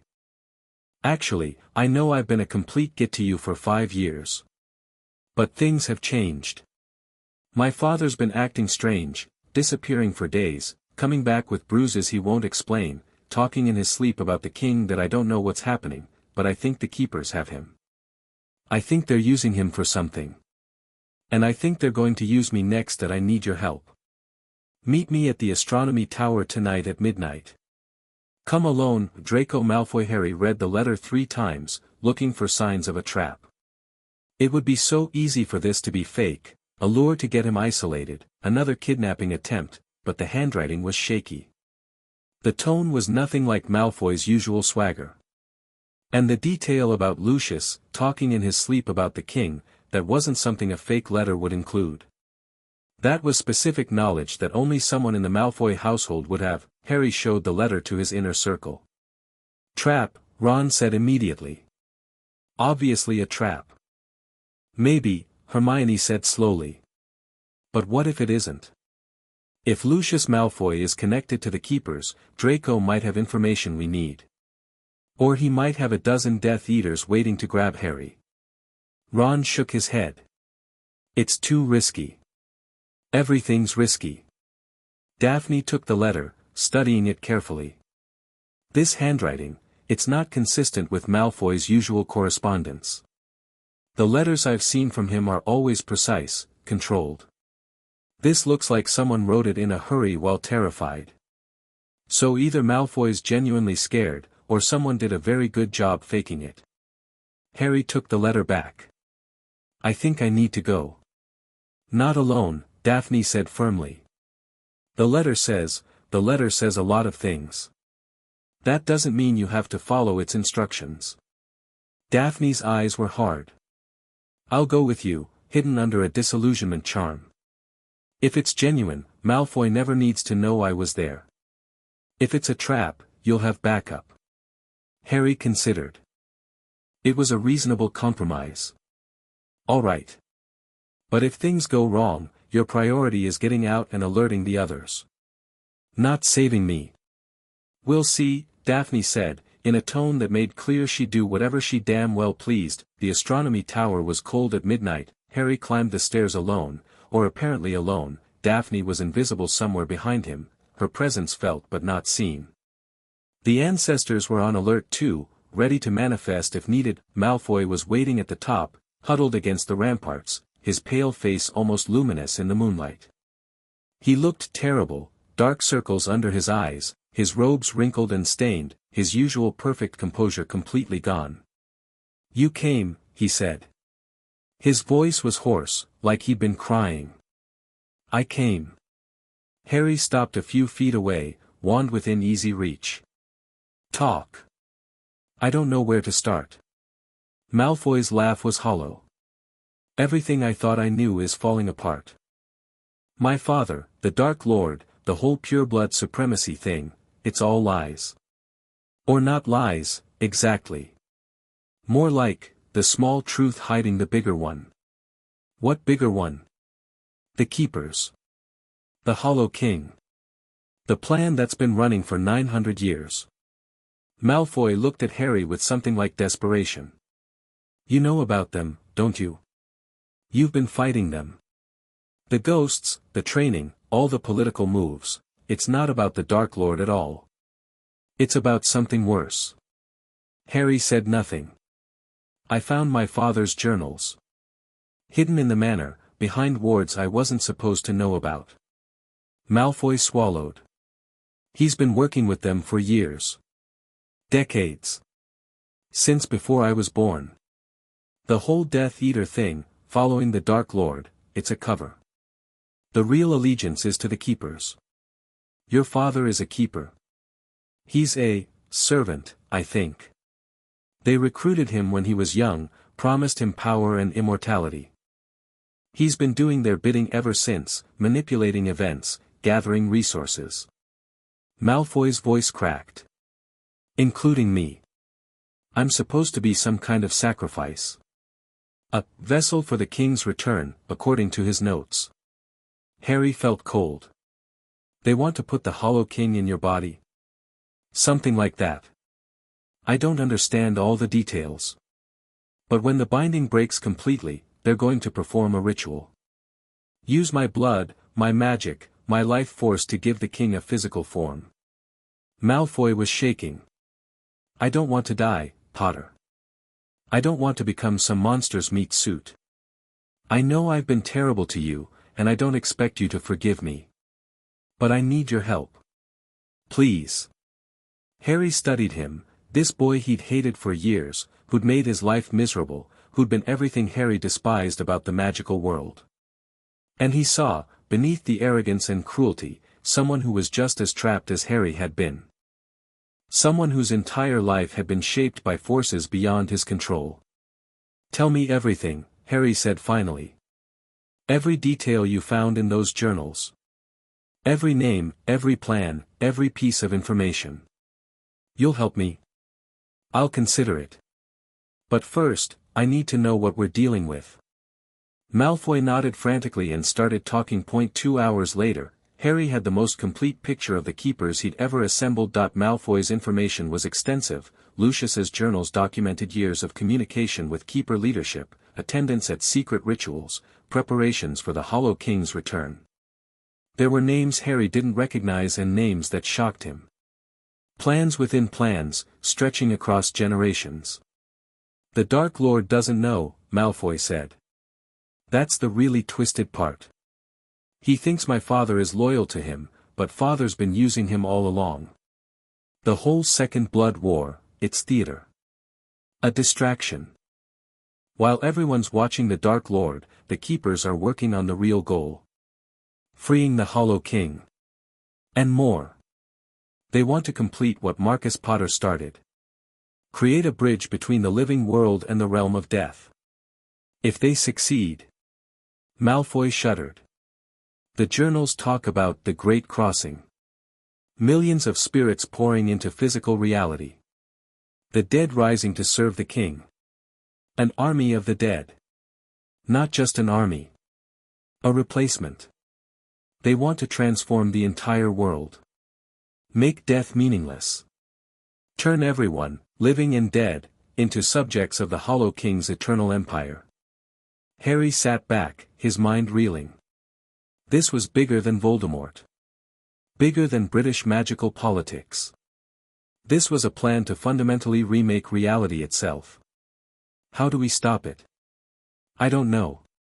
The journals talk about the binding, the hallows, something called the Peveril rite. But I don't understand the technical details. Malfoy met his eyes. You might. You've got the ancestors, the Peveril connection, the bloodline that's been fighting this for 9 centuries. We've been trying to figure it out. It's not easy. No, it wouldn't be. Malfoy hesitated. Potter. I'm not expecting us to become friends. I know what I've done, how I've treated you and your friends. But I can help. I have access to my father's resources, his networks. If I'm careful, I can feed you information without him knowing. You'd spy on your own father. My father is planning to sacrifice me to an ancient horror. I think that frees me from filial obligation. Malfoy's voice was bitter. I spent my whole life trying to live up to his expectations, to be the perfect pureblood son. And the whole time, he was raising me for slaughter. Harry thought about his own upbringing. The Dursleys' cruelty, their treatment of him as a burden and a freak. At least they hadn't planned to use him as a sacrifice to an immortal monster, then again, Voldemort had, in his own way. The prophecy. The targeting of his family. Harry's whole life had been shaped by someone else's grand design. All right, he said finally. But we do this carefully. You report to me through Daphne, she can create secure communication channels. You don't take any risks you don't have to. And if I find out you're playing me, you'll destroy me. I understand. Malfoy almost smiled. It's strange. I spent years being afraid of the Dark Lord, trying to impress my father. And now I'm more afraid of you than either of them. Good. Fear keeps people honest. You really have changed. Malfoy's eyes were assessing. You're not the same boy who refused to shake my hand first year. I grew up. You should try it. I'm trying. Malfoy stood, pulling his robes tighter. I should go. If I'm gone too long, someone might notice. One more thing. Harry stopped him with a gesture. Your mother. Is she involved in this? I don't think so. Mother's always been separate. She goes along with father's politics, but she doesn't really believe in them. She's a Black, family loyalty above everything else.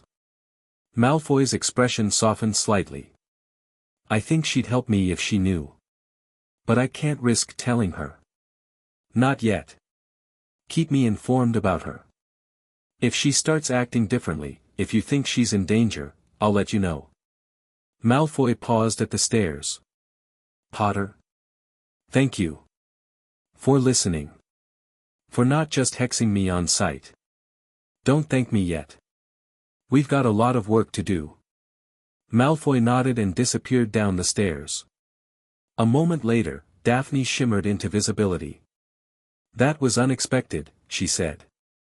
Very. You believe him? Harry considered. I believe he's terrified. I believe his father's journals exist. Whether he's telling us everything, whether there's some angle we're not seeing. He shook his head. We stay cautious. But yes, I think he's genuinely asking for help. An alliance with Draco Malfoy. Daphne's voice was wondering. A year ago, I would have said that was impossible. A year ago, a lot of things were impossible. Harry looked out over the castle grounds, the darkness stretching to the horizon. Now we just call them Tuesday. The next few weeks were a whirlwind of activity. Harry divided his time between training, political coordination, and integrating the new intelligence Malfoy provided. The picture that emerged was terrifying. The Keepers had agents everywhere, from the Ministry to foreign governments to supposedly neutral organizations. They've been building toward this for centuries, Hermione said, recovered enough to return to research. Every major magical event in the last 900 years has their fingerprints on it somewhere. The founding of Ilvermorny, the Salem witch trials, both Grindelwald wars, they've been shaping magical society like clay, Daphne agreed. Manipulating conflicts, steering development, all to create the conditions for the Hollow King's return. So how do we fight an enemy that's been planning for 900 years? Ron asked. We don't. Harry spread a map across the table. We don't fight the plan. We fight the execution. They've got centuries of preparation, but we've got something they don't: we know they're coming. How does that help? Because surprise was their biggest advantage. They were counting on no one understanding what was really happening until it was too late. Now we understand.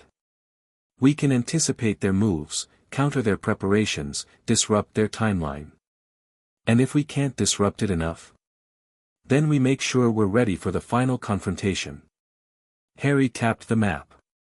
The Keepers need 3 things for their plan to work: the Hollow King freed from his prison, a vessel for him to inhabit, and the Hallows to complete the transformation. We control the cloak. Voldemort probably has the stone. Dumbledore has the wand. So we need to prevent them from getting all 3 together. Exactly. As long as the Hallows are separated, the Keepers can't complete their ritual. Harry paused. The problem is, they know this too. They'll be working to bring the Hallows together. Probably have been for years. The Dark Lord's pursuit of immortality, Daphne said slowly. It's not random, is it? The Keepers guided him toward the stone. And Dumbledore's possession of the wand, that might not be coincidence either. Harry's jaw tightened. The Keepers don't leave things to chance. Everything's calculated. Then how do we know we're not being calculated right now? How do we know our resistance isn't exactly what they want? It was the question Harry had been avoiding. The fear that kept him up at night. We don't, he admitted. But we have to act anyway. Paralysis serves them more than action does. Even if we're making moves they anticipated, we're also making moves they didn't. Building alliances, training people, gathering information, some of that has to be outside their plans. How do you know? Because they've tried to kill me multiple times. If I was doing exactly what they wanted, they'd keep me alive and controllable. Harry smiled grimly. The fact that I'm still a target means I'm still a threat. That's actually logical, Hermione admitted. Don't sound so surprised. I'm not surprised you're logical. I'm surprised logic is reassuring in this context. Iolanthe returned on a Thursday. Harry was in the middle of a training session when she materialized in the room of requirement, her form flickering and unstable but present. The other ghosts crowded around her, their relief palpable. You survived, Fleamont breathed. We thought, I came close. Iolanthe's voice was weaker than Harry remembered. The Peveril fire consumed most of what I was. I'm diminished. What do you mean, diminished? I can't sustain myself as easily. Can't manifest for long periods. The power I used to save Harry, it cost me. She met Harry's eyes. But it was worth it. You made it out. You saved your friend. That matters. I'm sorry, Harry said. If I'd been stronger, if I could have fought the king on my own, then you'd be dead and I'd be intact. Not an acceptable trade. Iolanthe's smile was sad. We all have roles to play, Harry. Mine was to protect the bloodline until someone strong enough emerged to end this.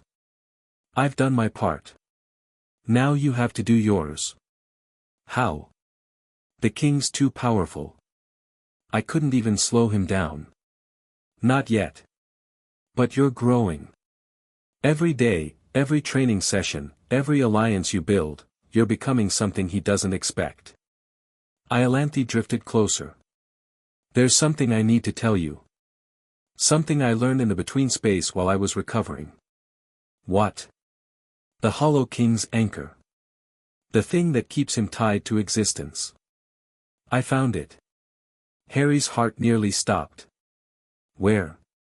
It's hidden in the place where Marcus Potter performed his original transformation. A location that's been lost for 9 centuries, erased from all records. Iolanthi's voice dropped to a whisper. But I remember. I was there, in the early days, before I married into the Potters. I watched Marcus work.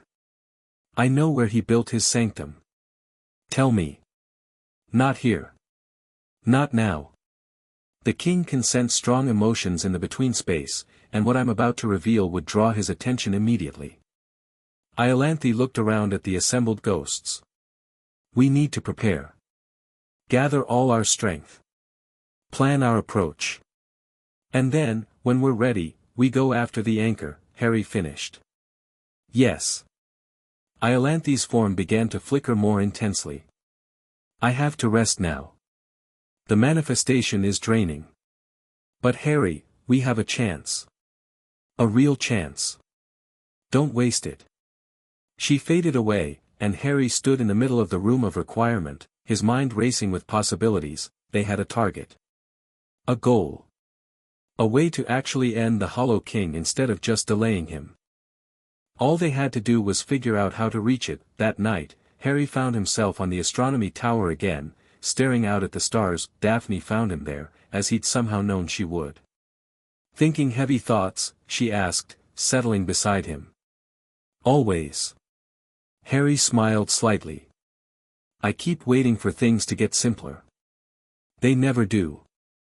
Simple is for people who aren't paying attention. Daphne followed his gaze upward.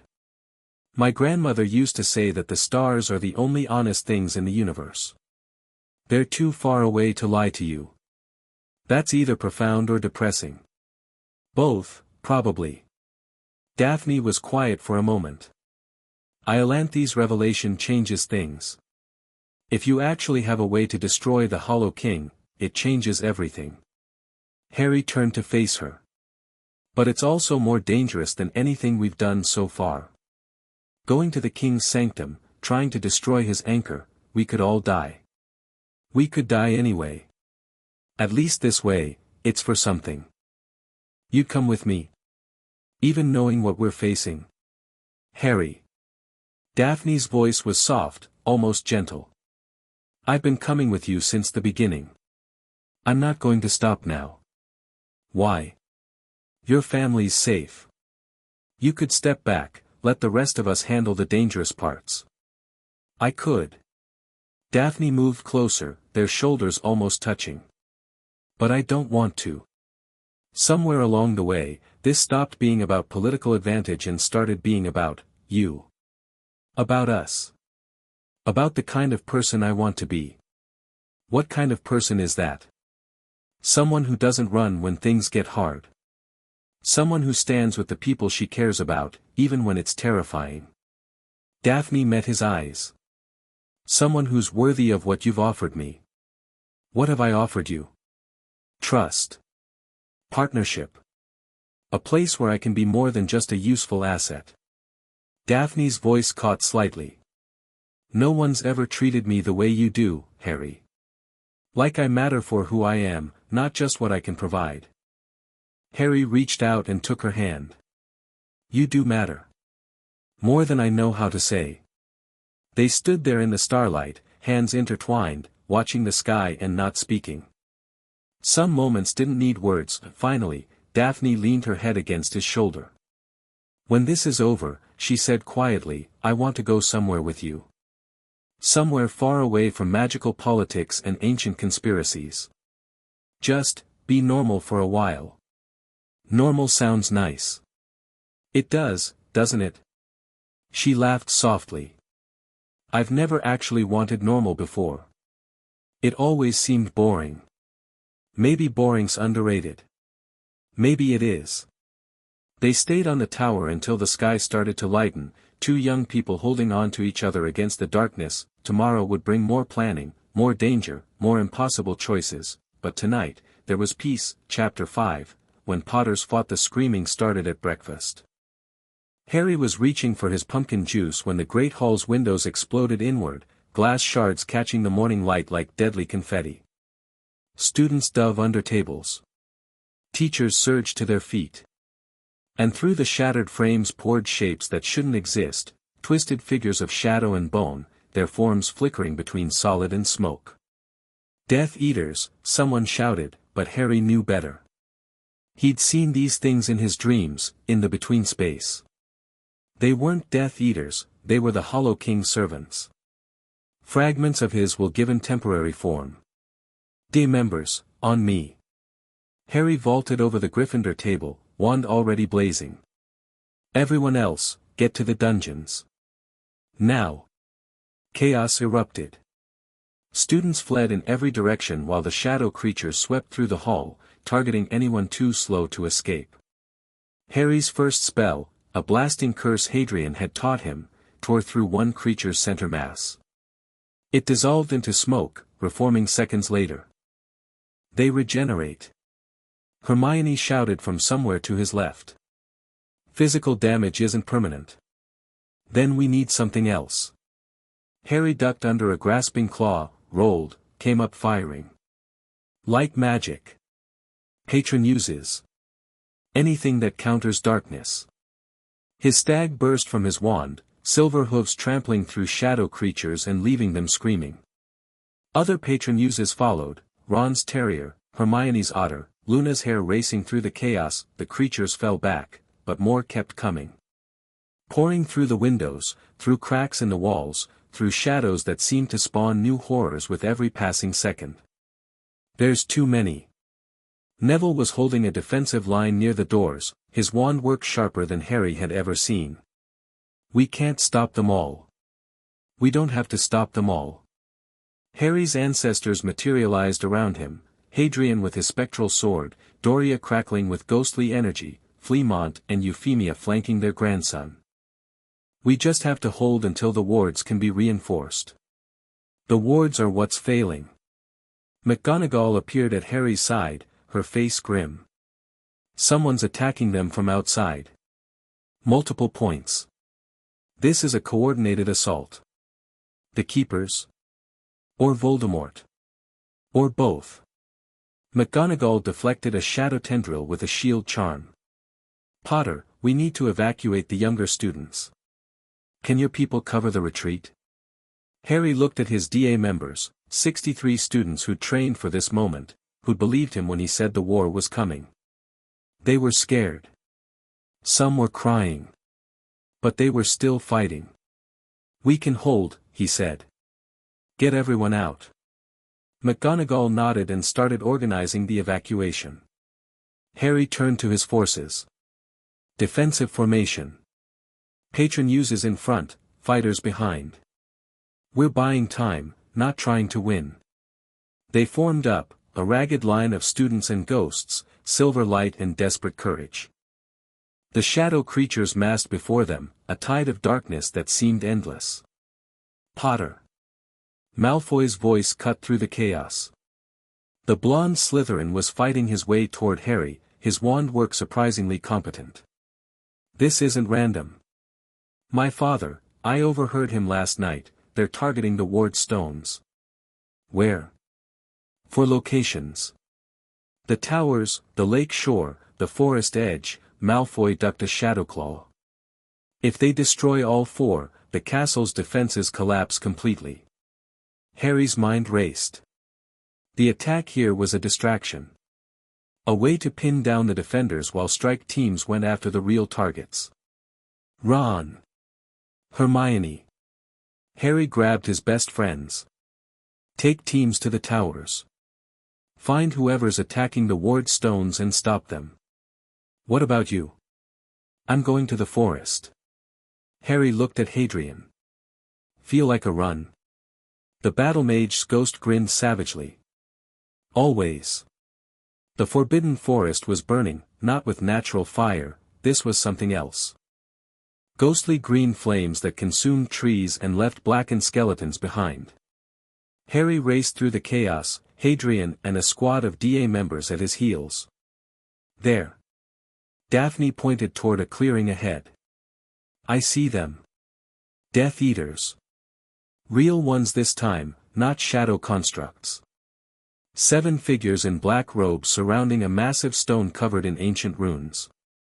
One of them was chanting, pouring dark magic into the ward stone while the others stood guard. 6 guards, 1 ritualist, Harry assessed. We need to break the ritual without letting them complete it. Divide and conquer, Hadrian suggested. I'll take the 3 on the left. You handle the right. The students hit the ritualist. That's suicide, one of the DA members, a 6th-year Ravenclaw, protested. We're not trained for this level of combat. You're trained enough. Harry met her eyes. And we don't have another option. On my signal. They spread out, moving through the burning trees with as much stealth as the chaos allowed. Harry could feel his heart pounding, could feel the fear trying to claw its way up his throat. He pushed it down. Fear was a luxury he couldn't afford. Now. The attack was brutal and fast. Harry's opening salvo took out 1 guard before anyone realized they were under assault. Hadrian's spectral sword claimed another.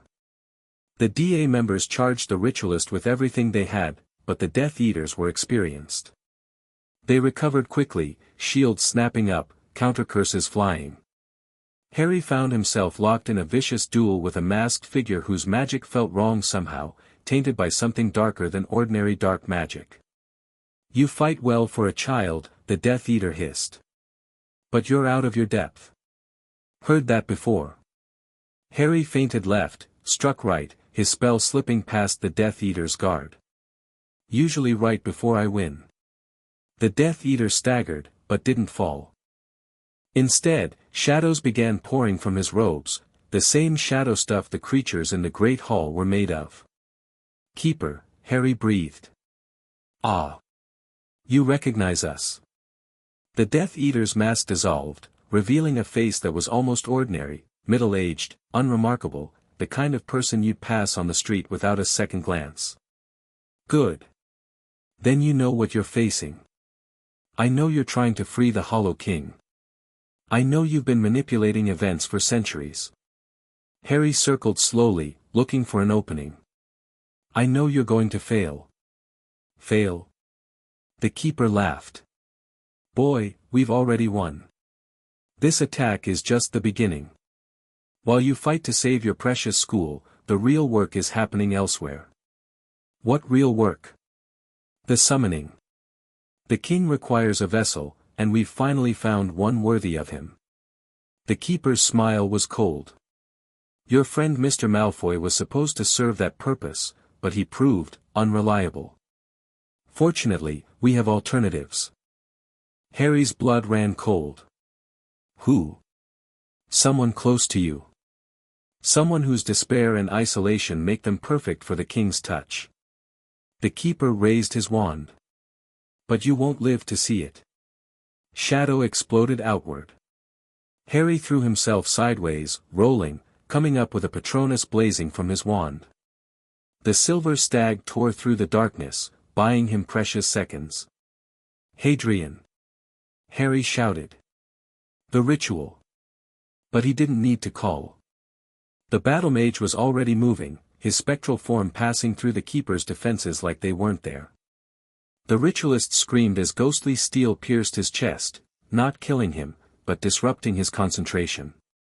The dark magic he'd been channeling into the ward stone backfired spectacularly, the explosion threw everyone to the ground. Harry raised his head, ears ringing, to see the ward stone cracked but intact. The ritual had failed.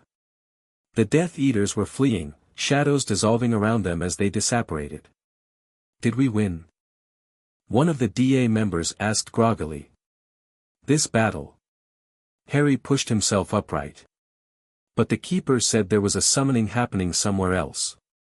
We need to. The communication mirror in his pocket burned hot. Harry pulled it out to see Ron's face, pale and terrified. Harry. We stopped the attack on the tower, but, Ron's voice cracked. It's Ginny. She's gone. Someone took her during the fighting. Harry's heart stopped. Ginny. The Keeper had said someone close to him, someone whose despair made them perfect for the king's touch. Ginny, who'd spent a year possessed by Tom Riddle's diary. Ginny, who still had nightmares about the Chamber of Secrets. Where? Harry demanded. Where did they take her? We don't know. The tracking spells aren't working, the Aurors are still fighting at the gates. Ron's face twisted with anguish. Harry, they took my sister. I'll find her. Harry's voice was ice. Whatever it takes, I'll find her. He turned to his team. Get back to the castle. Help with the evacuation. I have to go. Go where? Daphne grabbed his arm.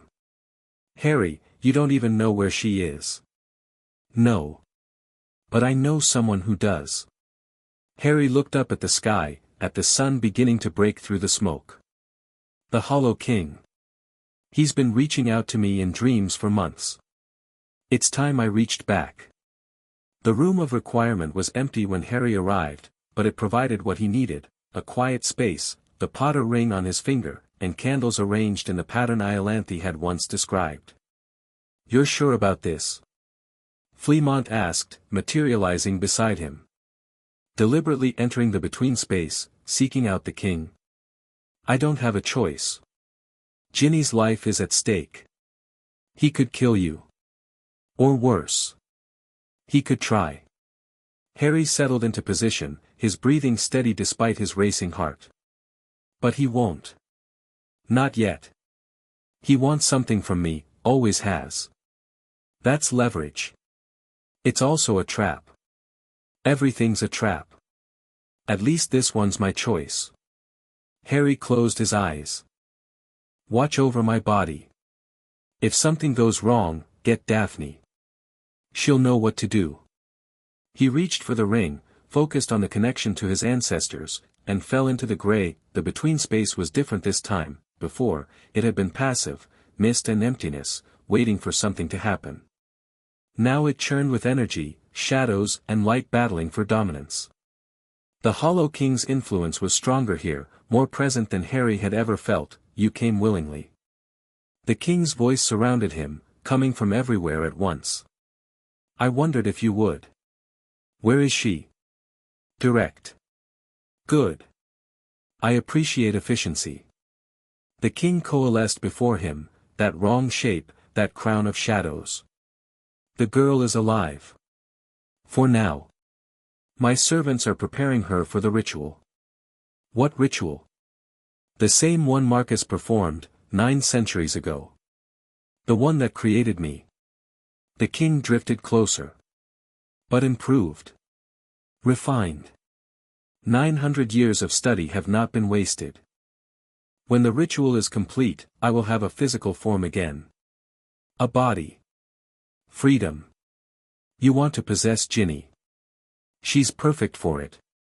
Touched by death magic before, her soul already cracked by Riddle's fragment.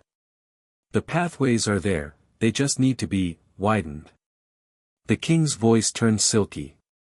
Unless you prefer to offer an alternative. What do you mean? You, Harry. You could take her place. The king circled him slowly. You're stronger than she is. More magical potential. More connection to the between space through your bloodline. You would make a far better vessel. You want me to sacrifice myself for her. I want to give you a choice. Something your precious mentors never offered. The king stopped directly before him.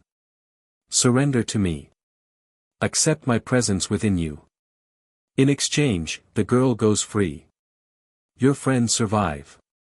Your little resistance continues, with me directing it from within your flesh. And you'd use my body to do what, exactly? Complete the Great Crossing. Bring the dead into the mortal world. End the separation between life and death. The king's voice turned almost gentle. It's not destruction I seek, Harry. It's unity. Imagine a world where no one truly dies. Where every lost loved one can return. Where death has no dominion. That's insane. Is it? You have 47 ancestors bound to you right now.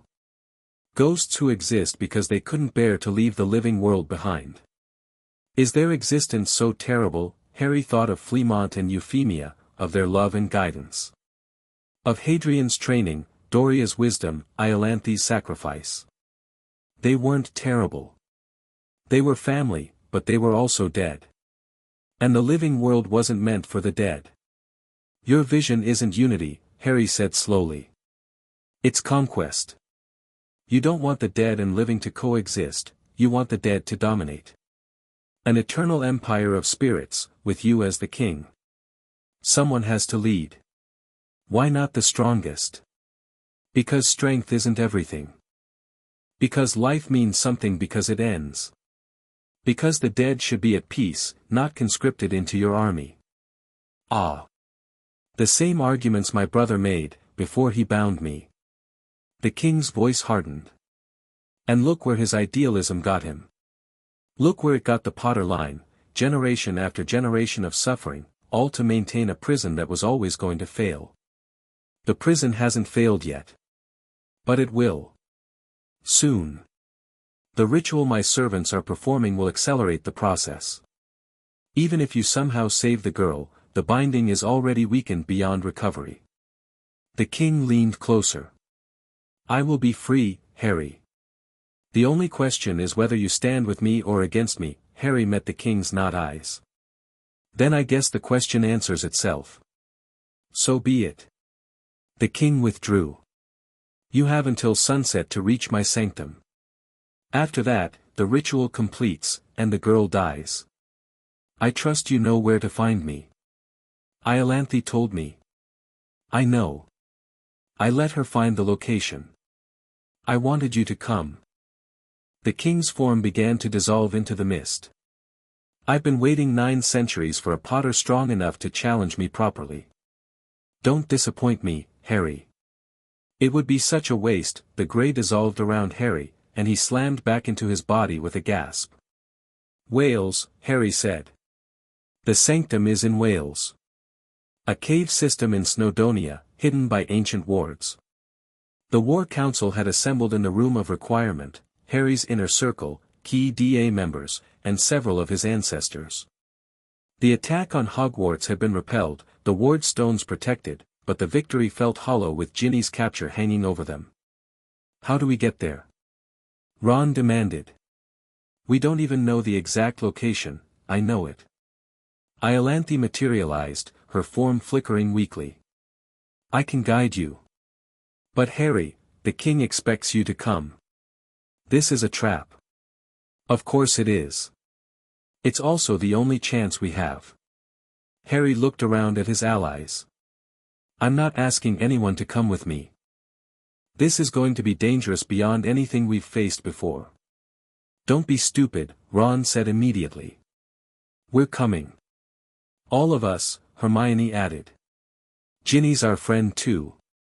The king said I have until sunset. That's, Harry checked the time. About 6 hours. We need to move fast and hit hard. Get in, disrupt the ritual, get Ginny out. And the Hollow King himself? Daphne asked. If we can reach his anchor, we might be able to destroy it. End this for good. Harry paused. Or we might all die. I won't pretend otherwise. We knew the risks when we signed up, Neville said quietly. This is what we trained for. The door opened, and Malfoy slipped in. He looked terrible, pale, exhausted, clearly terrified, but his jaw was set. I'm coming too, he said. I know my father's involvement in this. I know their methods. I can help. Draco, Daphne started. Don't. Malfoy's voice cracked. I know what you're going to say. It's too dangerous, I'm not ready, I'll just get in the way. But this is my fault. My family's fault. I need to try to make it right. Harry studied him for a long moment. Then nodded. Fine. But you follow orders. You don't take unnecessary risks. And if things go wrong, you get out and warn the others. Agreed. Then let's get moving. Harry stood. We've got a friend to save and a king to kill. The cave system was exactly as Iolanthe had described, hidden behind layers of ancient wards that would have been impossible to penetrate without her guidance. The entrance was a crack in the mountainside, barely wide enough for a person to slip through. Defensive wards, detection wards, killing wards, Hermione murmured, her wand tracing the magical signatures. Someone really didn't want visitors. The keepers maintained this place for centuries, Iolanthe explained. It was Marcus's laboratory, his sanctum. After his transformation, they preserved it as a shrine, I suppose.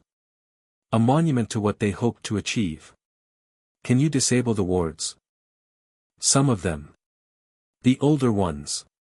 The newer additions. She flickered. I'll do what I can. They moved in single file, Harry leading with his wand lit. The tunnel descended steeply, the air growing colder with every step. Occasionally they passed branching passages, dark mouths leading to unknown depths. Stay together, Harry murmured. Don't wander off. The tunnel opened into a vast cavern, and Harry stopped dead. The space was enormous, a natural amphitheater hundreds of feet across, with the ceiling lost in shadows above. Torches lined the walls, their flames burning green and unnatural. And in the center, on a raised platform of ancient stone, Ginny, she was suspended in mid-air, surrounded by a complex web of magical energy. Robed figures, keepers, stood in a circle around her, chanting in a language Harry didn't recognize. Ginny's eyes were closed, her face peaceful, but Harry could see the dark tendrils beginning to creep across her skin. The ritual's already started, Hermione breathed. We don't have much time. How do we stop it? Break the circle. Disrupt the energy flow. If we can interrupt the keeper's concentration, leave that to me. Hadrian materialized at Harry's side, his spectral sword gleaming. I'll hit them from above. The rest of you hit them from the sides. Total chaos. And the Hollow King? He'll come when he senses threat to the ritual. Be ready. Hadrian met Harry's eyes. This is what I trained you for, boy. Show me it wasn't wasted. It wasn't. Harry looked at his friends, his allies, his family.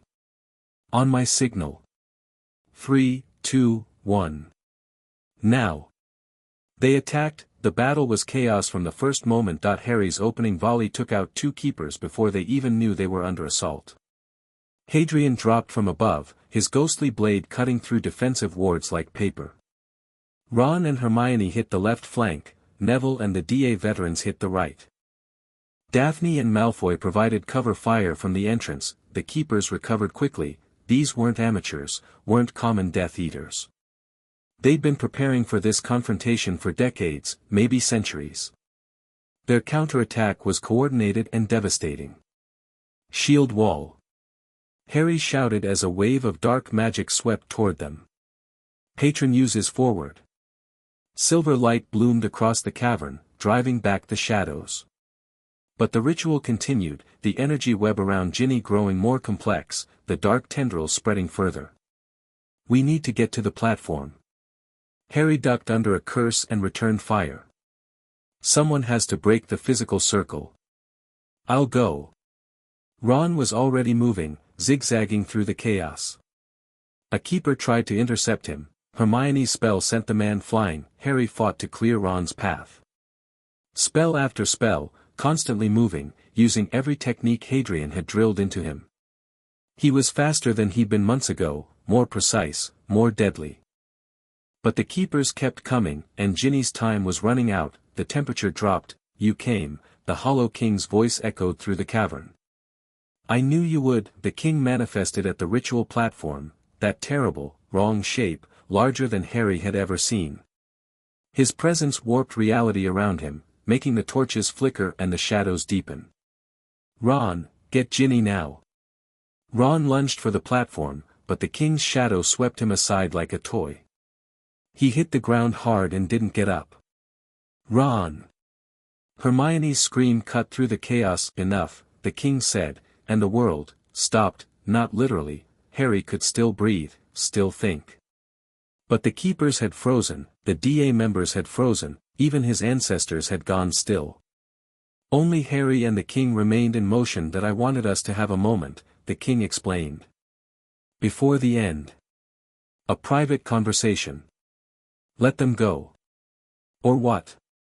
You'll fight me? The king's laugh was like breaking ice. You're in my sanctum, little Potter. My power here is absolute. The ritual is nearly complete. In moments, I'll have a body again, and nothing you do can stop that. Harry looked at Ginny, suspended in the web of energy. The dark tendrils covered half her face now, pulsing in rhythm with something Harry couldn't see. Then why talk? Why not just finish it? Because I want you to understand. I want you to see what you could have been part of. The king drifted closer. The Great Crossing isn't destruction. It's evolution. The next step in magical development. When the boundaries between life and death collapse, a new era begins. An era of your rule. Someone has to guide the transition. Someone has to maintain order as reality reshapes itself. The king's voice turned almost gentle. Join me, Harry. It's not too late. Accept my embrace, and I'll spare your friends. We'll build the new world together. Harry looked around the frozen cavern. At Ron, crumpled on the ground. At Hermione, face twisted with fear. At Daphne and Malfoy and Neville and all the others who'd followed him into this nightmare. That he thought about his ancestors.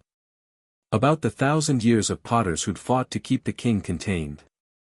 About Iolanthe's sacrifice, Hadrian's training, Fleamont and Euphemia's love. He thought about his parents, who'd died to protect him. About Cedric, about everyone who'd suffered because of Voldemort and the Keeper's centuries-long game. You know what I've realized? Harry said quietly. You're afraid. Afraid? The king's voice held genuine surprise. All that power. 9 centuries of planning. The greatest magical working in history about to be completed. And you're still trying to recruit me. Harry met the king's not eyes. Because somewhere deep down, you know there's a chance I can stop you. You're not certain of victory. You never have been.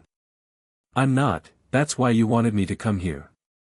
Why you gave me the location, the deadline, all of it. You wanted to watch me fail. You wanted to break my hope personally. Harry's voice hardened. But that's not what's going to happen. He raised his wand, pointing it at his own chest. What are you doing? Something my ancestors told me about. A technique from the Peveril line. One that only works when you're willing to pay the price. Harry spoke 3 words in a language older than English, older than Latin, older than any tongue still spoken. Light blazed from his wand, not silver like a Patronus, but gold, pure and burning. The light struck his heart and kept going. Flowing through him, filling him, transforming him. He felt his ancestors' power surge through the bloodline connection, not just the ghosts he'd summoned, but every Potter who'd ever lived. 1,000 years of magic, channeled through a single point. Stop. The king's voice was edged with something that might have been fear. Stop, you fool. That technique will kill you. Maybe. Harry felt his body burning, felt himself dissolving into pure light. But it'll kill you too. He released the power. What happened next would be debated by magical historians for centuries. Some said Harry Potter temporarily became pure magic, a being of living light that burned through the Hollow King like fire through paper. Others claimed he channeled the accumulated power of every Potter ancestor into a single devastating strike. Still others insisted that death itself intervened, reclaiming the piece of itself that Marcus Potter had stolen 900 years ago. All Harry knew was light and pain and the distant sound of screaming. When awareness returned, he was lying on cold stone, his body feeling like it had been taken apart and reassembled incorrectly. The cavern around him was in ruins, the platform shattered, the energy web dissolved, the Keeper circle scattered and broken, and Ginny was cradled in Ron's arms, unconscious but alive, the dark tendrils receding from her skin. Did we win? Harry croaked. You absolute idiot. Daphne was kneeling beside him, tears streaming down her face. You nearly died. Your heart stopped for almost a minute. But did we win? The king's gone. The ritual failed. The keepers are fleeing. Daphne grabbed his face, forcing him to look at her. But if you ever do something that's stupid again, I will personally kill you. Noted. Harry managed a weak smile. How's everyone else? Ron's got a concussion. Hermione's in shock. Neville took a curse to the shoulder. But everyone's alive. Daphne's voice cracked. Everyone's alive because of you. Because of us. Harry reached up and touched her cheek. I couldn't have done it alone. Damn right you couldn't. But she was smiling through her tears. Harry let his head fall back, staring at the cavern ceiling high above. The Hollow King was gone. The ritual had failed. Ginny was safe that they'd won. For now, the aftermath was complicated. The ministry arrived too late to be useful, as usual. Aurors swarmed the cave system, finding evidence of keeper activity stretching back centuries.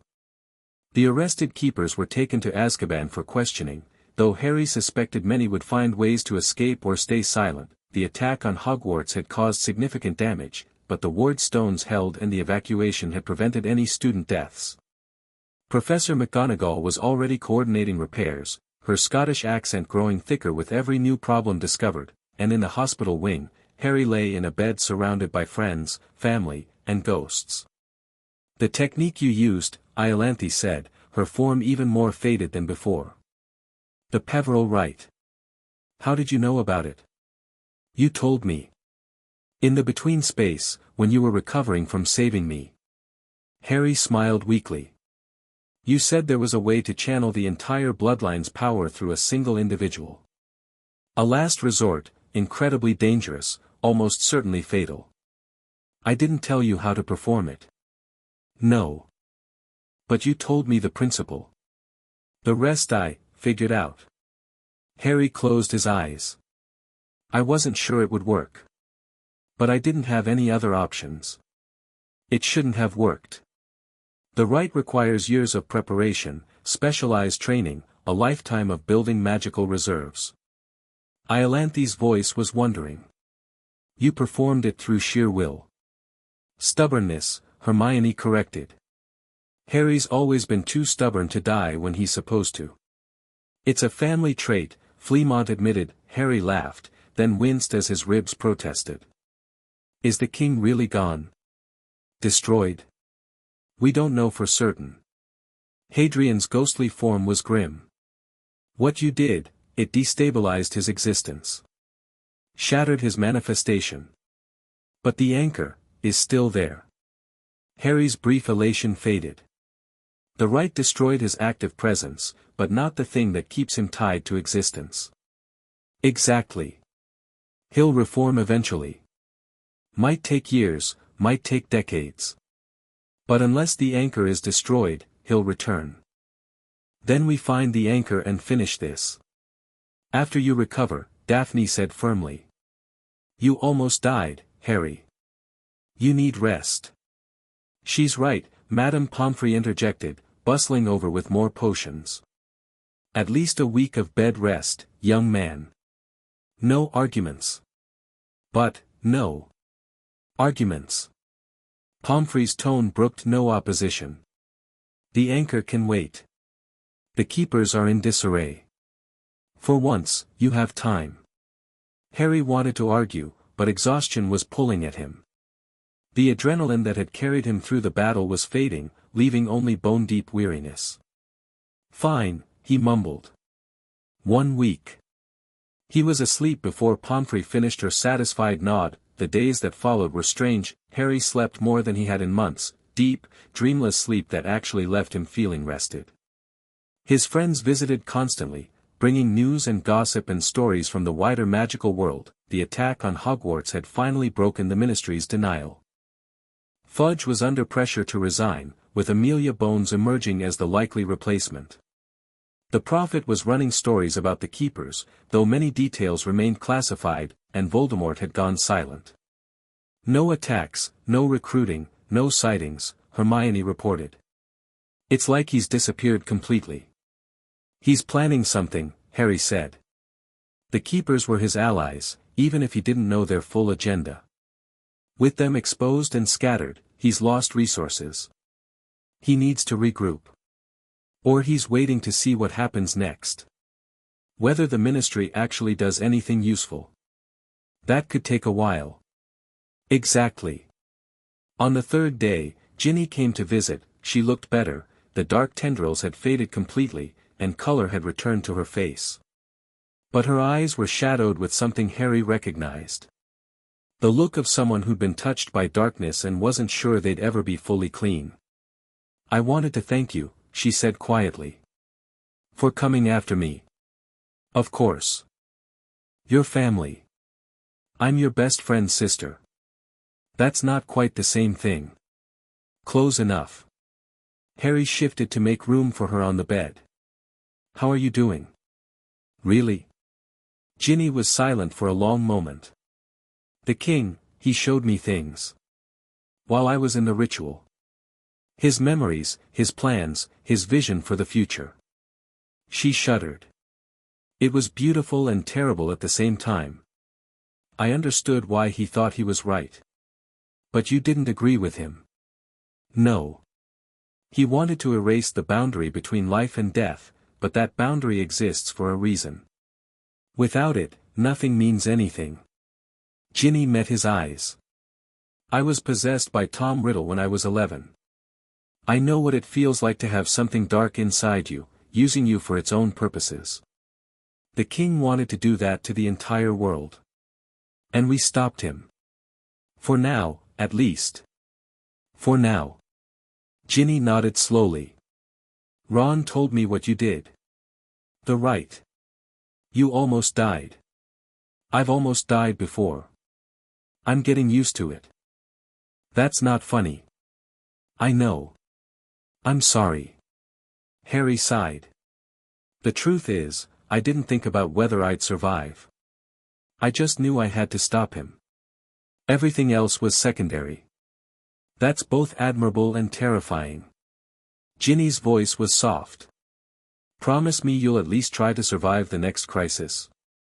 Some of us would miss you if you died." "I'll try. That's the best I can offer. I suppose it'll have to be enough." Ginny stood. "I should let you rest. But Harry? Thank you. For everything." She left, and Harry stared at the ceiling, thinking about promises and survival and the battles still to come. At the end of the week, Dumbledore visited. The headmaster looked older than Harry had ever seen him, lines carved deep around his eyes, his shoulders slightly stooped. The attack on Hogwarts had shaken him, Harry realized. The possibility of losing students under his protection. "Mr. Potter." Dumbledore sat in the chair beside Harry's bed. "I've been briefed on what happened in the cavern. Your use of the Peveril rite was extraordinary. It was necessary. Indeed. Though I confess, I didn't know such a technique existed. It's not in any text I've studied. It was family knowledge. Passed down through the bloodline." Harry met the old wizard's eyes. "Like a lot of things I should have learned years ago." Dumbledore nodded slowly. "You're angry with me. You have every right to be." "I was angry. Now I'm just tired." Harry sighed. "You kept me in the dark because you thought it would protect me. I understand the impulse. But you were wrong." "Yes. I was." Dumbledore's voice was heavy. "I've spent decades trying to prepare for Voldemort's return, trying to arrange events so that when the final confrontation came, you would be ready. But I focused so much on the end that I neglected the journey. I needed to know who I was. Where I came from. What I was fighting for." Harry sat up straighter. "My ancestors gave me that. In a few months, they taught me more about being a Potter than I learned in 5 years at Hogwarts. And they've made you formidable. The young man who faced the Hollow King is very different from the boy who came to this school knowing nothing of magic. Different doesn't mean better. No. But in this case, I think it does. Dumbledore's eyes softened. You've become what I hoped you would be, Harry. A leader. A protector. Someone capable of standing against the darkness. I'm not a symbol. I'm a person. You can be both. The best leaders usually are. Dumbledore leaned back. I came here to offer something. A gesture of reconciliation, I suppose. What kind of gesture? The prophecy. The full prophecy, with all its implications explained. I should have told you years ago. I'm telling you now. He paused. And something else. Something I've been keeping secret for a very long time. Harry waited. I know where the resurrection stone is. Harry's breath caught. You, what? It was hidden by Voldemort years ago. I've tracked its location but haven't been able to retrieve it. The defenses are considerable. But with your abilities, your allies. Dumbledore smiled slightly. I believe we might finally have a chance. You want to help me find the Hallows? I want to help you end this war. All of it. Voldemort, the Keepers, the Hollow King's legacy. Dumbledore's expression was grave. I've been playing chess with evil for too long, Harry. It's time to stop playing and start winning. Harry studied the old man, his mentor, his manipulator, his sometime ally. There was genuine sincerity in Dumbledore's eyes, but also calculation. The offer wasn't entirely selfless. Nothing with Dumbledore ever was, but it was still an offer. And Harry needed all the help he could get. All right, he said finally. Tell me everything. And for the next 3 hours, Albus Dumbledore did exactly that. The resurrection stone was hidden in the Gaunt Shack, the ancestral home of Voldemort's wizarding family, now a decrepit ruin in a village called Little Hangleton. The defenses were exactly as Dumbledore had described, a curse that would kill anyone who touched the stone without proper precautions. I found it years ago, Dumbledore explained. Before I fully understood the Keeper's involvement. I thought it was simply another of Voldemort's Horcruxes. Horcrux. Dumbledore hesitated, then nodded. Dark magic of the worst kind. Voldemort split his soul into multiple pieces, each hidden in a different object. The stone is one such container. Harry felt sick. His soul is in the resurrection stone. A fragment of it. The stone itself is still the genuine artifact, it still retains its peveril power. But it's also been corrupted by Voldemort's magic. Handling it without destroying the Horcrux first would be unwise. Can you destroy it? The Horcrux part? I believe so. But the process is delicate. If done incorrectly, it could destroy the stone entirely, or release the soul fragment in a very unpleasant way. Harry thought about the implications. The resurrection stone, the second Hallow, finally within reach. But tainted by Voldemort's darkness, trapped behind lethal defenses. We need a plan, he said. A careful one. Indeed. Dumbledore smiled slightly. I was hoping you might say that. The planning took another week. Harry, now discharged from the hospital wing, worked with Dumbledore and his inner circle to map out the approach. The Gaunt Shack's defenses were formidable, Voldemort had been thorough. But they weren't insurmountable. The killing curse on the stone requires direct contact, Hermione explained, studying Dumbledore's notes. If we can levitate it, manipulate it without touching it, the curse will still activate, Dumbledore corrected. The magic doesn't distinguish between physical touch and magical manipulation. Any attempt to move the stone triggers the response. Then how do we get it? By convincing the curse that we're not taking the stone. That we're merely examining it. Harry frowned. Can curses be convinced? Old curses, ones designed by clever wizards, often have loopholes built in. Voldemort created this defense to protect himself, he needed a way to access the stone when he wanted it. There's a key somewhere. A way to temporarily deactivate the curse. Any idea what it is? Several theories. None confirmed. Dumbledore's eyes twinkled slightly.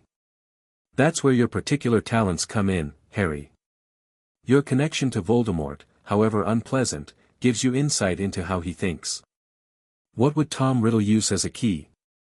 Harry considered. He knew Voldemort, had been in his mind, felt his emotions, understood his obsessions. The Dark Lord valued power, blood purity, magical superiority. But beneath all that was something deeper. His heritage, Harry said slowly. The Gaunts. The Slytherin bloodline. That's what the stone represents to him, proof that he's special, that he deserves to be immortal. He paused. The key would be something that demonstrates that heritage. Parseltongue, maybe. Parseltongue. Dumbledore nodded thoughtfully. The language of snakes. Voldemort's most distinctive inherited ability. I can speak it too. Because of the connection between us. Indeed. And that might be exactly what we need.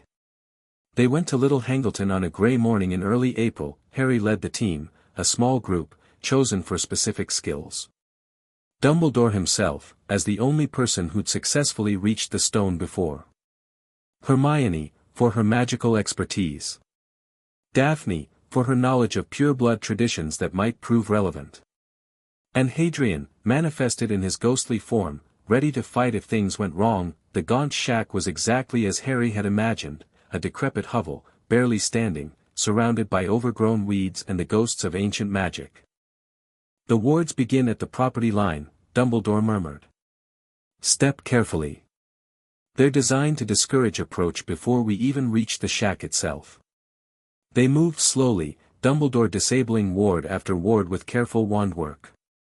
Each step took minutes of painstaking effort. By the time they reached the shack's door, an hour had passed. The stone is inside, Dumbledore said. On the floor, beneath a floorboard. I've seen it before, felt the curse. That's as far as I got. Let me try. Harry stepped forward. The interior was dark and musty, decay eating at every surface. Harry's wand light revealed a room that had once been someone's home, now abandoned, forgotten, left to rot. That he could feel the stone. A pull, like a hook behind his navel, drawing him toward a specific spot. The Hallow recognized him, recognized his Peverell blood. Harry knelt beside the indicated floorboard. The curse was here, he could feel it coiled around the stone like a serpent, ready to strike. Lethal magic, designed by one of the most powerful dark wizards in history. That he opened his mouth and spoke in Parseltongue. I am heir of Slytherin's blood. I seek what belongs to my family. The curse shifted. Considered him. The serpentine magic tasted his words, his intention, his magical signature. You carry the enemy's scent, a voice hissed, not aloud, but in Harry's mind. The one who opposed our master. I carry my own scent. I am my own master. Harry held his ground. The stone calls to me. Let me pass. Silence. The curse coiled tighter, then slowly, grudgingly, began to withdraw. Take what you came for. But know that our master will feel this. He will come for you. Let him come. I'll be ready. The curse retreated completely. Harry lifted the floorboard and found a small golden box, tarnished with age. Inside, resting on a bed of decayed velvet, was a ring, the Resurrection Stone. Harry could feel its power, older than Hogwarts, older than the Potter line, older than almost anything in magical Britain. The Hallow recognized him, welcomed him. I have it, he said quietly. Behind him, he heard Dumbledore release a breath he'd been holding. Extraordinary, the headmaster murmured. I spent years trying to bypass that curse. You did it in minutes. The curse was designed to keep out enemies. I convinced it I wasn't one. Harry carefully closed the box. Now we need to destroy the Horcrux. That can be done more safely back at Hogwarts. For now, let's leave before Voldemort realizes what's happened. They withdrew, more quickly than they'd entered. The wards were still down from Dumbledore's earlier work, and within 20 minutes they were beyond the property line, safely beyond the shack's influence. Harry looked back at the decrepit building, the ancestral home of Tom Riddle's magical family. A place of decay and death, of twisted magic and dark memories. Then he turned away and walked toward the future. Chapter 6. The space between the Horcrux died screaming. Harry watched through the protective barrier as Dumbledore drove the Sword of Gryffindor through the Resurrection Stone's setting. Black smoke erupted from the ring, twisting into a face, Tom Riddle's face, young and handsome and contorted with rage. Before dissolving into nothing, the stone itself remained intact, the Horcrux destroyed without damaging the Hallow. "It's done," Dumbledore said quietly, lowering the sword. "The soul fragment is gone." Harry stepped forward and picked up the ring. The stone felt different now, cleaner somehow, the dark taint that had surrounded it burned away. When he touched the setting, he felt nothing but ancient power, waiting patiently for a worthy user. "Two Hallows," Daphne said from beside him. "The cloak and the stone. Only the wand remains. The wand is mine to give." Dumbledore's voice was steady. "When the time is right." Harry looked at the headmaster. "When will that be?" "When you're ready to face what comes after."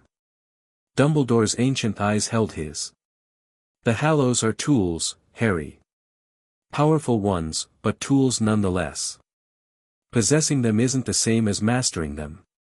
That requires understanding, of the Hallows, of death itself, of what you're truly fighting for." "I know what I'm fighting for." "Do you? Tell me." Harry considered the question. A month ago, he might have answered differently: survival, revenge, protection of his friends. But the battle in the cavern had changed something. The Peveril Rite had shown him things about himself he hadn't fully understood before. "I'm fighting for the right of things to end," he said slowly. "Death isn't the enemy. The Hollow King wants to erase the boundary between life and death, to make existence eternal and unchanging. But that's not life, that's stagnation. Things have to end for new things to begin. That's what makes life meaningful." Dumbledore smiled, a real smile, warm and genuine. "Now you're beginning to understand." The weeks following the Horcrux's destruction were strangely peaceful. Voldemort had gone to ground completely, his forces scattered and disorganized. The Keepers were in disarray, their leadership exposed and their centuries-old plan in ruins. For the first time since Harry's return to the magical world, there was no immediate crisis demanding his attention that he used the time to train. To learn. To prepare for what he knew was coming. The Resurrection Stone allows communication with the dead, Iolanthe explained during one of their sessions. But mastering it means more than just summoning spirits. It means understanding death itself, not fearing it, not denying it, but accepting it as part of existence. How do I do that? By facing it. By looking death in the eye and not flinching. Iolanthe's form flickered. The stone will test you. Show you things you may not want to see. If you can accept those visions without breaking, you'll begin to master its power. Harry held the ring in his hands, feeling its weight. What kind of visions? Your own death. The deaths of everyone you love. The infinite variations of how existence ends. Iolanthe's voice was gentle. It's not pleasant. But it's necessary. Harry took a deep breath and turned the stone 3 times in his hand. The vision came like drowning. Harry stood in a graveyard, not a metaphorical one, a real cemetery with headstones stretching in every direction. The names on the stones were familiar: Weasley, Granger, Longbottom, Greengrass. Every person he cared about, every ally he'd built, and in the center, a massive monument carved from black marble: Potter. You see the end, a voice said behind him. Harry turned to find a figure in robes, face hidden by a deep hood. Every path leads here eventually. Who are you? You know who I am. The figure pushed back its hood, revealing nothing. An absence where a face should be. I am what waits for everyone. What Marcus Potter tried to conquer. What you must accept. Death. If you like. Names have power, but I exist beyond naming. The figure gestured at the graveyard. This is one possible future. A war that claims everyone you love. You survive alone, haunted by failure. That's not going to happen. Perhaps not. Or perhaps it will. Death moved closer. The stone shows possibilities. Probabilities. The endless ways existence can end. Most who use it are driven mad by the visions. They see too much, understand too little. And you're here to, what? Drive me mad? I'm here because you called me. The stone creates a bridge, and you crossed it. Death tilted its faceless head. You're interesting, Harry Potter. Most who seek the Hallows want to defeat me. You're the first in centuries who seems to understand that's not the point. What is the point? To accept what I am. To stop fighting the inevitable and instead focus on what you can control, how you live, not how you die. The graveyard dissolved, replaced by a different scene. Harry at age 70, gray-haired and wrinkled, surrounded by children and grandchildren.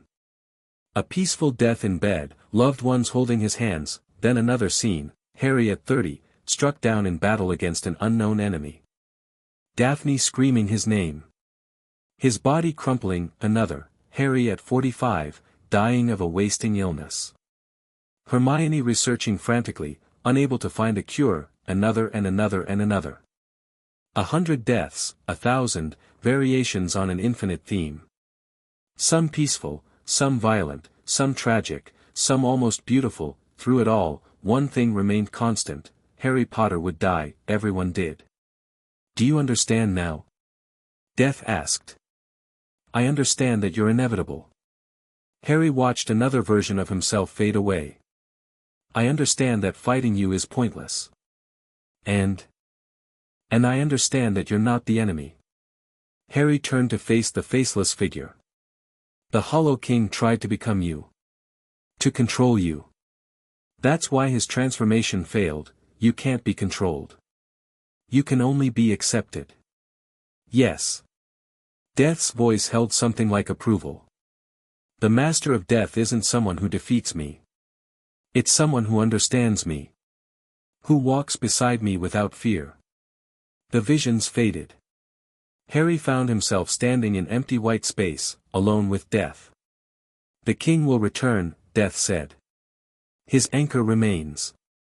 When he reforms, he'll be angrier than before, more desperate. He'll stop trying to recruit you and start trying to destroy you. I know. And you accept this? I accept that I might die fighting him. I accept that everyone dies eventually. Harry squared his shoulders. But I also accept that I'm going to do everything in my power to stop him. Not because I think I'll live forever, but because what he represents is wrong. The Great Crossing. The merger of life and death. Exactly. Death should exist. It gives life meaning. The king wants to erase that, to create an eternal stagnation where nothing ever truly ends. Harry met Death's absent gaze. That's worse than dying. That's the death of meaning itself. Death was silent for a long moment. You'll do, it said finally. The stone accepts you. Use its power wisely. The white space shattered, and Harry was back in the room of requirement, the ring clutched in his trembling hand. Hours had passed, his friends were gathered around him, faces tight with worry. Harry? Daphne's voice was strained. Can you hear me? I hear you. Harry's voice was hoarse. I'm okay. I think the stone accepted me. You were gone for 6 hours, Hermione said. We couldn't wake you, couldn't detect any vital signs. We thought you were dead. I might have been. Temporarily. Harry looked at the ring, at the stone set in ancient gold. But I came back. The dreams changed after that. Before, Harry's sleeping mind had been a battleground, the Hollow King reaching for him, Voldemort's emotions bleeding through their connection, visions of death and destruction. Now there was peace. A sense of being watched over, protected by something vast and patient. Death walked beside him in his dreams, not threatening, just present. A reminder of what he'd accepted. "You're different," Daphne observed one morning, studying him across the breakfast table. "Calmer. More centered. I faced something I'd been running from my whole life." Harry sipped his tea. "Turns out it wasn't as scary as I thought." "Want to elaborate?" "Not really. It's hard to explain." He met her eyes. "But I'm ready now. For whatever comes next. The Hollow King's anchor. And everything else. Voldemort. The Keepers. All of it." Harry reached across the table and took her hand. "I know how this ends, Daphne. I've seen it. Every possible version. And I die. Eventually. Just like everyone does." He smiled slightly at her worried expression. "That's not a prediction, it's a fact. The question isn't whether I'll die, but what I do with the time I have. You're being very philosophical about your own mortality. The stone gives you perspective." Harry squeezed her hand. "I've seen futures where we win and futures where we lose. Futures where I die young and futures where I die old. The one constant is that the fighting matters. What we're doing matters. Even if we fail, trying is worth it." Daphne was quiet for a long moment. "I don't want you to die. I don't want to die either. And I'm going to fight like hell to survive." Harry leaned forward. "But I'm not afraid anymore. That's the difference. The fear was holding me back, making me hesitate when I should have been acting. Now it's gone. What replaced it? Acceptance. Purpose." Harry smiled. "And something else. Something I've been meaning to talk to you about. Oh. When this is over, the war, the king, everything, I want to build something with you. A life. A future." Harry's voice was steady despite his racing heart. "I love you, Daphne. I probably have for a while. I just wasn't ready to say it." Daphne stared at him, ice blue eyes wide. "You're telling me this now? In the middle of breakfast? Would you prefer a more dramatic setting? I could arrange moonlight and roses. I would prefer not to have a heart attack." But she was smiling, tears gleaming at the corners of her eyes. "You impossible, reckless, wonderful idiot. I love you too." She leaned across the table and kissed him. It was awkward, dishes in the way, an angle that shouldn't have worked, but Harry didn't care. This was real. This was worth fighting for. When they finally broke apart, Daphne's smile was radiant.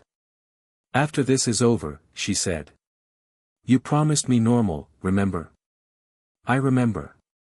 I'm holding you to it. A proper courtship. Dinner with my family. All the traditional pure-blood nonsense. I'll endure it. You'll enjoy it."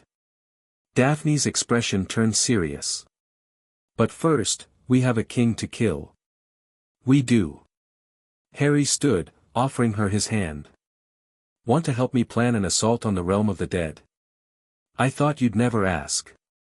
The planning took 2 weeks. Iolanthe had recovered enough to provide detailed information about the Hollow King's sanctum, the place where Marcus Potter had performed his original transformation, where the anchor that kept him tethered to existence was hidden. "It exists partly in the mortal world and partly in the between space," she explained, sketching diagrams on parchment that shimmered with ghostly light. "The transformation required straddling the boundary, and the sanctum remains fixed at that crossroads. How do we reach it? The mortal entrance is in Yorkshire, a cave system near Whitby. The magical entrance requires passing through the between space itself." Iolanthe paused. "The first path is dangerous. The second is potentially lethal. What's the difference? The mortal entrance is guarded by keeper defenses, wards, traps, possibly servants who've remained loyal. Difficult but survivable with proper preparation. Iolanthi's form flickered. The between-space path would take you through the king's domain directly. He's weakened from your attack, but not destroyed. If he catches you there, then we take the mortal path. Harry studied the diagrams. How many people can we bring? The cave system is narrow. More than 10 would be unwieldy. But you'll need enough firepower to break through whatever defenses remain. My inner circle. The core DA members who've proven themselves in combat. Harry made mental calculations. 8 people total, plus any ancestors who can manifest. We'll be there, Hadrian promised, materializing beside him. All of us who can still fight. The team assembled over the following days. Harry, Ron, Hermione, Daphne, Neville, Luna, the Weasley twins. 8 fighters, bound by friendship and shared purpose. This could be a one-way trip, Harry told them bluntly. The King's Sanctum is more dangerous than anything we've faced before. If any of you want to back out, now's the time. No one moved. We've come this far together, Ron said. We're not stopping now. Besides, Fred added with a grin, can you imagine the stories? The time we broke into the realm of the dead and punched an immortal horror in the face. Very poetic, George agreed. We'll put it on the shop sign. Harry looked at his friends, his family, really, and felt something warm bloom in his chest. Love. Gratitude. The certainty that whatever happened, they'd face it together. Then let's go kill a king. The cave entrance was exactly where Iolanthe had described, a dark opening in a Yorkshire cliff face, invisible to Muggle eyes and nearly invisible to magical ones. The wards surrounding it were old and powerful, but not insurmountable. Keeper work, Hermione murmured, examining the magical signatures. Similar to what we found in Wales. They've been maintaining this place for centuries. Can you break through?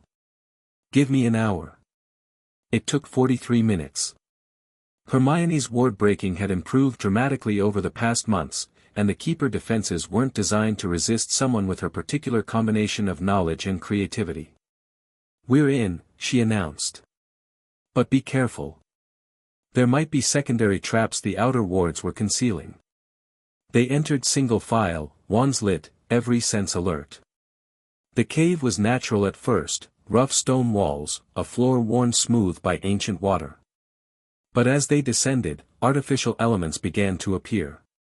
Carved steps. Runes etched into the rock. Torches that burst into flame as they passed. Someone's been here recently, Daphne observed. The dust is disturbed. Keepers checking on their prize? Ron suggested. Maybe. Or, the attack came without warning, figures erupted from side passages, not shadows this time, but real keepers in physical form. Harry counted 6, 7, 8 opponents surrounding his team. Ambush. Neville shouted, shield charm already flaring, the corridor exploded into chaos. Spells flew in every direction, illuminating the darkness with flashes of colored light. Harry found himself dueling 2 keepers at once, their techniques refined and deadly, but Harry had spent months training for exactly this. He moved with fluid precision, deflecting curses, returning fire, using the narrow space to limit his opponent's angles of attack. Hadrian's spectral form swept through the fight, his ghostly blade disrupting the keeper's formations. Push through. Harry shouted. Don't let them pin us down. They fought forward, step by bloody step. Luna took a glancing hit to the shoulder, George caught a cutting curse across his chest. But the keepers fell, one by one, until only 2 remained. Surrender, Harry ordered, wand pointed at the nearest. We don't have to kill you. The keeper laughed, a hollow, terrible sound. Kill us?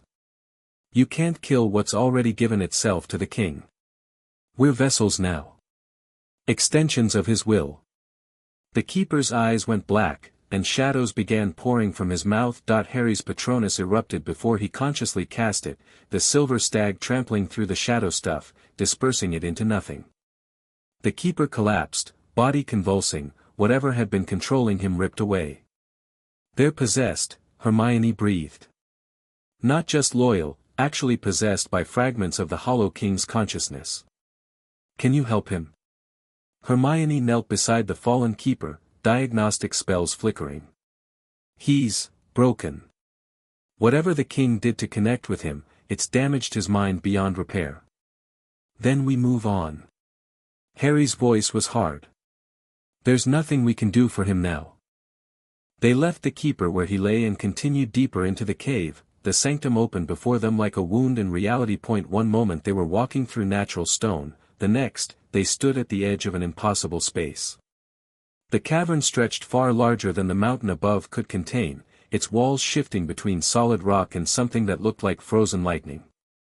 At the center, on a pedestal of black crystal, a heart made of pure shadow pulsed with slow, malevolent rhythm. "The anchor," Iolanthe whispered, her ghostly form barely visible in the strange light. "Marcus's heart.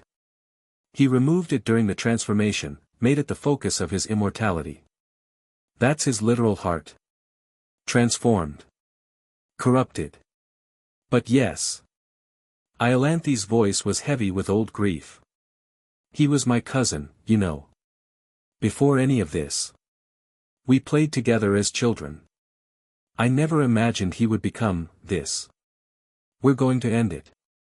Harry stepped forward into the sanctum. "Today."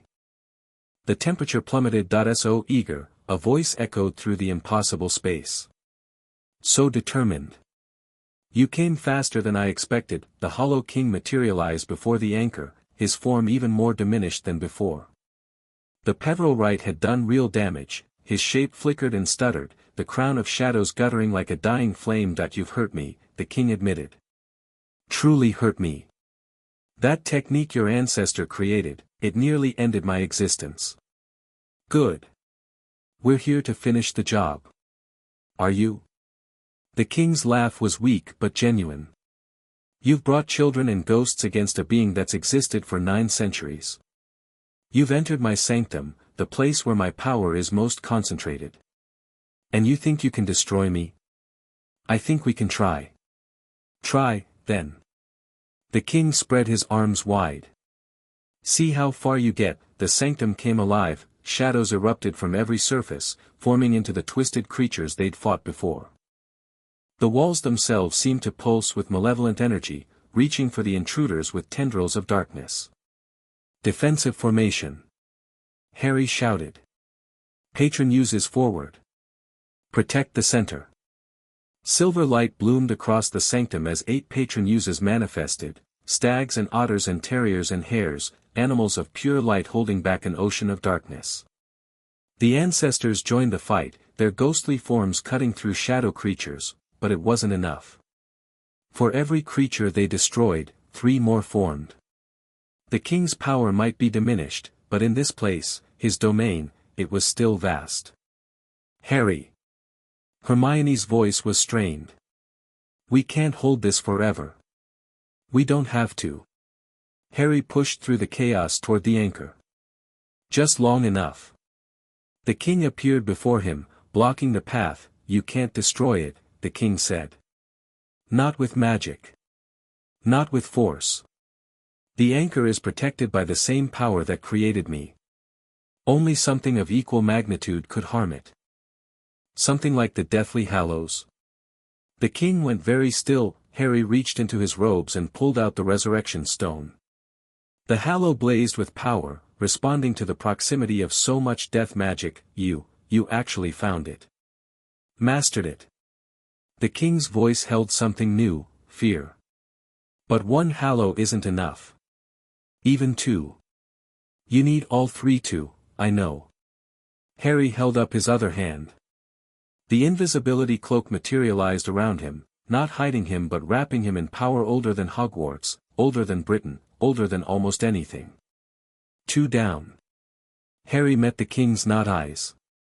"And for the 3rd, he reached out, not with his hand but with his will. The connection he'd built with Dumbledore over the past weeks, the trust they'd slowly reconstructed. The bond between master and student, between generations of those who'd fought against darkness, and Albus Dumbledore, waiting at the cave entrance as backup, felt the call and answered it. The Elder Wand appeared in Harry's hand. 3 Hallows. United for the first time in centuries. Power beyond measure, beyond comprehension, flowing through a single vessel, Harry Potter became, in that moment, the master of death. The sensation was indescribable. Harry felt himself expand, his consciousness touching every corner of the sanctum, every shadow, every mode of light. He felt the barrier between life and death like a physical thing, thin and fragile, but vital. Essential. The membrane that kept existence from collapsing into chaos. That he understood, finally, what the Hallows were really for. Not conquest. Not immortality. Balance. The ability to walk the line between worlds, to understand both sides without being consumed by either. The Hollow King saw this understanding dawn and howled with rage. No. The Hallows were supposed to be mine. That power was meant for me. They were never meant for conquest, Harry said, his voice resonating with harmonics that weren't entirely human. They were meant for guardianship. For protecting the balance between life and death. Balance is stagnation. I will not be bound by the same rules as lesser beings. You don't have a choice. Harry raised the Elder Wand and pointed it at the Shadow Heart. The resurrection stone pulsed in his other hand. The cloak wrapped around him like a second skin. Power flowed, not destructive power, though destruction was part of it. Something deeper. Something that reached into the fundamental nature of reality and corrected it. The anchor screamed. It was a sound that went beyond hearing, a vibration that shook the sanctum to its foundations. The Shadow Heart thrashed in its crystal prison, tendrils of darkness lashing out in all directions, but the Hallows' power was inexorable. It touched the anchor, and the anchor began to dissolve. Stop. The Hollow King threw himself at Harry, pouring everything he had into one final attack. Harry didn't flinch. The cloak absorbed the assault, the stone channeled its energy harmlessly into the between space, the wand struck back with precise, devastating force. The king's form shattered, not into darkness, not into shadows, into light. Pure, clean light that rose toward the cavern ceiling and dispersed. Marcus Potter, freed at last from the corruption he'd inflicted on himself 9 centuries ago, finally allowed to die. The anchor followed moments later. The Shadow Heart crumbled into dust, then less than dust, then nothing at all. The sanctum shuddered.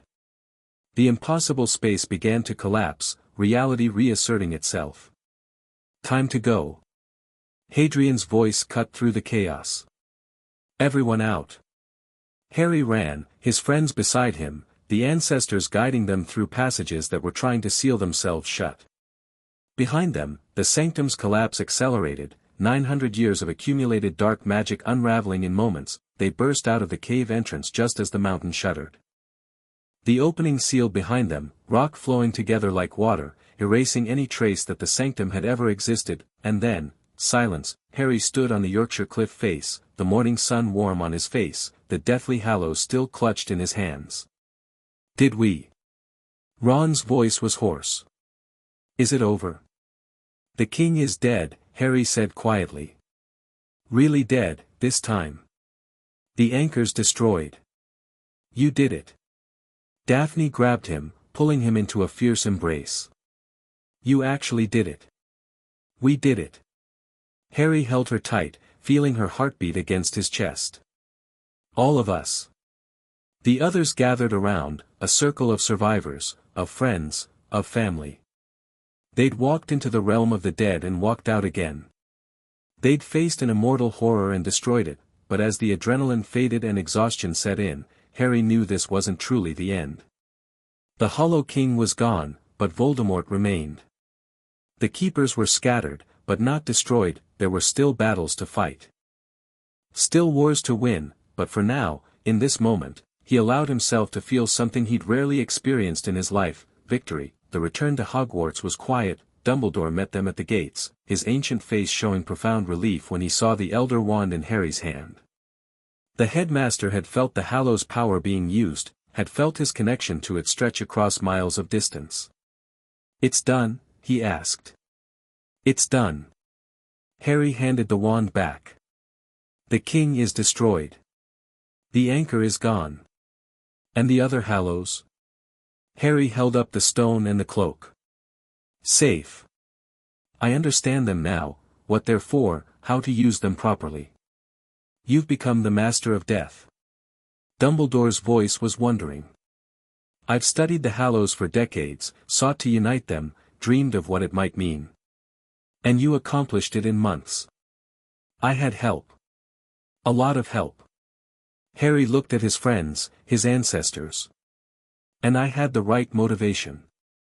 Love," Dumbledore said softly. "The power the Dark Lord knows not. I always believed it would be the key. Love is part of it. But also acceptance. Understanding that death isn't the enemy, that fighting it only makes things worse." Harry paused. The Hollow King failed because he couldn't accept his own mortality. He tried to conquer death instead of learning to live with it. A lesson many powerful wizards have failed to learn. Dumbledore's eyes were old, weary, knowing. "Including, I confess, myself.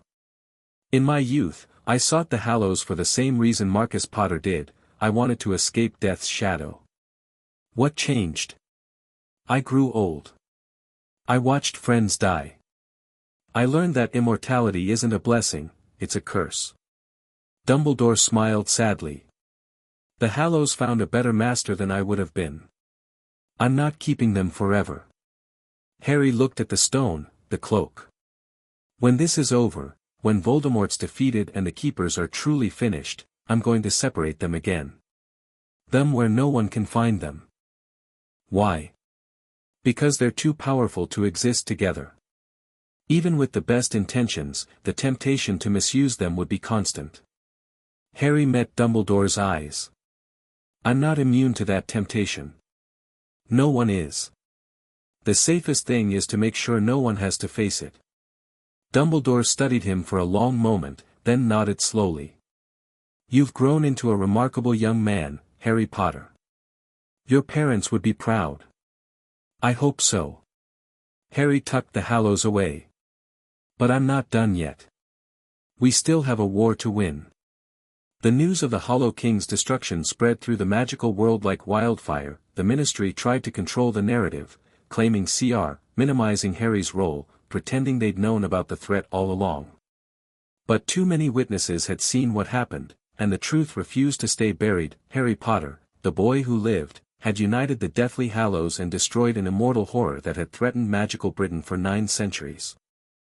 He was no longer just a symbol of resistance against Voldemort. He was something more, a legend in his own time. "They're calling you the Master of Death," Hermione reported, showing him the Prophet headline. "There's talk of statues, commemorative stamps, formal recognition from the Wizengamot. I don't want any of that." "I know. But you might not have a choice.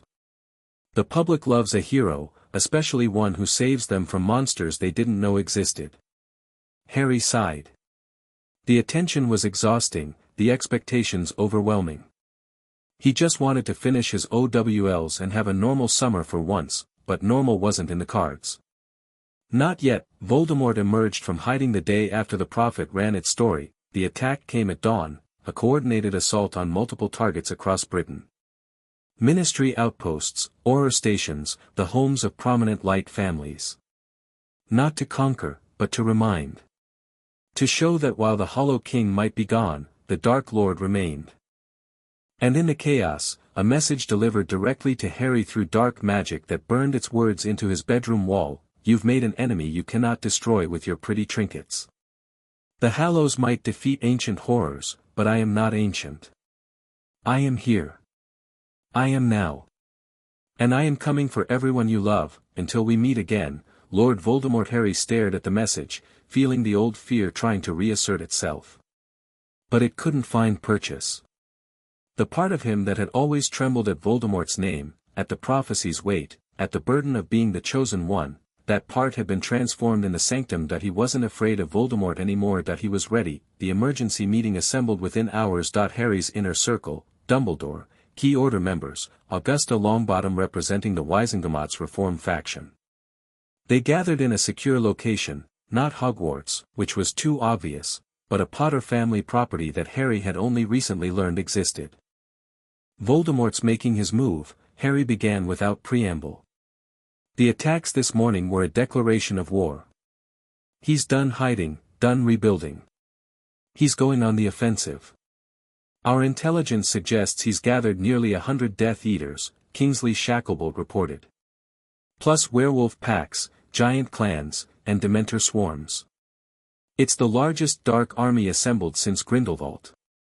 Can we match those numbers? The Order has 40 active fighters. The Auror Corps, maybe another 60 who aren't compromised by Ministry politics. Your DA adds another 70 or so. Kingsley shook his head. We're outnumbered nearly 2 to 1. Numbers aren't everything, Hadrian interjected, his ghostly form visible to everyone present. Quality matters more than quantity. Our forces are trained, motivated, fighting for something they believe in. His are held together by fear and power. They're also backed by a Dark Lord who's killed more wizards than anyone else in British history, Mad-Eye Moody countered. Let's not get overconfident. We're not overconfident. Harry stood, commanding the room's attention. We're prepared. I've spent the last year building for exactly this moment. Training fighters, making alliances, gathering intelligence. When Voldemort comes, and he will come, we'll be ready. What's the plan? Augusta asked. We don't wait for him to choose the battleground. We take the fight to him. Harry moved to a map spread across the table. Our intelligence has identified 3 key locations: the Malfoy Manor, where he's been operating from, the Lestrange Vault at Gringotts, where several of his Horcruxes are hidden, and the Riddle House in Little Hangleton, his spiritual home. Horcruxes. Several people looked confused. Soul containers, Dumbledore explained. Voldemort split his soul to achieve immortality. We've destroyed several, including one hidden in my own office for years without my knowledge. But others remain. We hit all 3 locations simultaneously, Harry continued. Divide his forces, destroy his Horcruxes, strip away his support structure. Then, when he's weakened and isolated, we end him. That's an ambitious plan, Moody growled. A lot can go wrong. A lot can go wrong with any plan. At least this one puts us on the offensive. Harry met each set of eyes around the table. I'm not asking anyone to do this alone. We fight together, or we don't fight at all. The silence stretched. I'm in, Ron said firmly. As am I, Hermione added. One by one, voices joined. Daphne. Neville. The Weasley twins. Kingsley. Moody. Even Augusta Longbottom, her stern face showing reluctant approval. Very well, Dumbledore said finally. We'll need time to prepare. To coordinate. But the strategy is sound. He looked at Harry with something like pride. Lead us, Master Potter. Show us how Potters fight. Harry nodded, feeling the weight of leadership settle fully onto his shoulders. Let's get to work. The preparations took 3 weeks. Harry threw himself into the planning, coordinating with allies, training with his ancestors, studying everything they knew about Voldemort's defenses. The Hallows remained with him, their power a constant presence at the edge of his awareness. Daphne was beside him through all of it, challenging his assumptions, offering insights, keeping him grounded when the pressure threatened to overwhelm. You need to sleep, she told him one night, finding him still awake at 3 a.m. You're no good to anyone exhausted. I can't. Every time I close my eyes, I see everything that could go wrong. Then see what could go right instead. She settled beside him, her warmth a comfort. We've beaten impossible odds before. We'll beat them again. This is different. This is the end, one way or another. Either we destroy Voldemort, or he destroys everything we've built. Then we destroy him. Daphne's voice was fierce. You've faced ancient horrors and won. One deranged dark wizard shouldn't be beyond you. Harry laughed despite himself. When you put it that way, I put it the way it is. Tom Riddle is a monster, but he's a mortal monster. He can be killed. He will be killed. Daphne took his hand. And after he's dead, we'll have that normal life you promised me. Dinner with your family. Proper courtship. All the traditional pure-blood nonsense. Every bit of it. She kissed him softly. Now sleep. Tomorrow we have a war to win. Harry closed his eyes, and for the first time in weeks, the dreams were peaceful. The assault began at dawn on May 1. 3 strike teams, 3 targets, simultaneous attacks designed to shatter Voldemort's power base in a single devastating blow. Harry led the team targeting Malfoy Manor, the heart of Voldemort's operations, where the Dark Lord himself was likely to be found. Ron and Hermione commanded the Gringotts strike, supported by goblin allies who had no love for the wizard who'd stored dark in their vaults. Kingsley led the assault on the Riddle House, aimed at destroying the last of Voldemort's Horcruxes. The manor's wards were formidable, but Draco Malfoy, who had chosen his side definitively, provided the key to bypass them. Harry's team appeared inside the grounds just as the sun crested the horizon. Death Eaters, incoming! Neville shouted. The battle began. It was brutal from the first moment. Death Eaters poured from the manor, curses flying. Harry's team responded with trained precision, shields interlocking, offensive spells coordinated. The training they'd done, the months of preparation, paid off immediately. Harry fought at the front, the Elder Wand blazing with power. He'd borrowed it from Dumbledore for this final battle, the headmaster insisting that Harry needed every advantage against Voldemort. The wand responded to him like it had been made for his hand, its magic amplifying his own. Push forward. Harry ordered. We need to reach the manor itself. They advanced through gardens that had been beautiful once, now trampled and burning. Death Eaters fell, some stunned, some worse.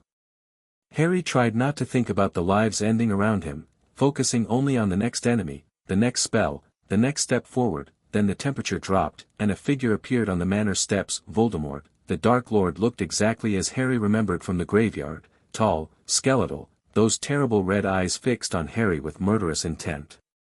But there was something different in his expression now. Something that might have been respect.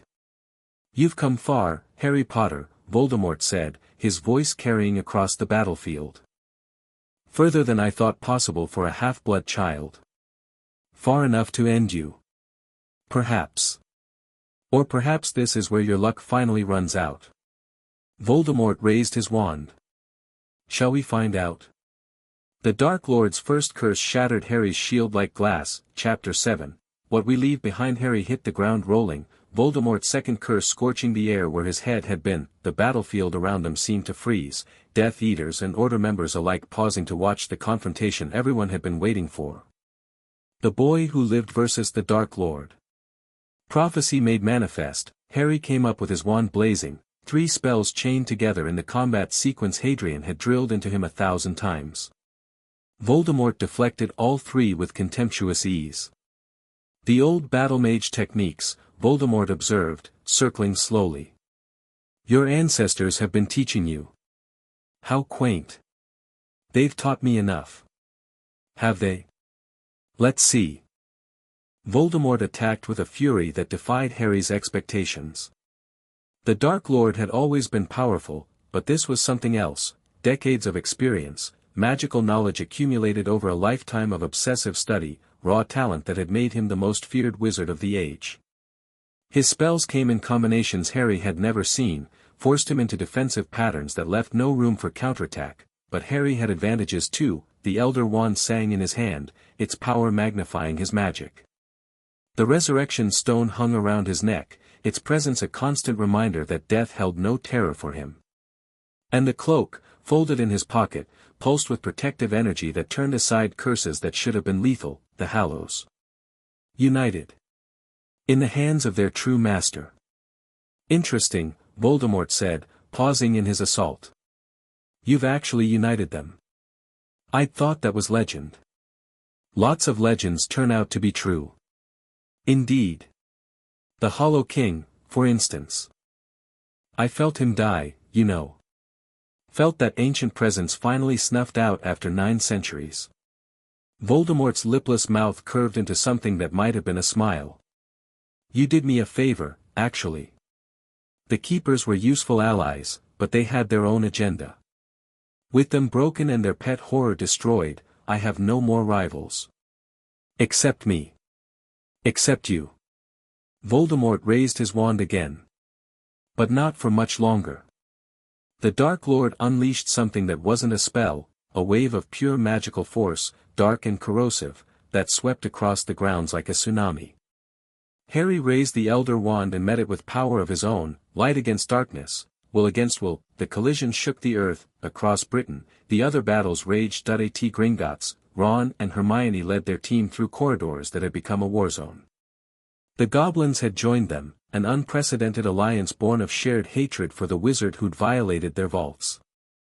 Death Eater guards fell before the combined assault, and the team pressed deeper into the bank's depths.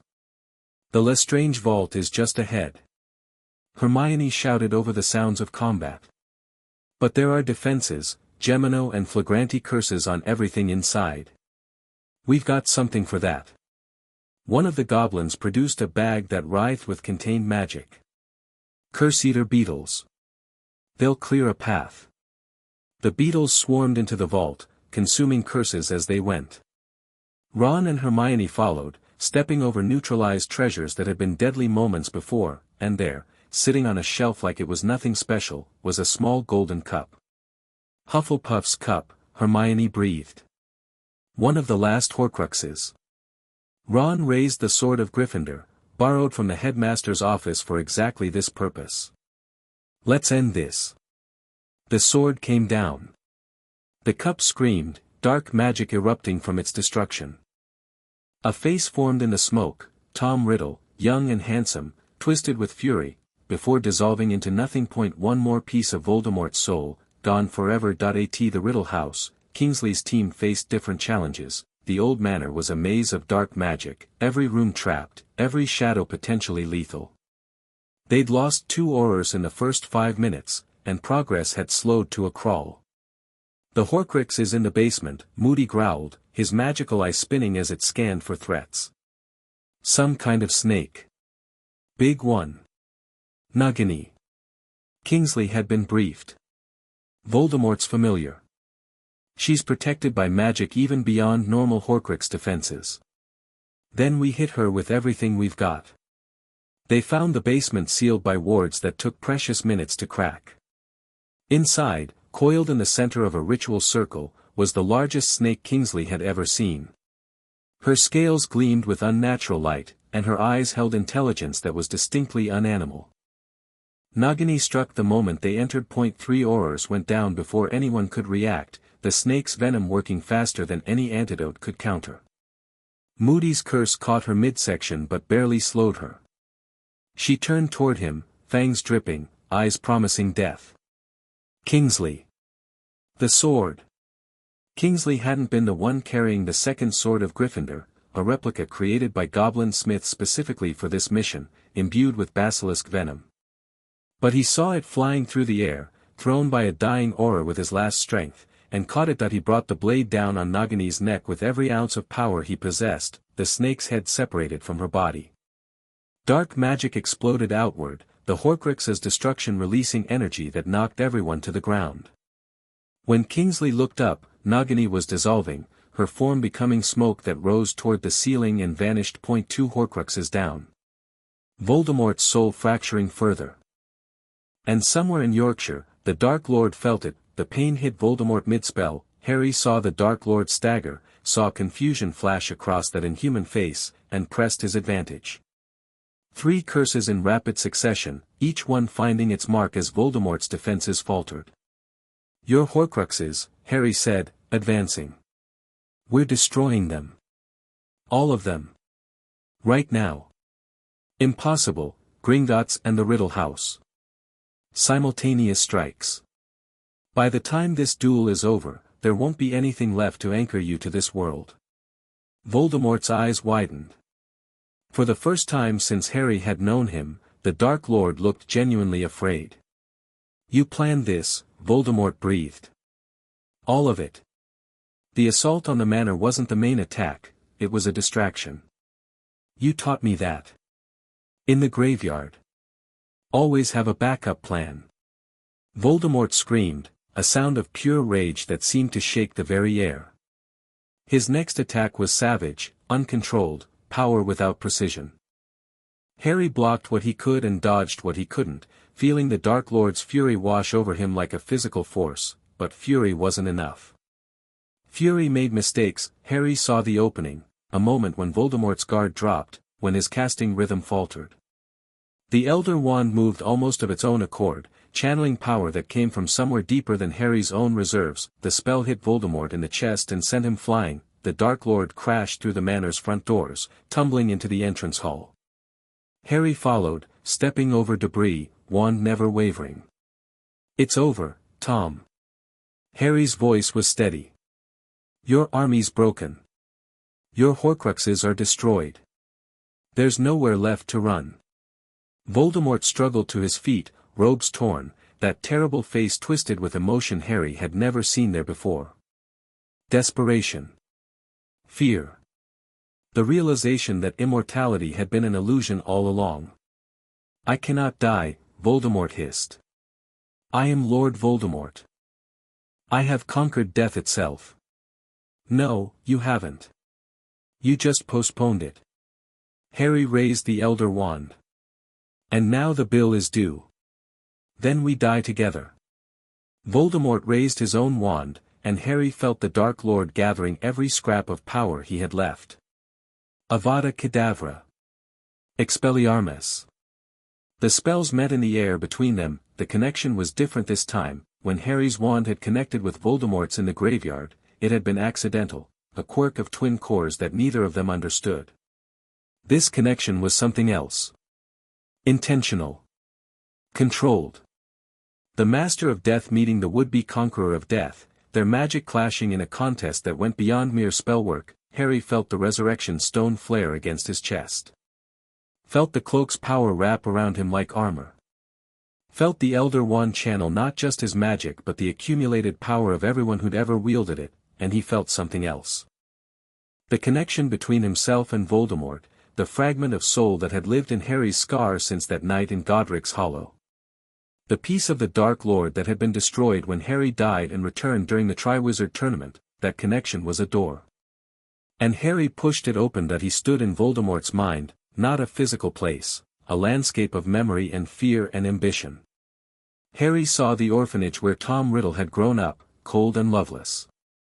Saw the moment young Tom discovered he was special, that he could hurt people, that he was meant for greatness, saw the choice that had damned him. You could have been different, Harry said, his voice echoing strangely in this mental space. You had the same start I did. Orphan. Unloved. Different. But you chose hatred. You chose fear. I chose power. Voldemort's mental presence was a towering shadow, vast and terrible. I refused to be weak, to be ordinary, to be mortal. And look where it got you. Harry gestured at the mindscape around them, the emptiness, the cold, the utter loneliness. You're the most feared wizard in the world, and you have nothing. No friends. No love. No legacy except terror. Terror is eternal. Terror fades. Ask Grindelwald. Ask the Hollow King. Harry stepped forward, and the shadow seemed to shrink. The people I love will remember me. Their children will tell stories about the war we fought. But you? You'll be a cautionary tale. A monster under the bed. Nothing more. I am Lord Voldemort. You're Tom Riddle. A scared little boy who never grew up. Harry raised his hand, and light blazed from it, not spell light, but something purer. The light of acceptance. Of peace. Of death embraced rather than denied. I'm not going to kill you, Tom. I'm going to let you go. The light touched Voldemort's shadow, and the Dark Lord screamed that I end the physical world. The spell connection shattered, Voldemort collapsed, his wand flying from nerveless fingers. The green light of the killing curse dissipated harmlessly into the air. Harry stood over his fallen enemy, breathing hard, the Hallows' power slowly fading from his awareness. What did you do? Voldemort's voice was barely a whisper. I feel empty. I took the last anchor. The piece of your soul that was connected to me. Harry knelt beside the broken wizard. You're mortal now, Tom. Completely, utterly mortal. Kill me, then. Voldemort's red eyes were fading, becoming something closer to human. Finish it. Harry looked at the man who'd murdered his parents, who'd terrorized the wizarding world, who'd tried to kill him more times than he could count. He felt the Elder Wand in his hand, felt how easy it would be to end this. One spell. One moment. Justice served, but that wasn't what the Hallows had taught him. No. Voldemort's eyes widened. What? I'm not going to execute you. That's not justice, that's revenge. Harry stood. You're going to face trial. Answer for your crimes. Spend whatever life you have left in Azkaban, surrounded by the Dementors you once commanded. That's worse than death. Yes. Harry's voice held no satisfaction, only certainty. It is. He turned away from the broken Dark Lord and walked out of the ruined manor, into the morning light, where his friends and allies were waiting. The war was over, the aftermath was chaos of a different kind. Ministry officials swarmed Malfoy Manor, taking Voldemort and surviving Death Eaters into custody. Healers tended to the wounded. Reporters shouted questions that no one answered. Harry found Daphne in the crowd and pulled her into an embrace that lasted until they both stopped shaking. You did it, she whispered against his chest. You actually did it. We did it. Harry held her tighter. All of us. Ron and Hermione arrived within the hour, their mission at Gringotts successful. Kingsley's team reported in shortly after, Nagini destroyed, the Riddle House secured. The Horcruxes were gone, every last one. Tom Riddle was mortal again. And mortal men could be imprisoned. What happens now? Neville asked as the group gathered in a quiet corner away from the chaos. Now we rebuild. Harry looked at his friends, scarred, exhausted, triumphant. The Keepers are broken. Voldemort's finished. The Ministry's going to need complete restructuring. There's a lot of work ahead. But we have time to do it, Luna observed in her dreamy voice. That's new. Yeah. Harry smiled, really smiled, without reservation or fear. That's new. The trials lasted 3 months. Voldemort himself was the centerpiece, a spectacle that drew observers from magical governments around the world. The Dark Lord who had terrorized Britain for decades, finally brought to justice. His crimes were enumerated, witnesses testified, evidence was presented. Harry testified twice. Once about the night his parents died, the truth of which had been hidden for so long.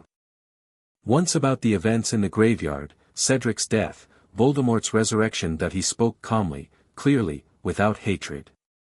The boy who had every reason to want revenge, choosing justice instead. The Wizengamot sentenced Tom Riddle to life imprisonment in Azkaban's highest security wing. No possibility of release. No visitors. A fate that many considered worse than death. Harry didn't attend the sentencing. He'd said what he needed to say and had no interest in watching his enemies suffer. He had better things to do. Summer at Potter Manor was a revelation. Harry had spent months fighting, planning, preparing for battles. Now, suddenly, there was nothing to fight. The adjustment was harder than he'd expected. You're restless, Daphne observed, finding him pacing the library for the 3rd time that day. I don't know how to stop. Harry ran his hand through his hair. For a year, every moment was about the war. Training, strategy, survival. Now there's just nothing. There's everything. Daphne took his hand. The world didn't end. We didn't die. We have entire lives ahead of us, and you have no idea what to do with yours. Is that supposed to be comforting? It's supposed to be honest. She pulled him toward the window, where afternoon light painted the grounds in gold. Look out there. Gardens that haven't been tended in years. A manor that needs restoration. A legacy that needs someone to carry it forward. Gardening and home repair. Building. Creating. Living. Daphne smiled. You promised me normal, remember? This is what normal looks like. Harry looked at the overgrown gardens, the slightly crumbling walls, the evidence of years of neglect. It wasn't what he'd imagined normal to be. But maybe that was the point. We'd need help, he said slowly. I don't know anything about gardens. We'll learn. Together. Daphne squeezed his hand. That's what life is, Harry. Learning things together. Figuring it out as you go. And if we mess up? Then we mess up and try again. She kissed him softly. Welcome to the rest of your life, Master of Death. It's going to be terrifyingly ordinary. The Deathly Hallows were separated on the autumn equinox. Harry had given it considerable thought. The Hallows united were too powerful, too tempting. Even with the best intentions, possessing all three was a burden no one should carry forever. He kept the cloak, his father's cloak, the Peveril inheritance that had been in the Potter family for generations.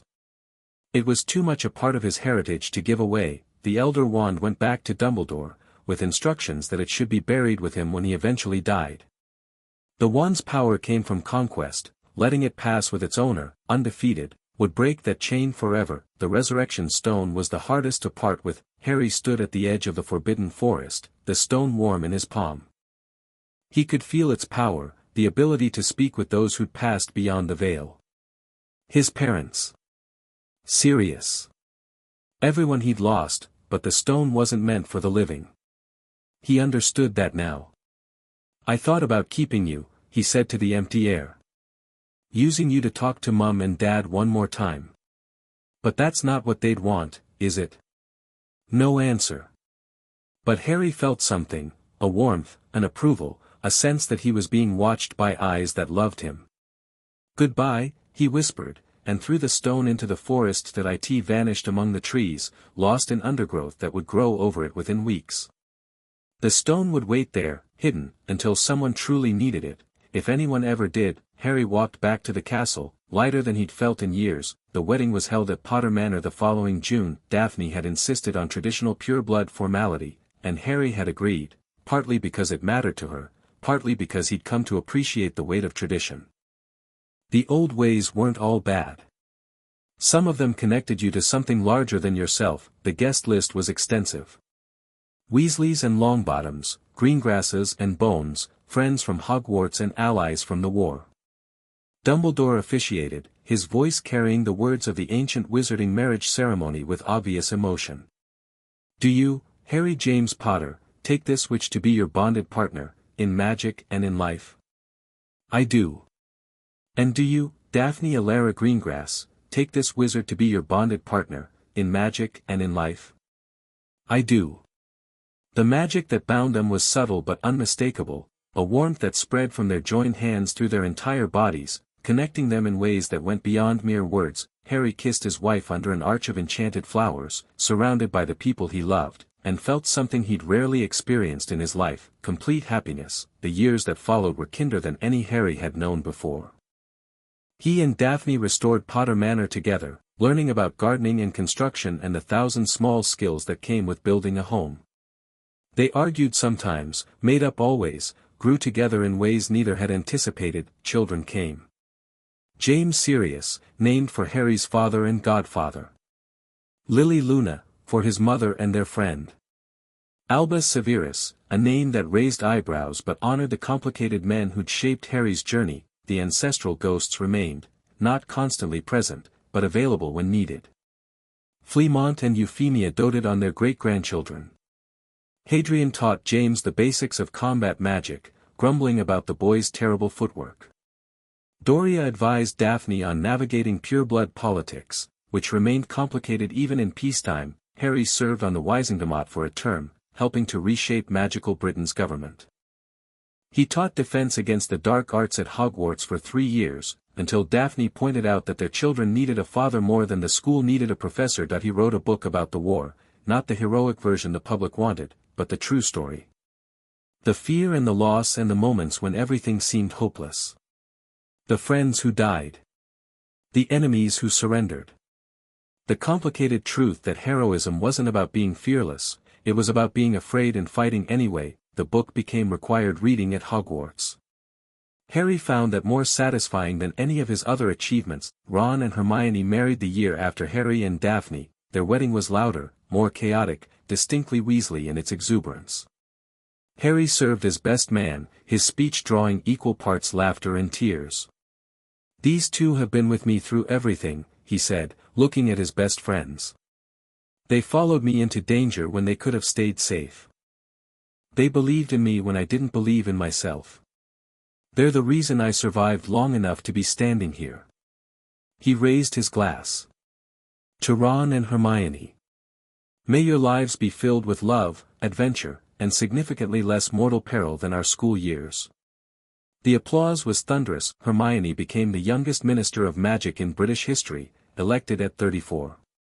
Her reforms transformed the magical world: equal rights for house elves, integration programs for Muggleborn families, international cooperation treaties that prevented another Grindelwald or Voldemort from rising unchallenged. Ron took over Weasley's Wizard Wheezes when the twins retired, expanding it into an empire of joke shops and entertainment ventures. He never sought glory, never needed recognition. He was happy, and that was enough. Neville married Hannah Abbott and became the herbology professor at Hogwarts. His greenhouses were legendary, plants from every corner of the magical world, specimens that shouldn't have been able to grow in Britain's climate but thrived under Neville's care. Students remembered him as strict but fair, passionate about his subject, always willing to help anyone who needed it. Luna never married, but she never seemed lonely. She traveled the world studying magical creatures, publishing research that revolutionized magizoology. Her letters to Harry were filled with wonder, discoveries in remote forests, connections with species no one had believed existed. "Normalcy is overrated," she wrote once. "The world is too fascinating to settle down in one place." Harry kept her letters in a special box, reading them whenever life felt too ordinary. Draco Malfoy disappeared after the war. Some said he fled to the continent, unable to face his family's disgrace. Others claimed he was in hiding, wanted by former Death Eaters who blamed him for Voldemort's defeat. Harry received a letter from him once, brief, unsigned, but unmistakably Draco's handwriting: "That I'm safe. I'm trying to be better. Thank you for the chance." Harry never told anyone about the letter. Some redemptions needed to happen in private. Dumbledore died on a winter evening, peacefully in his sleep. Harry attended the funeral, standing among the hundreds who'd come to honor the greatest wizard of the age. The Elder Wand was buried with him, as they'd agreed. Its power ended, its chain of bloody succession finally broken. "He made mistakes," Harry said in his eulogy. "Serious ones. He kept secrets that hurt people, made choices that weren't his to make. But he also dedicated his life to fighting darkness. He believed in second chances, in redemption, in the possibility of being better." He paused, looking at the white tomb. "I didn't always agree with him. Sometimes I was angry at him. But he was there when it mattered. And in the end, he trusted me to finish what he'd started." Harry placed his hand on the cold marble.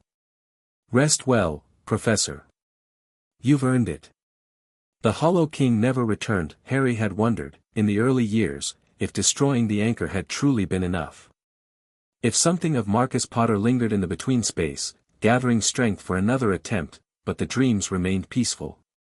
The between space, when Harry occasionally glimpsed it through the Resurrection Stone's echo, was quiet. Whatever Marcus had been, whatever the Hollow King had become, was finally at rest. Iolanthe confirmed it, on one of her increasingly rare manifestations. "He's gone," she said, her ghostly form more faded than ever. "Truly gone. When you used the Hallows, you didn't just destroy his anchor, you freed him. The part of Marcus that had been trapped in that corruption for 9 centuries finally passed on. Is he at peace? As much as anyone can be. Iolanthe smiled sadly. We all make choices, Harry. Some lead to darkness, some to light. Marcus chose poorly, and paid for it for 900 years. But the dead is settled now. And you? Will you pass on? Eventually. When there's no more need for old ghosts to linger. Iolanthe's form flickered. But not yet. Your children are delightful, and I want to see what they become.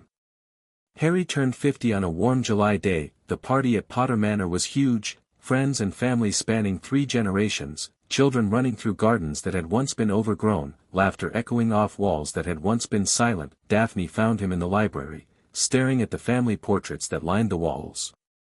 Hiding from your own party? Reflecting.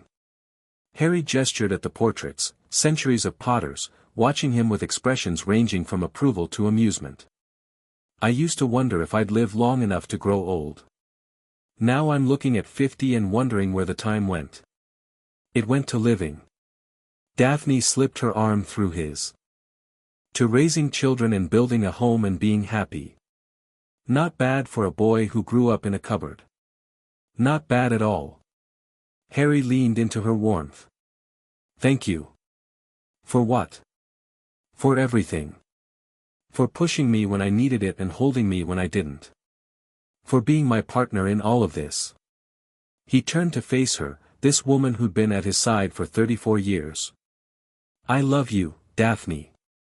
More than I know how to say. Then don't say it. Show me. She smiled. You've got another 50 years, at least. Use them well. The last chapter of Harry's story wasn't dramatic. No final battle, no desperate last stand. Just an old man in a comfortable chair, surrounded by family, slipping away on a quiet evening. The children were there, James and Lily and Albus, all grown now with children of their own. Daphne held his hand, her grip still strong despite her years. And the ghosts were there too, the ancestors who'd guided him for so long. It's time, Fleamont said gently. You've done well, Harry. Better than any of us could have hoped. I'm not afraid, Harry said, and meant it. I haven't been afraid for a long time. I know. Euphemia's ghostly hand brushed his cheek. That's why you were able to live the way you did. Harry looked at his family, the children who carried the Potter name forward, the wife who'd shared his journey, the ancestors who taught him what it meant to belong to something larger than himself. Tell them, he whispered to Daphne. Tell them I loved them. Tell them the fight was worth it. I will. Tears streamed down her face, but her voice was steady. I promise. Harry closed his eyes, and found himself standing in a place between worlds. Death waited there, the same faceless figure from his vision so many years ago. Harry Potter, Death said. The Master of Death, at last. You knew this day would come. I know when every day comes. But yes, I've been waiting for you. Death gestured, and the mist parted to reveal a doorway, warm light, familiar voices, the sense of coming home. Your parents are waiting. Sirius. Remus. Everyone you lost. And Daphne? When her time comes. She'll find you. Love doesn't end at death's door, Harry. You of all people should know that. Harry looked at the doorway, at the promise of reunion with everyone he'd loved and lost. One question, he said. Before I go. Ask. Did I do it right? The life I lived, was it enough? Death was silent for a moment. You came into the world marked for suffering.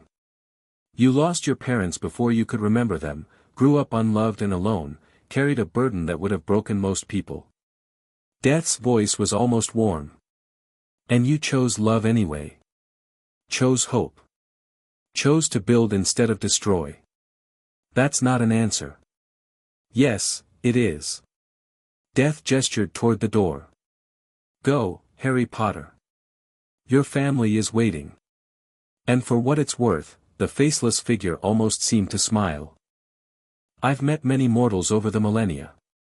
You were one of the best.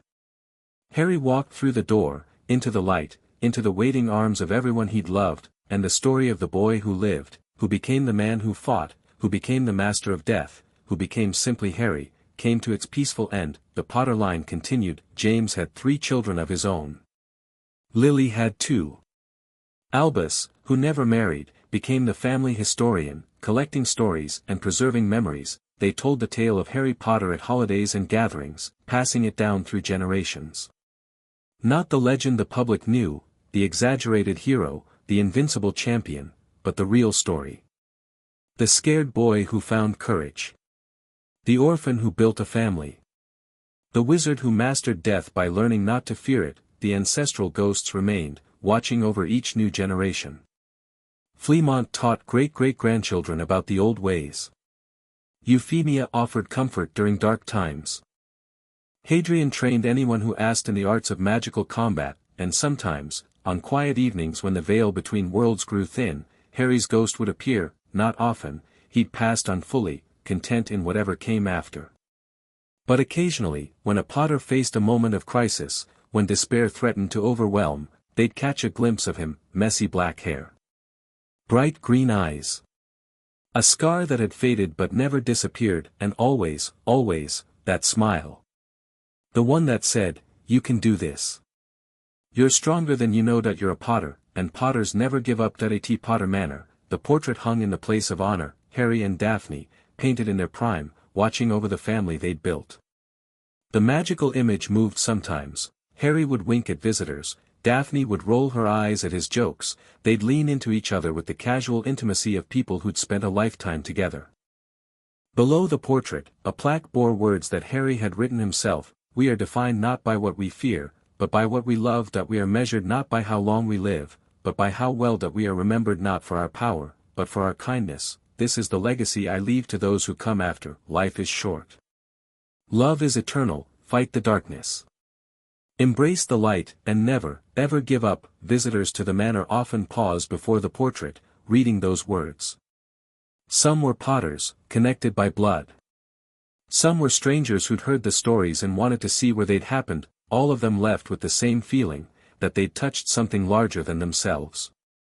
A story that had ended but would never truly be over, because the best stories never end. They just become part of something bigger. Epilogue 100 years later, the girl stood at the edge of the forbidden forest, the resurrection stone clutched in her trembling hand. She'd found it by accident, following a trail of clues in an old family journal, searching for something she couldn't quite name. And now she held a hallow in her palm, feeling its power pulse against her skin. "Hello?" she whispered into the darkness. For a long moment, nothing happened, then a figure appeared. Messy black hair. Green eyes. A smile that held centuries of peace. "You must be the one," Harry Potter said. "I was wondering when you'd come." "You knew." "I hoped." The stone doesn't let itself be found by accident. It waits for someone who needs it. The girl, her name was Rose, and she was 16, and her world was falling apart, felt tears spill down her cheeks. "Everything's wrong. There's darkness coming, and no one believes me, and I don't know what to do." "I know." Harry's ghost moved closer, not quite solid but unmistakably real. "That's how it always starts. Darkness coming, no one listening, a child standing alone against something too big to comprehend." "How did you do it? How did you survive?" "I found people to believe in. I learned to believe in myself. I made mistakes, failed, got back up." Harry smiled. "And I remembered that the darkness, no matter how vast, can never extinguish a single point of light. But what if the light isn't strong enough? It doesn't have to be. It just has to exist." Harry began to fade, the stone's power releasing him. "You're stronger than you know, Rose Potter. The blood of heroes runs in your veins. Trust it. Trust yourself." "Wait." Rose reached for him. Don't go. I have to. But I'll be here when you need me. That's what family does. Harry's form was almost gone now, barely visible in the forest shadows. Remember what I told you. The darkness can't win if you refuse to give up. And Potters never give up. The ghost smiled one last time. Never. And he was gone. Rose stood alone in the forest, the stone cool in her palm. Around her, darkness gathered. Somewhere in the distance, something howled. She took a deep breath, squared her shoulders, and walked forward to meet her destiny.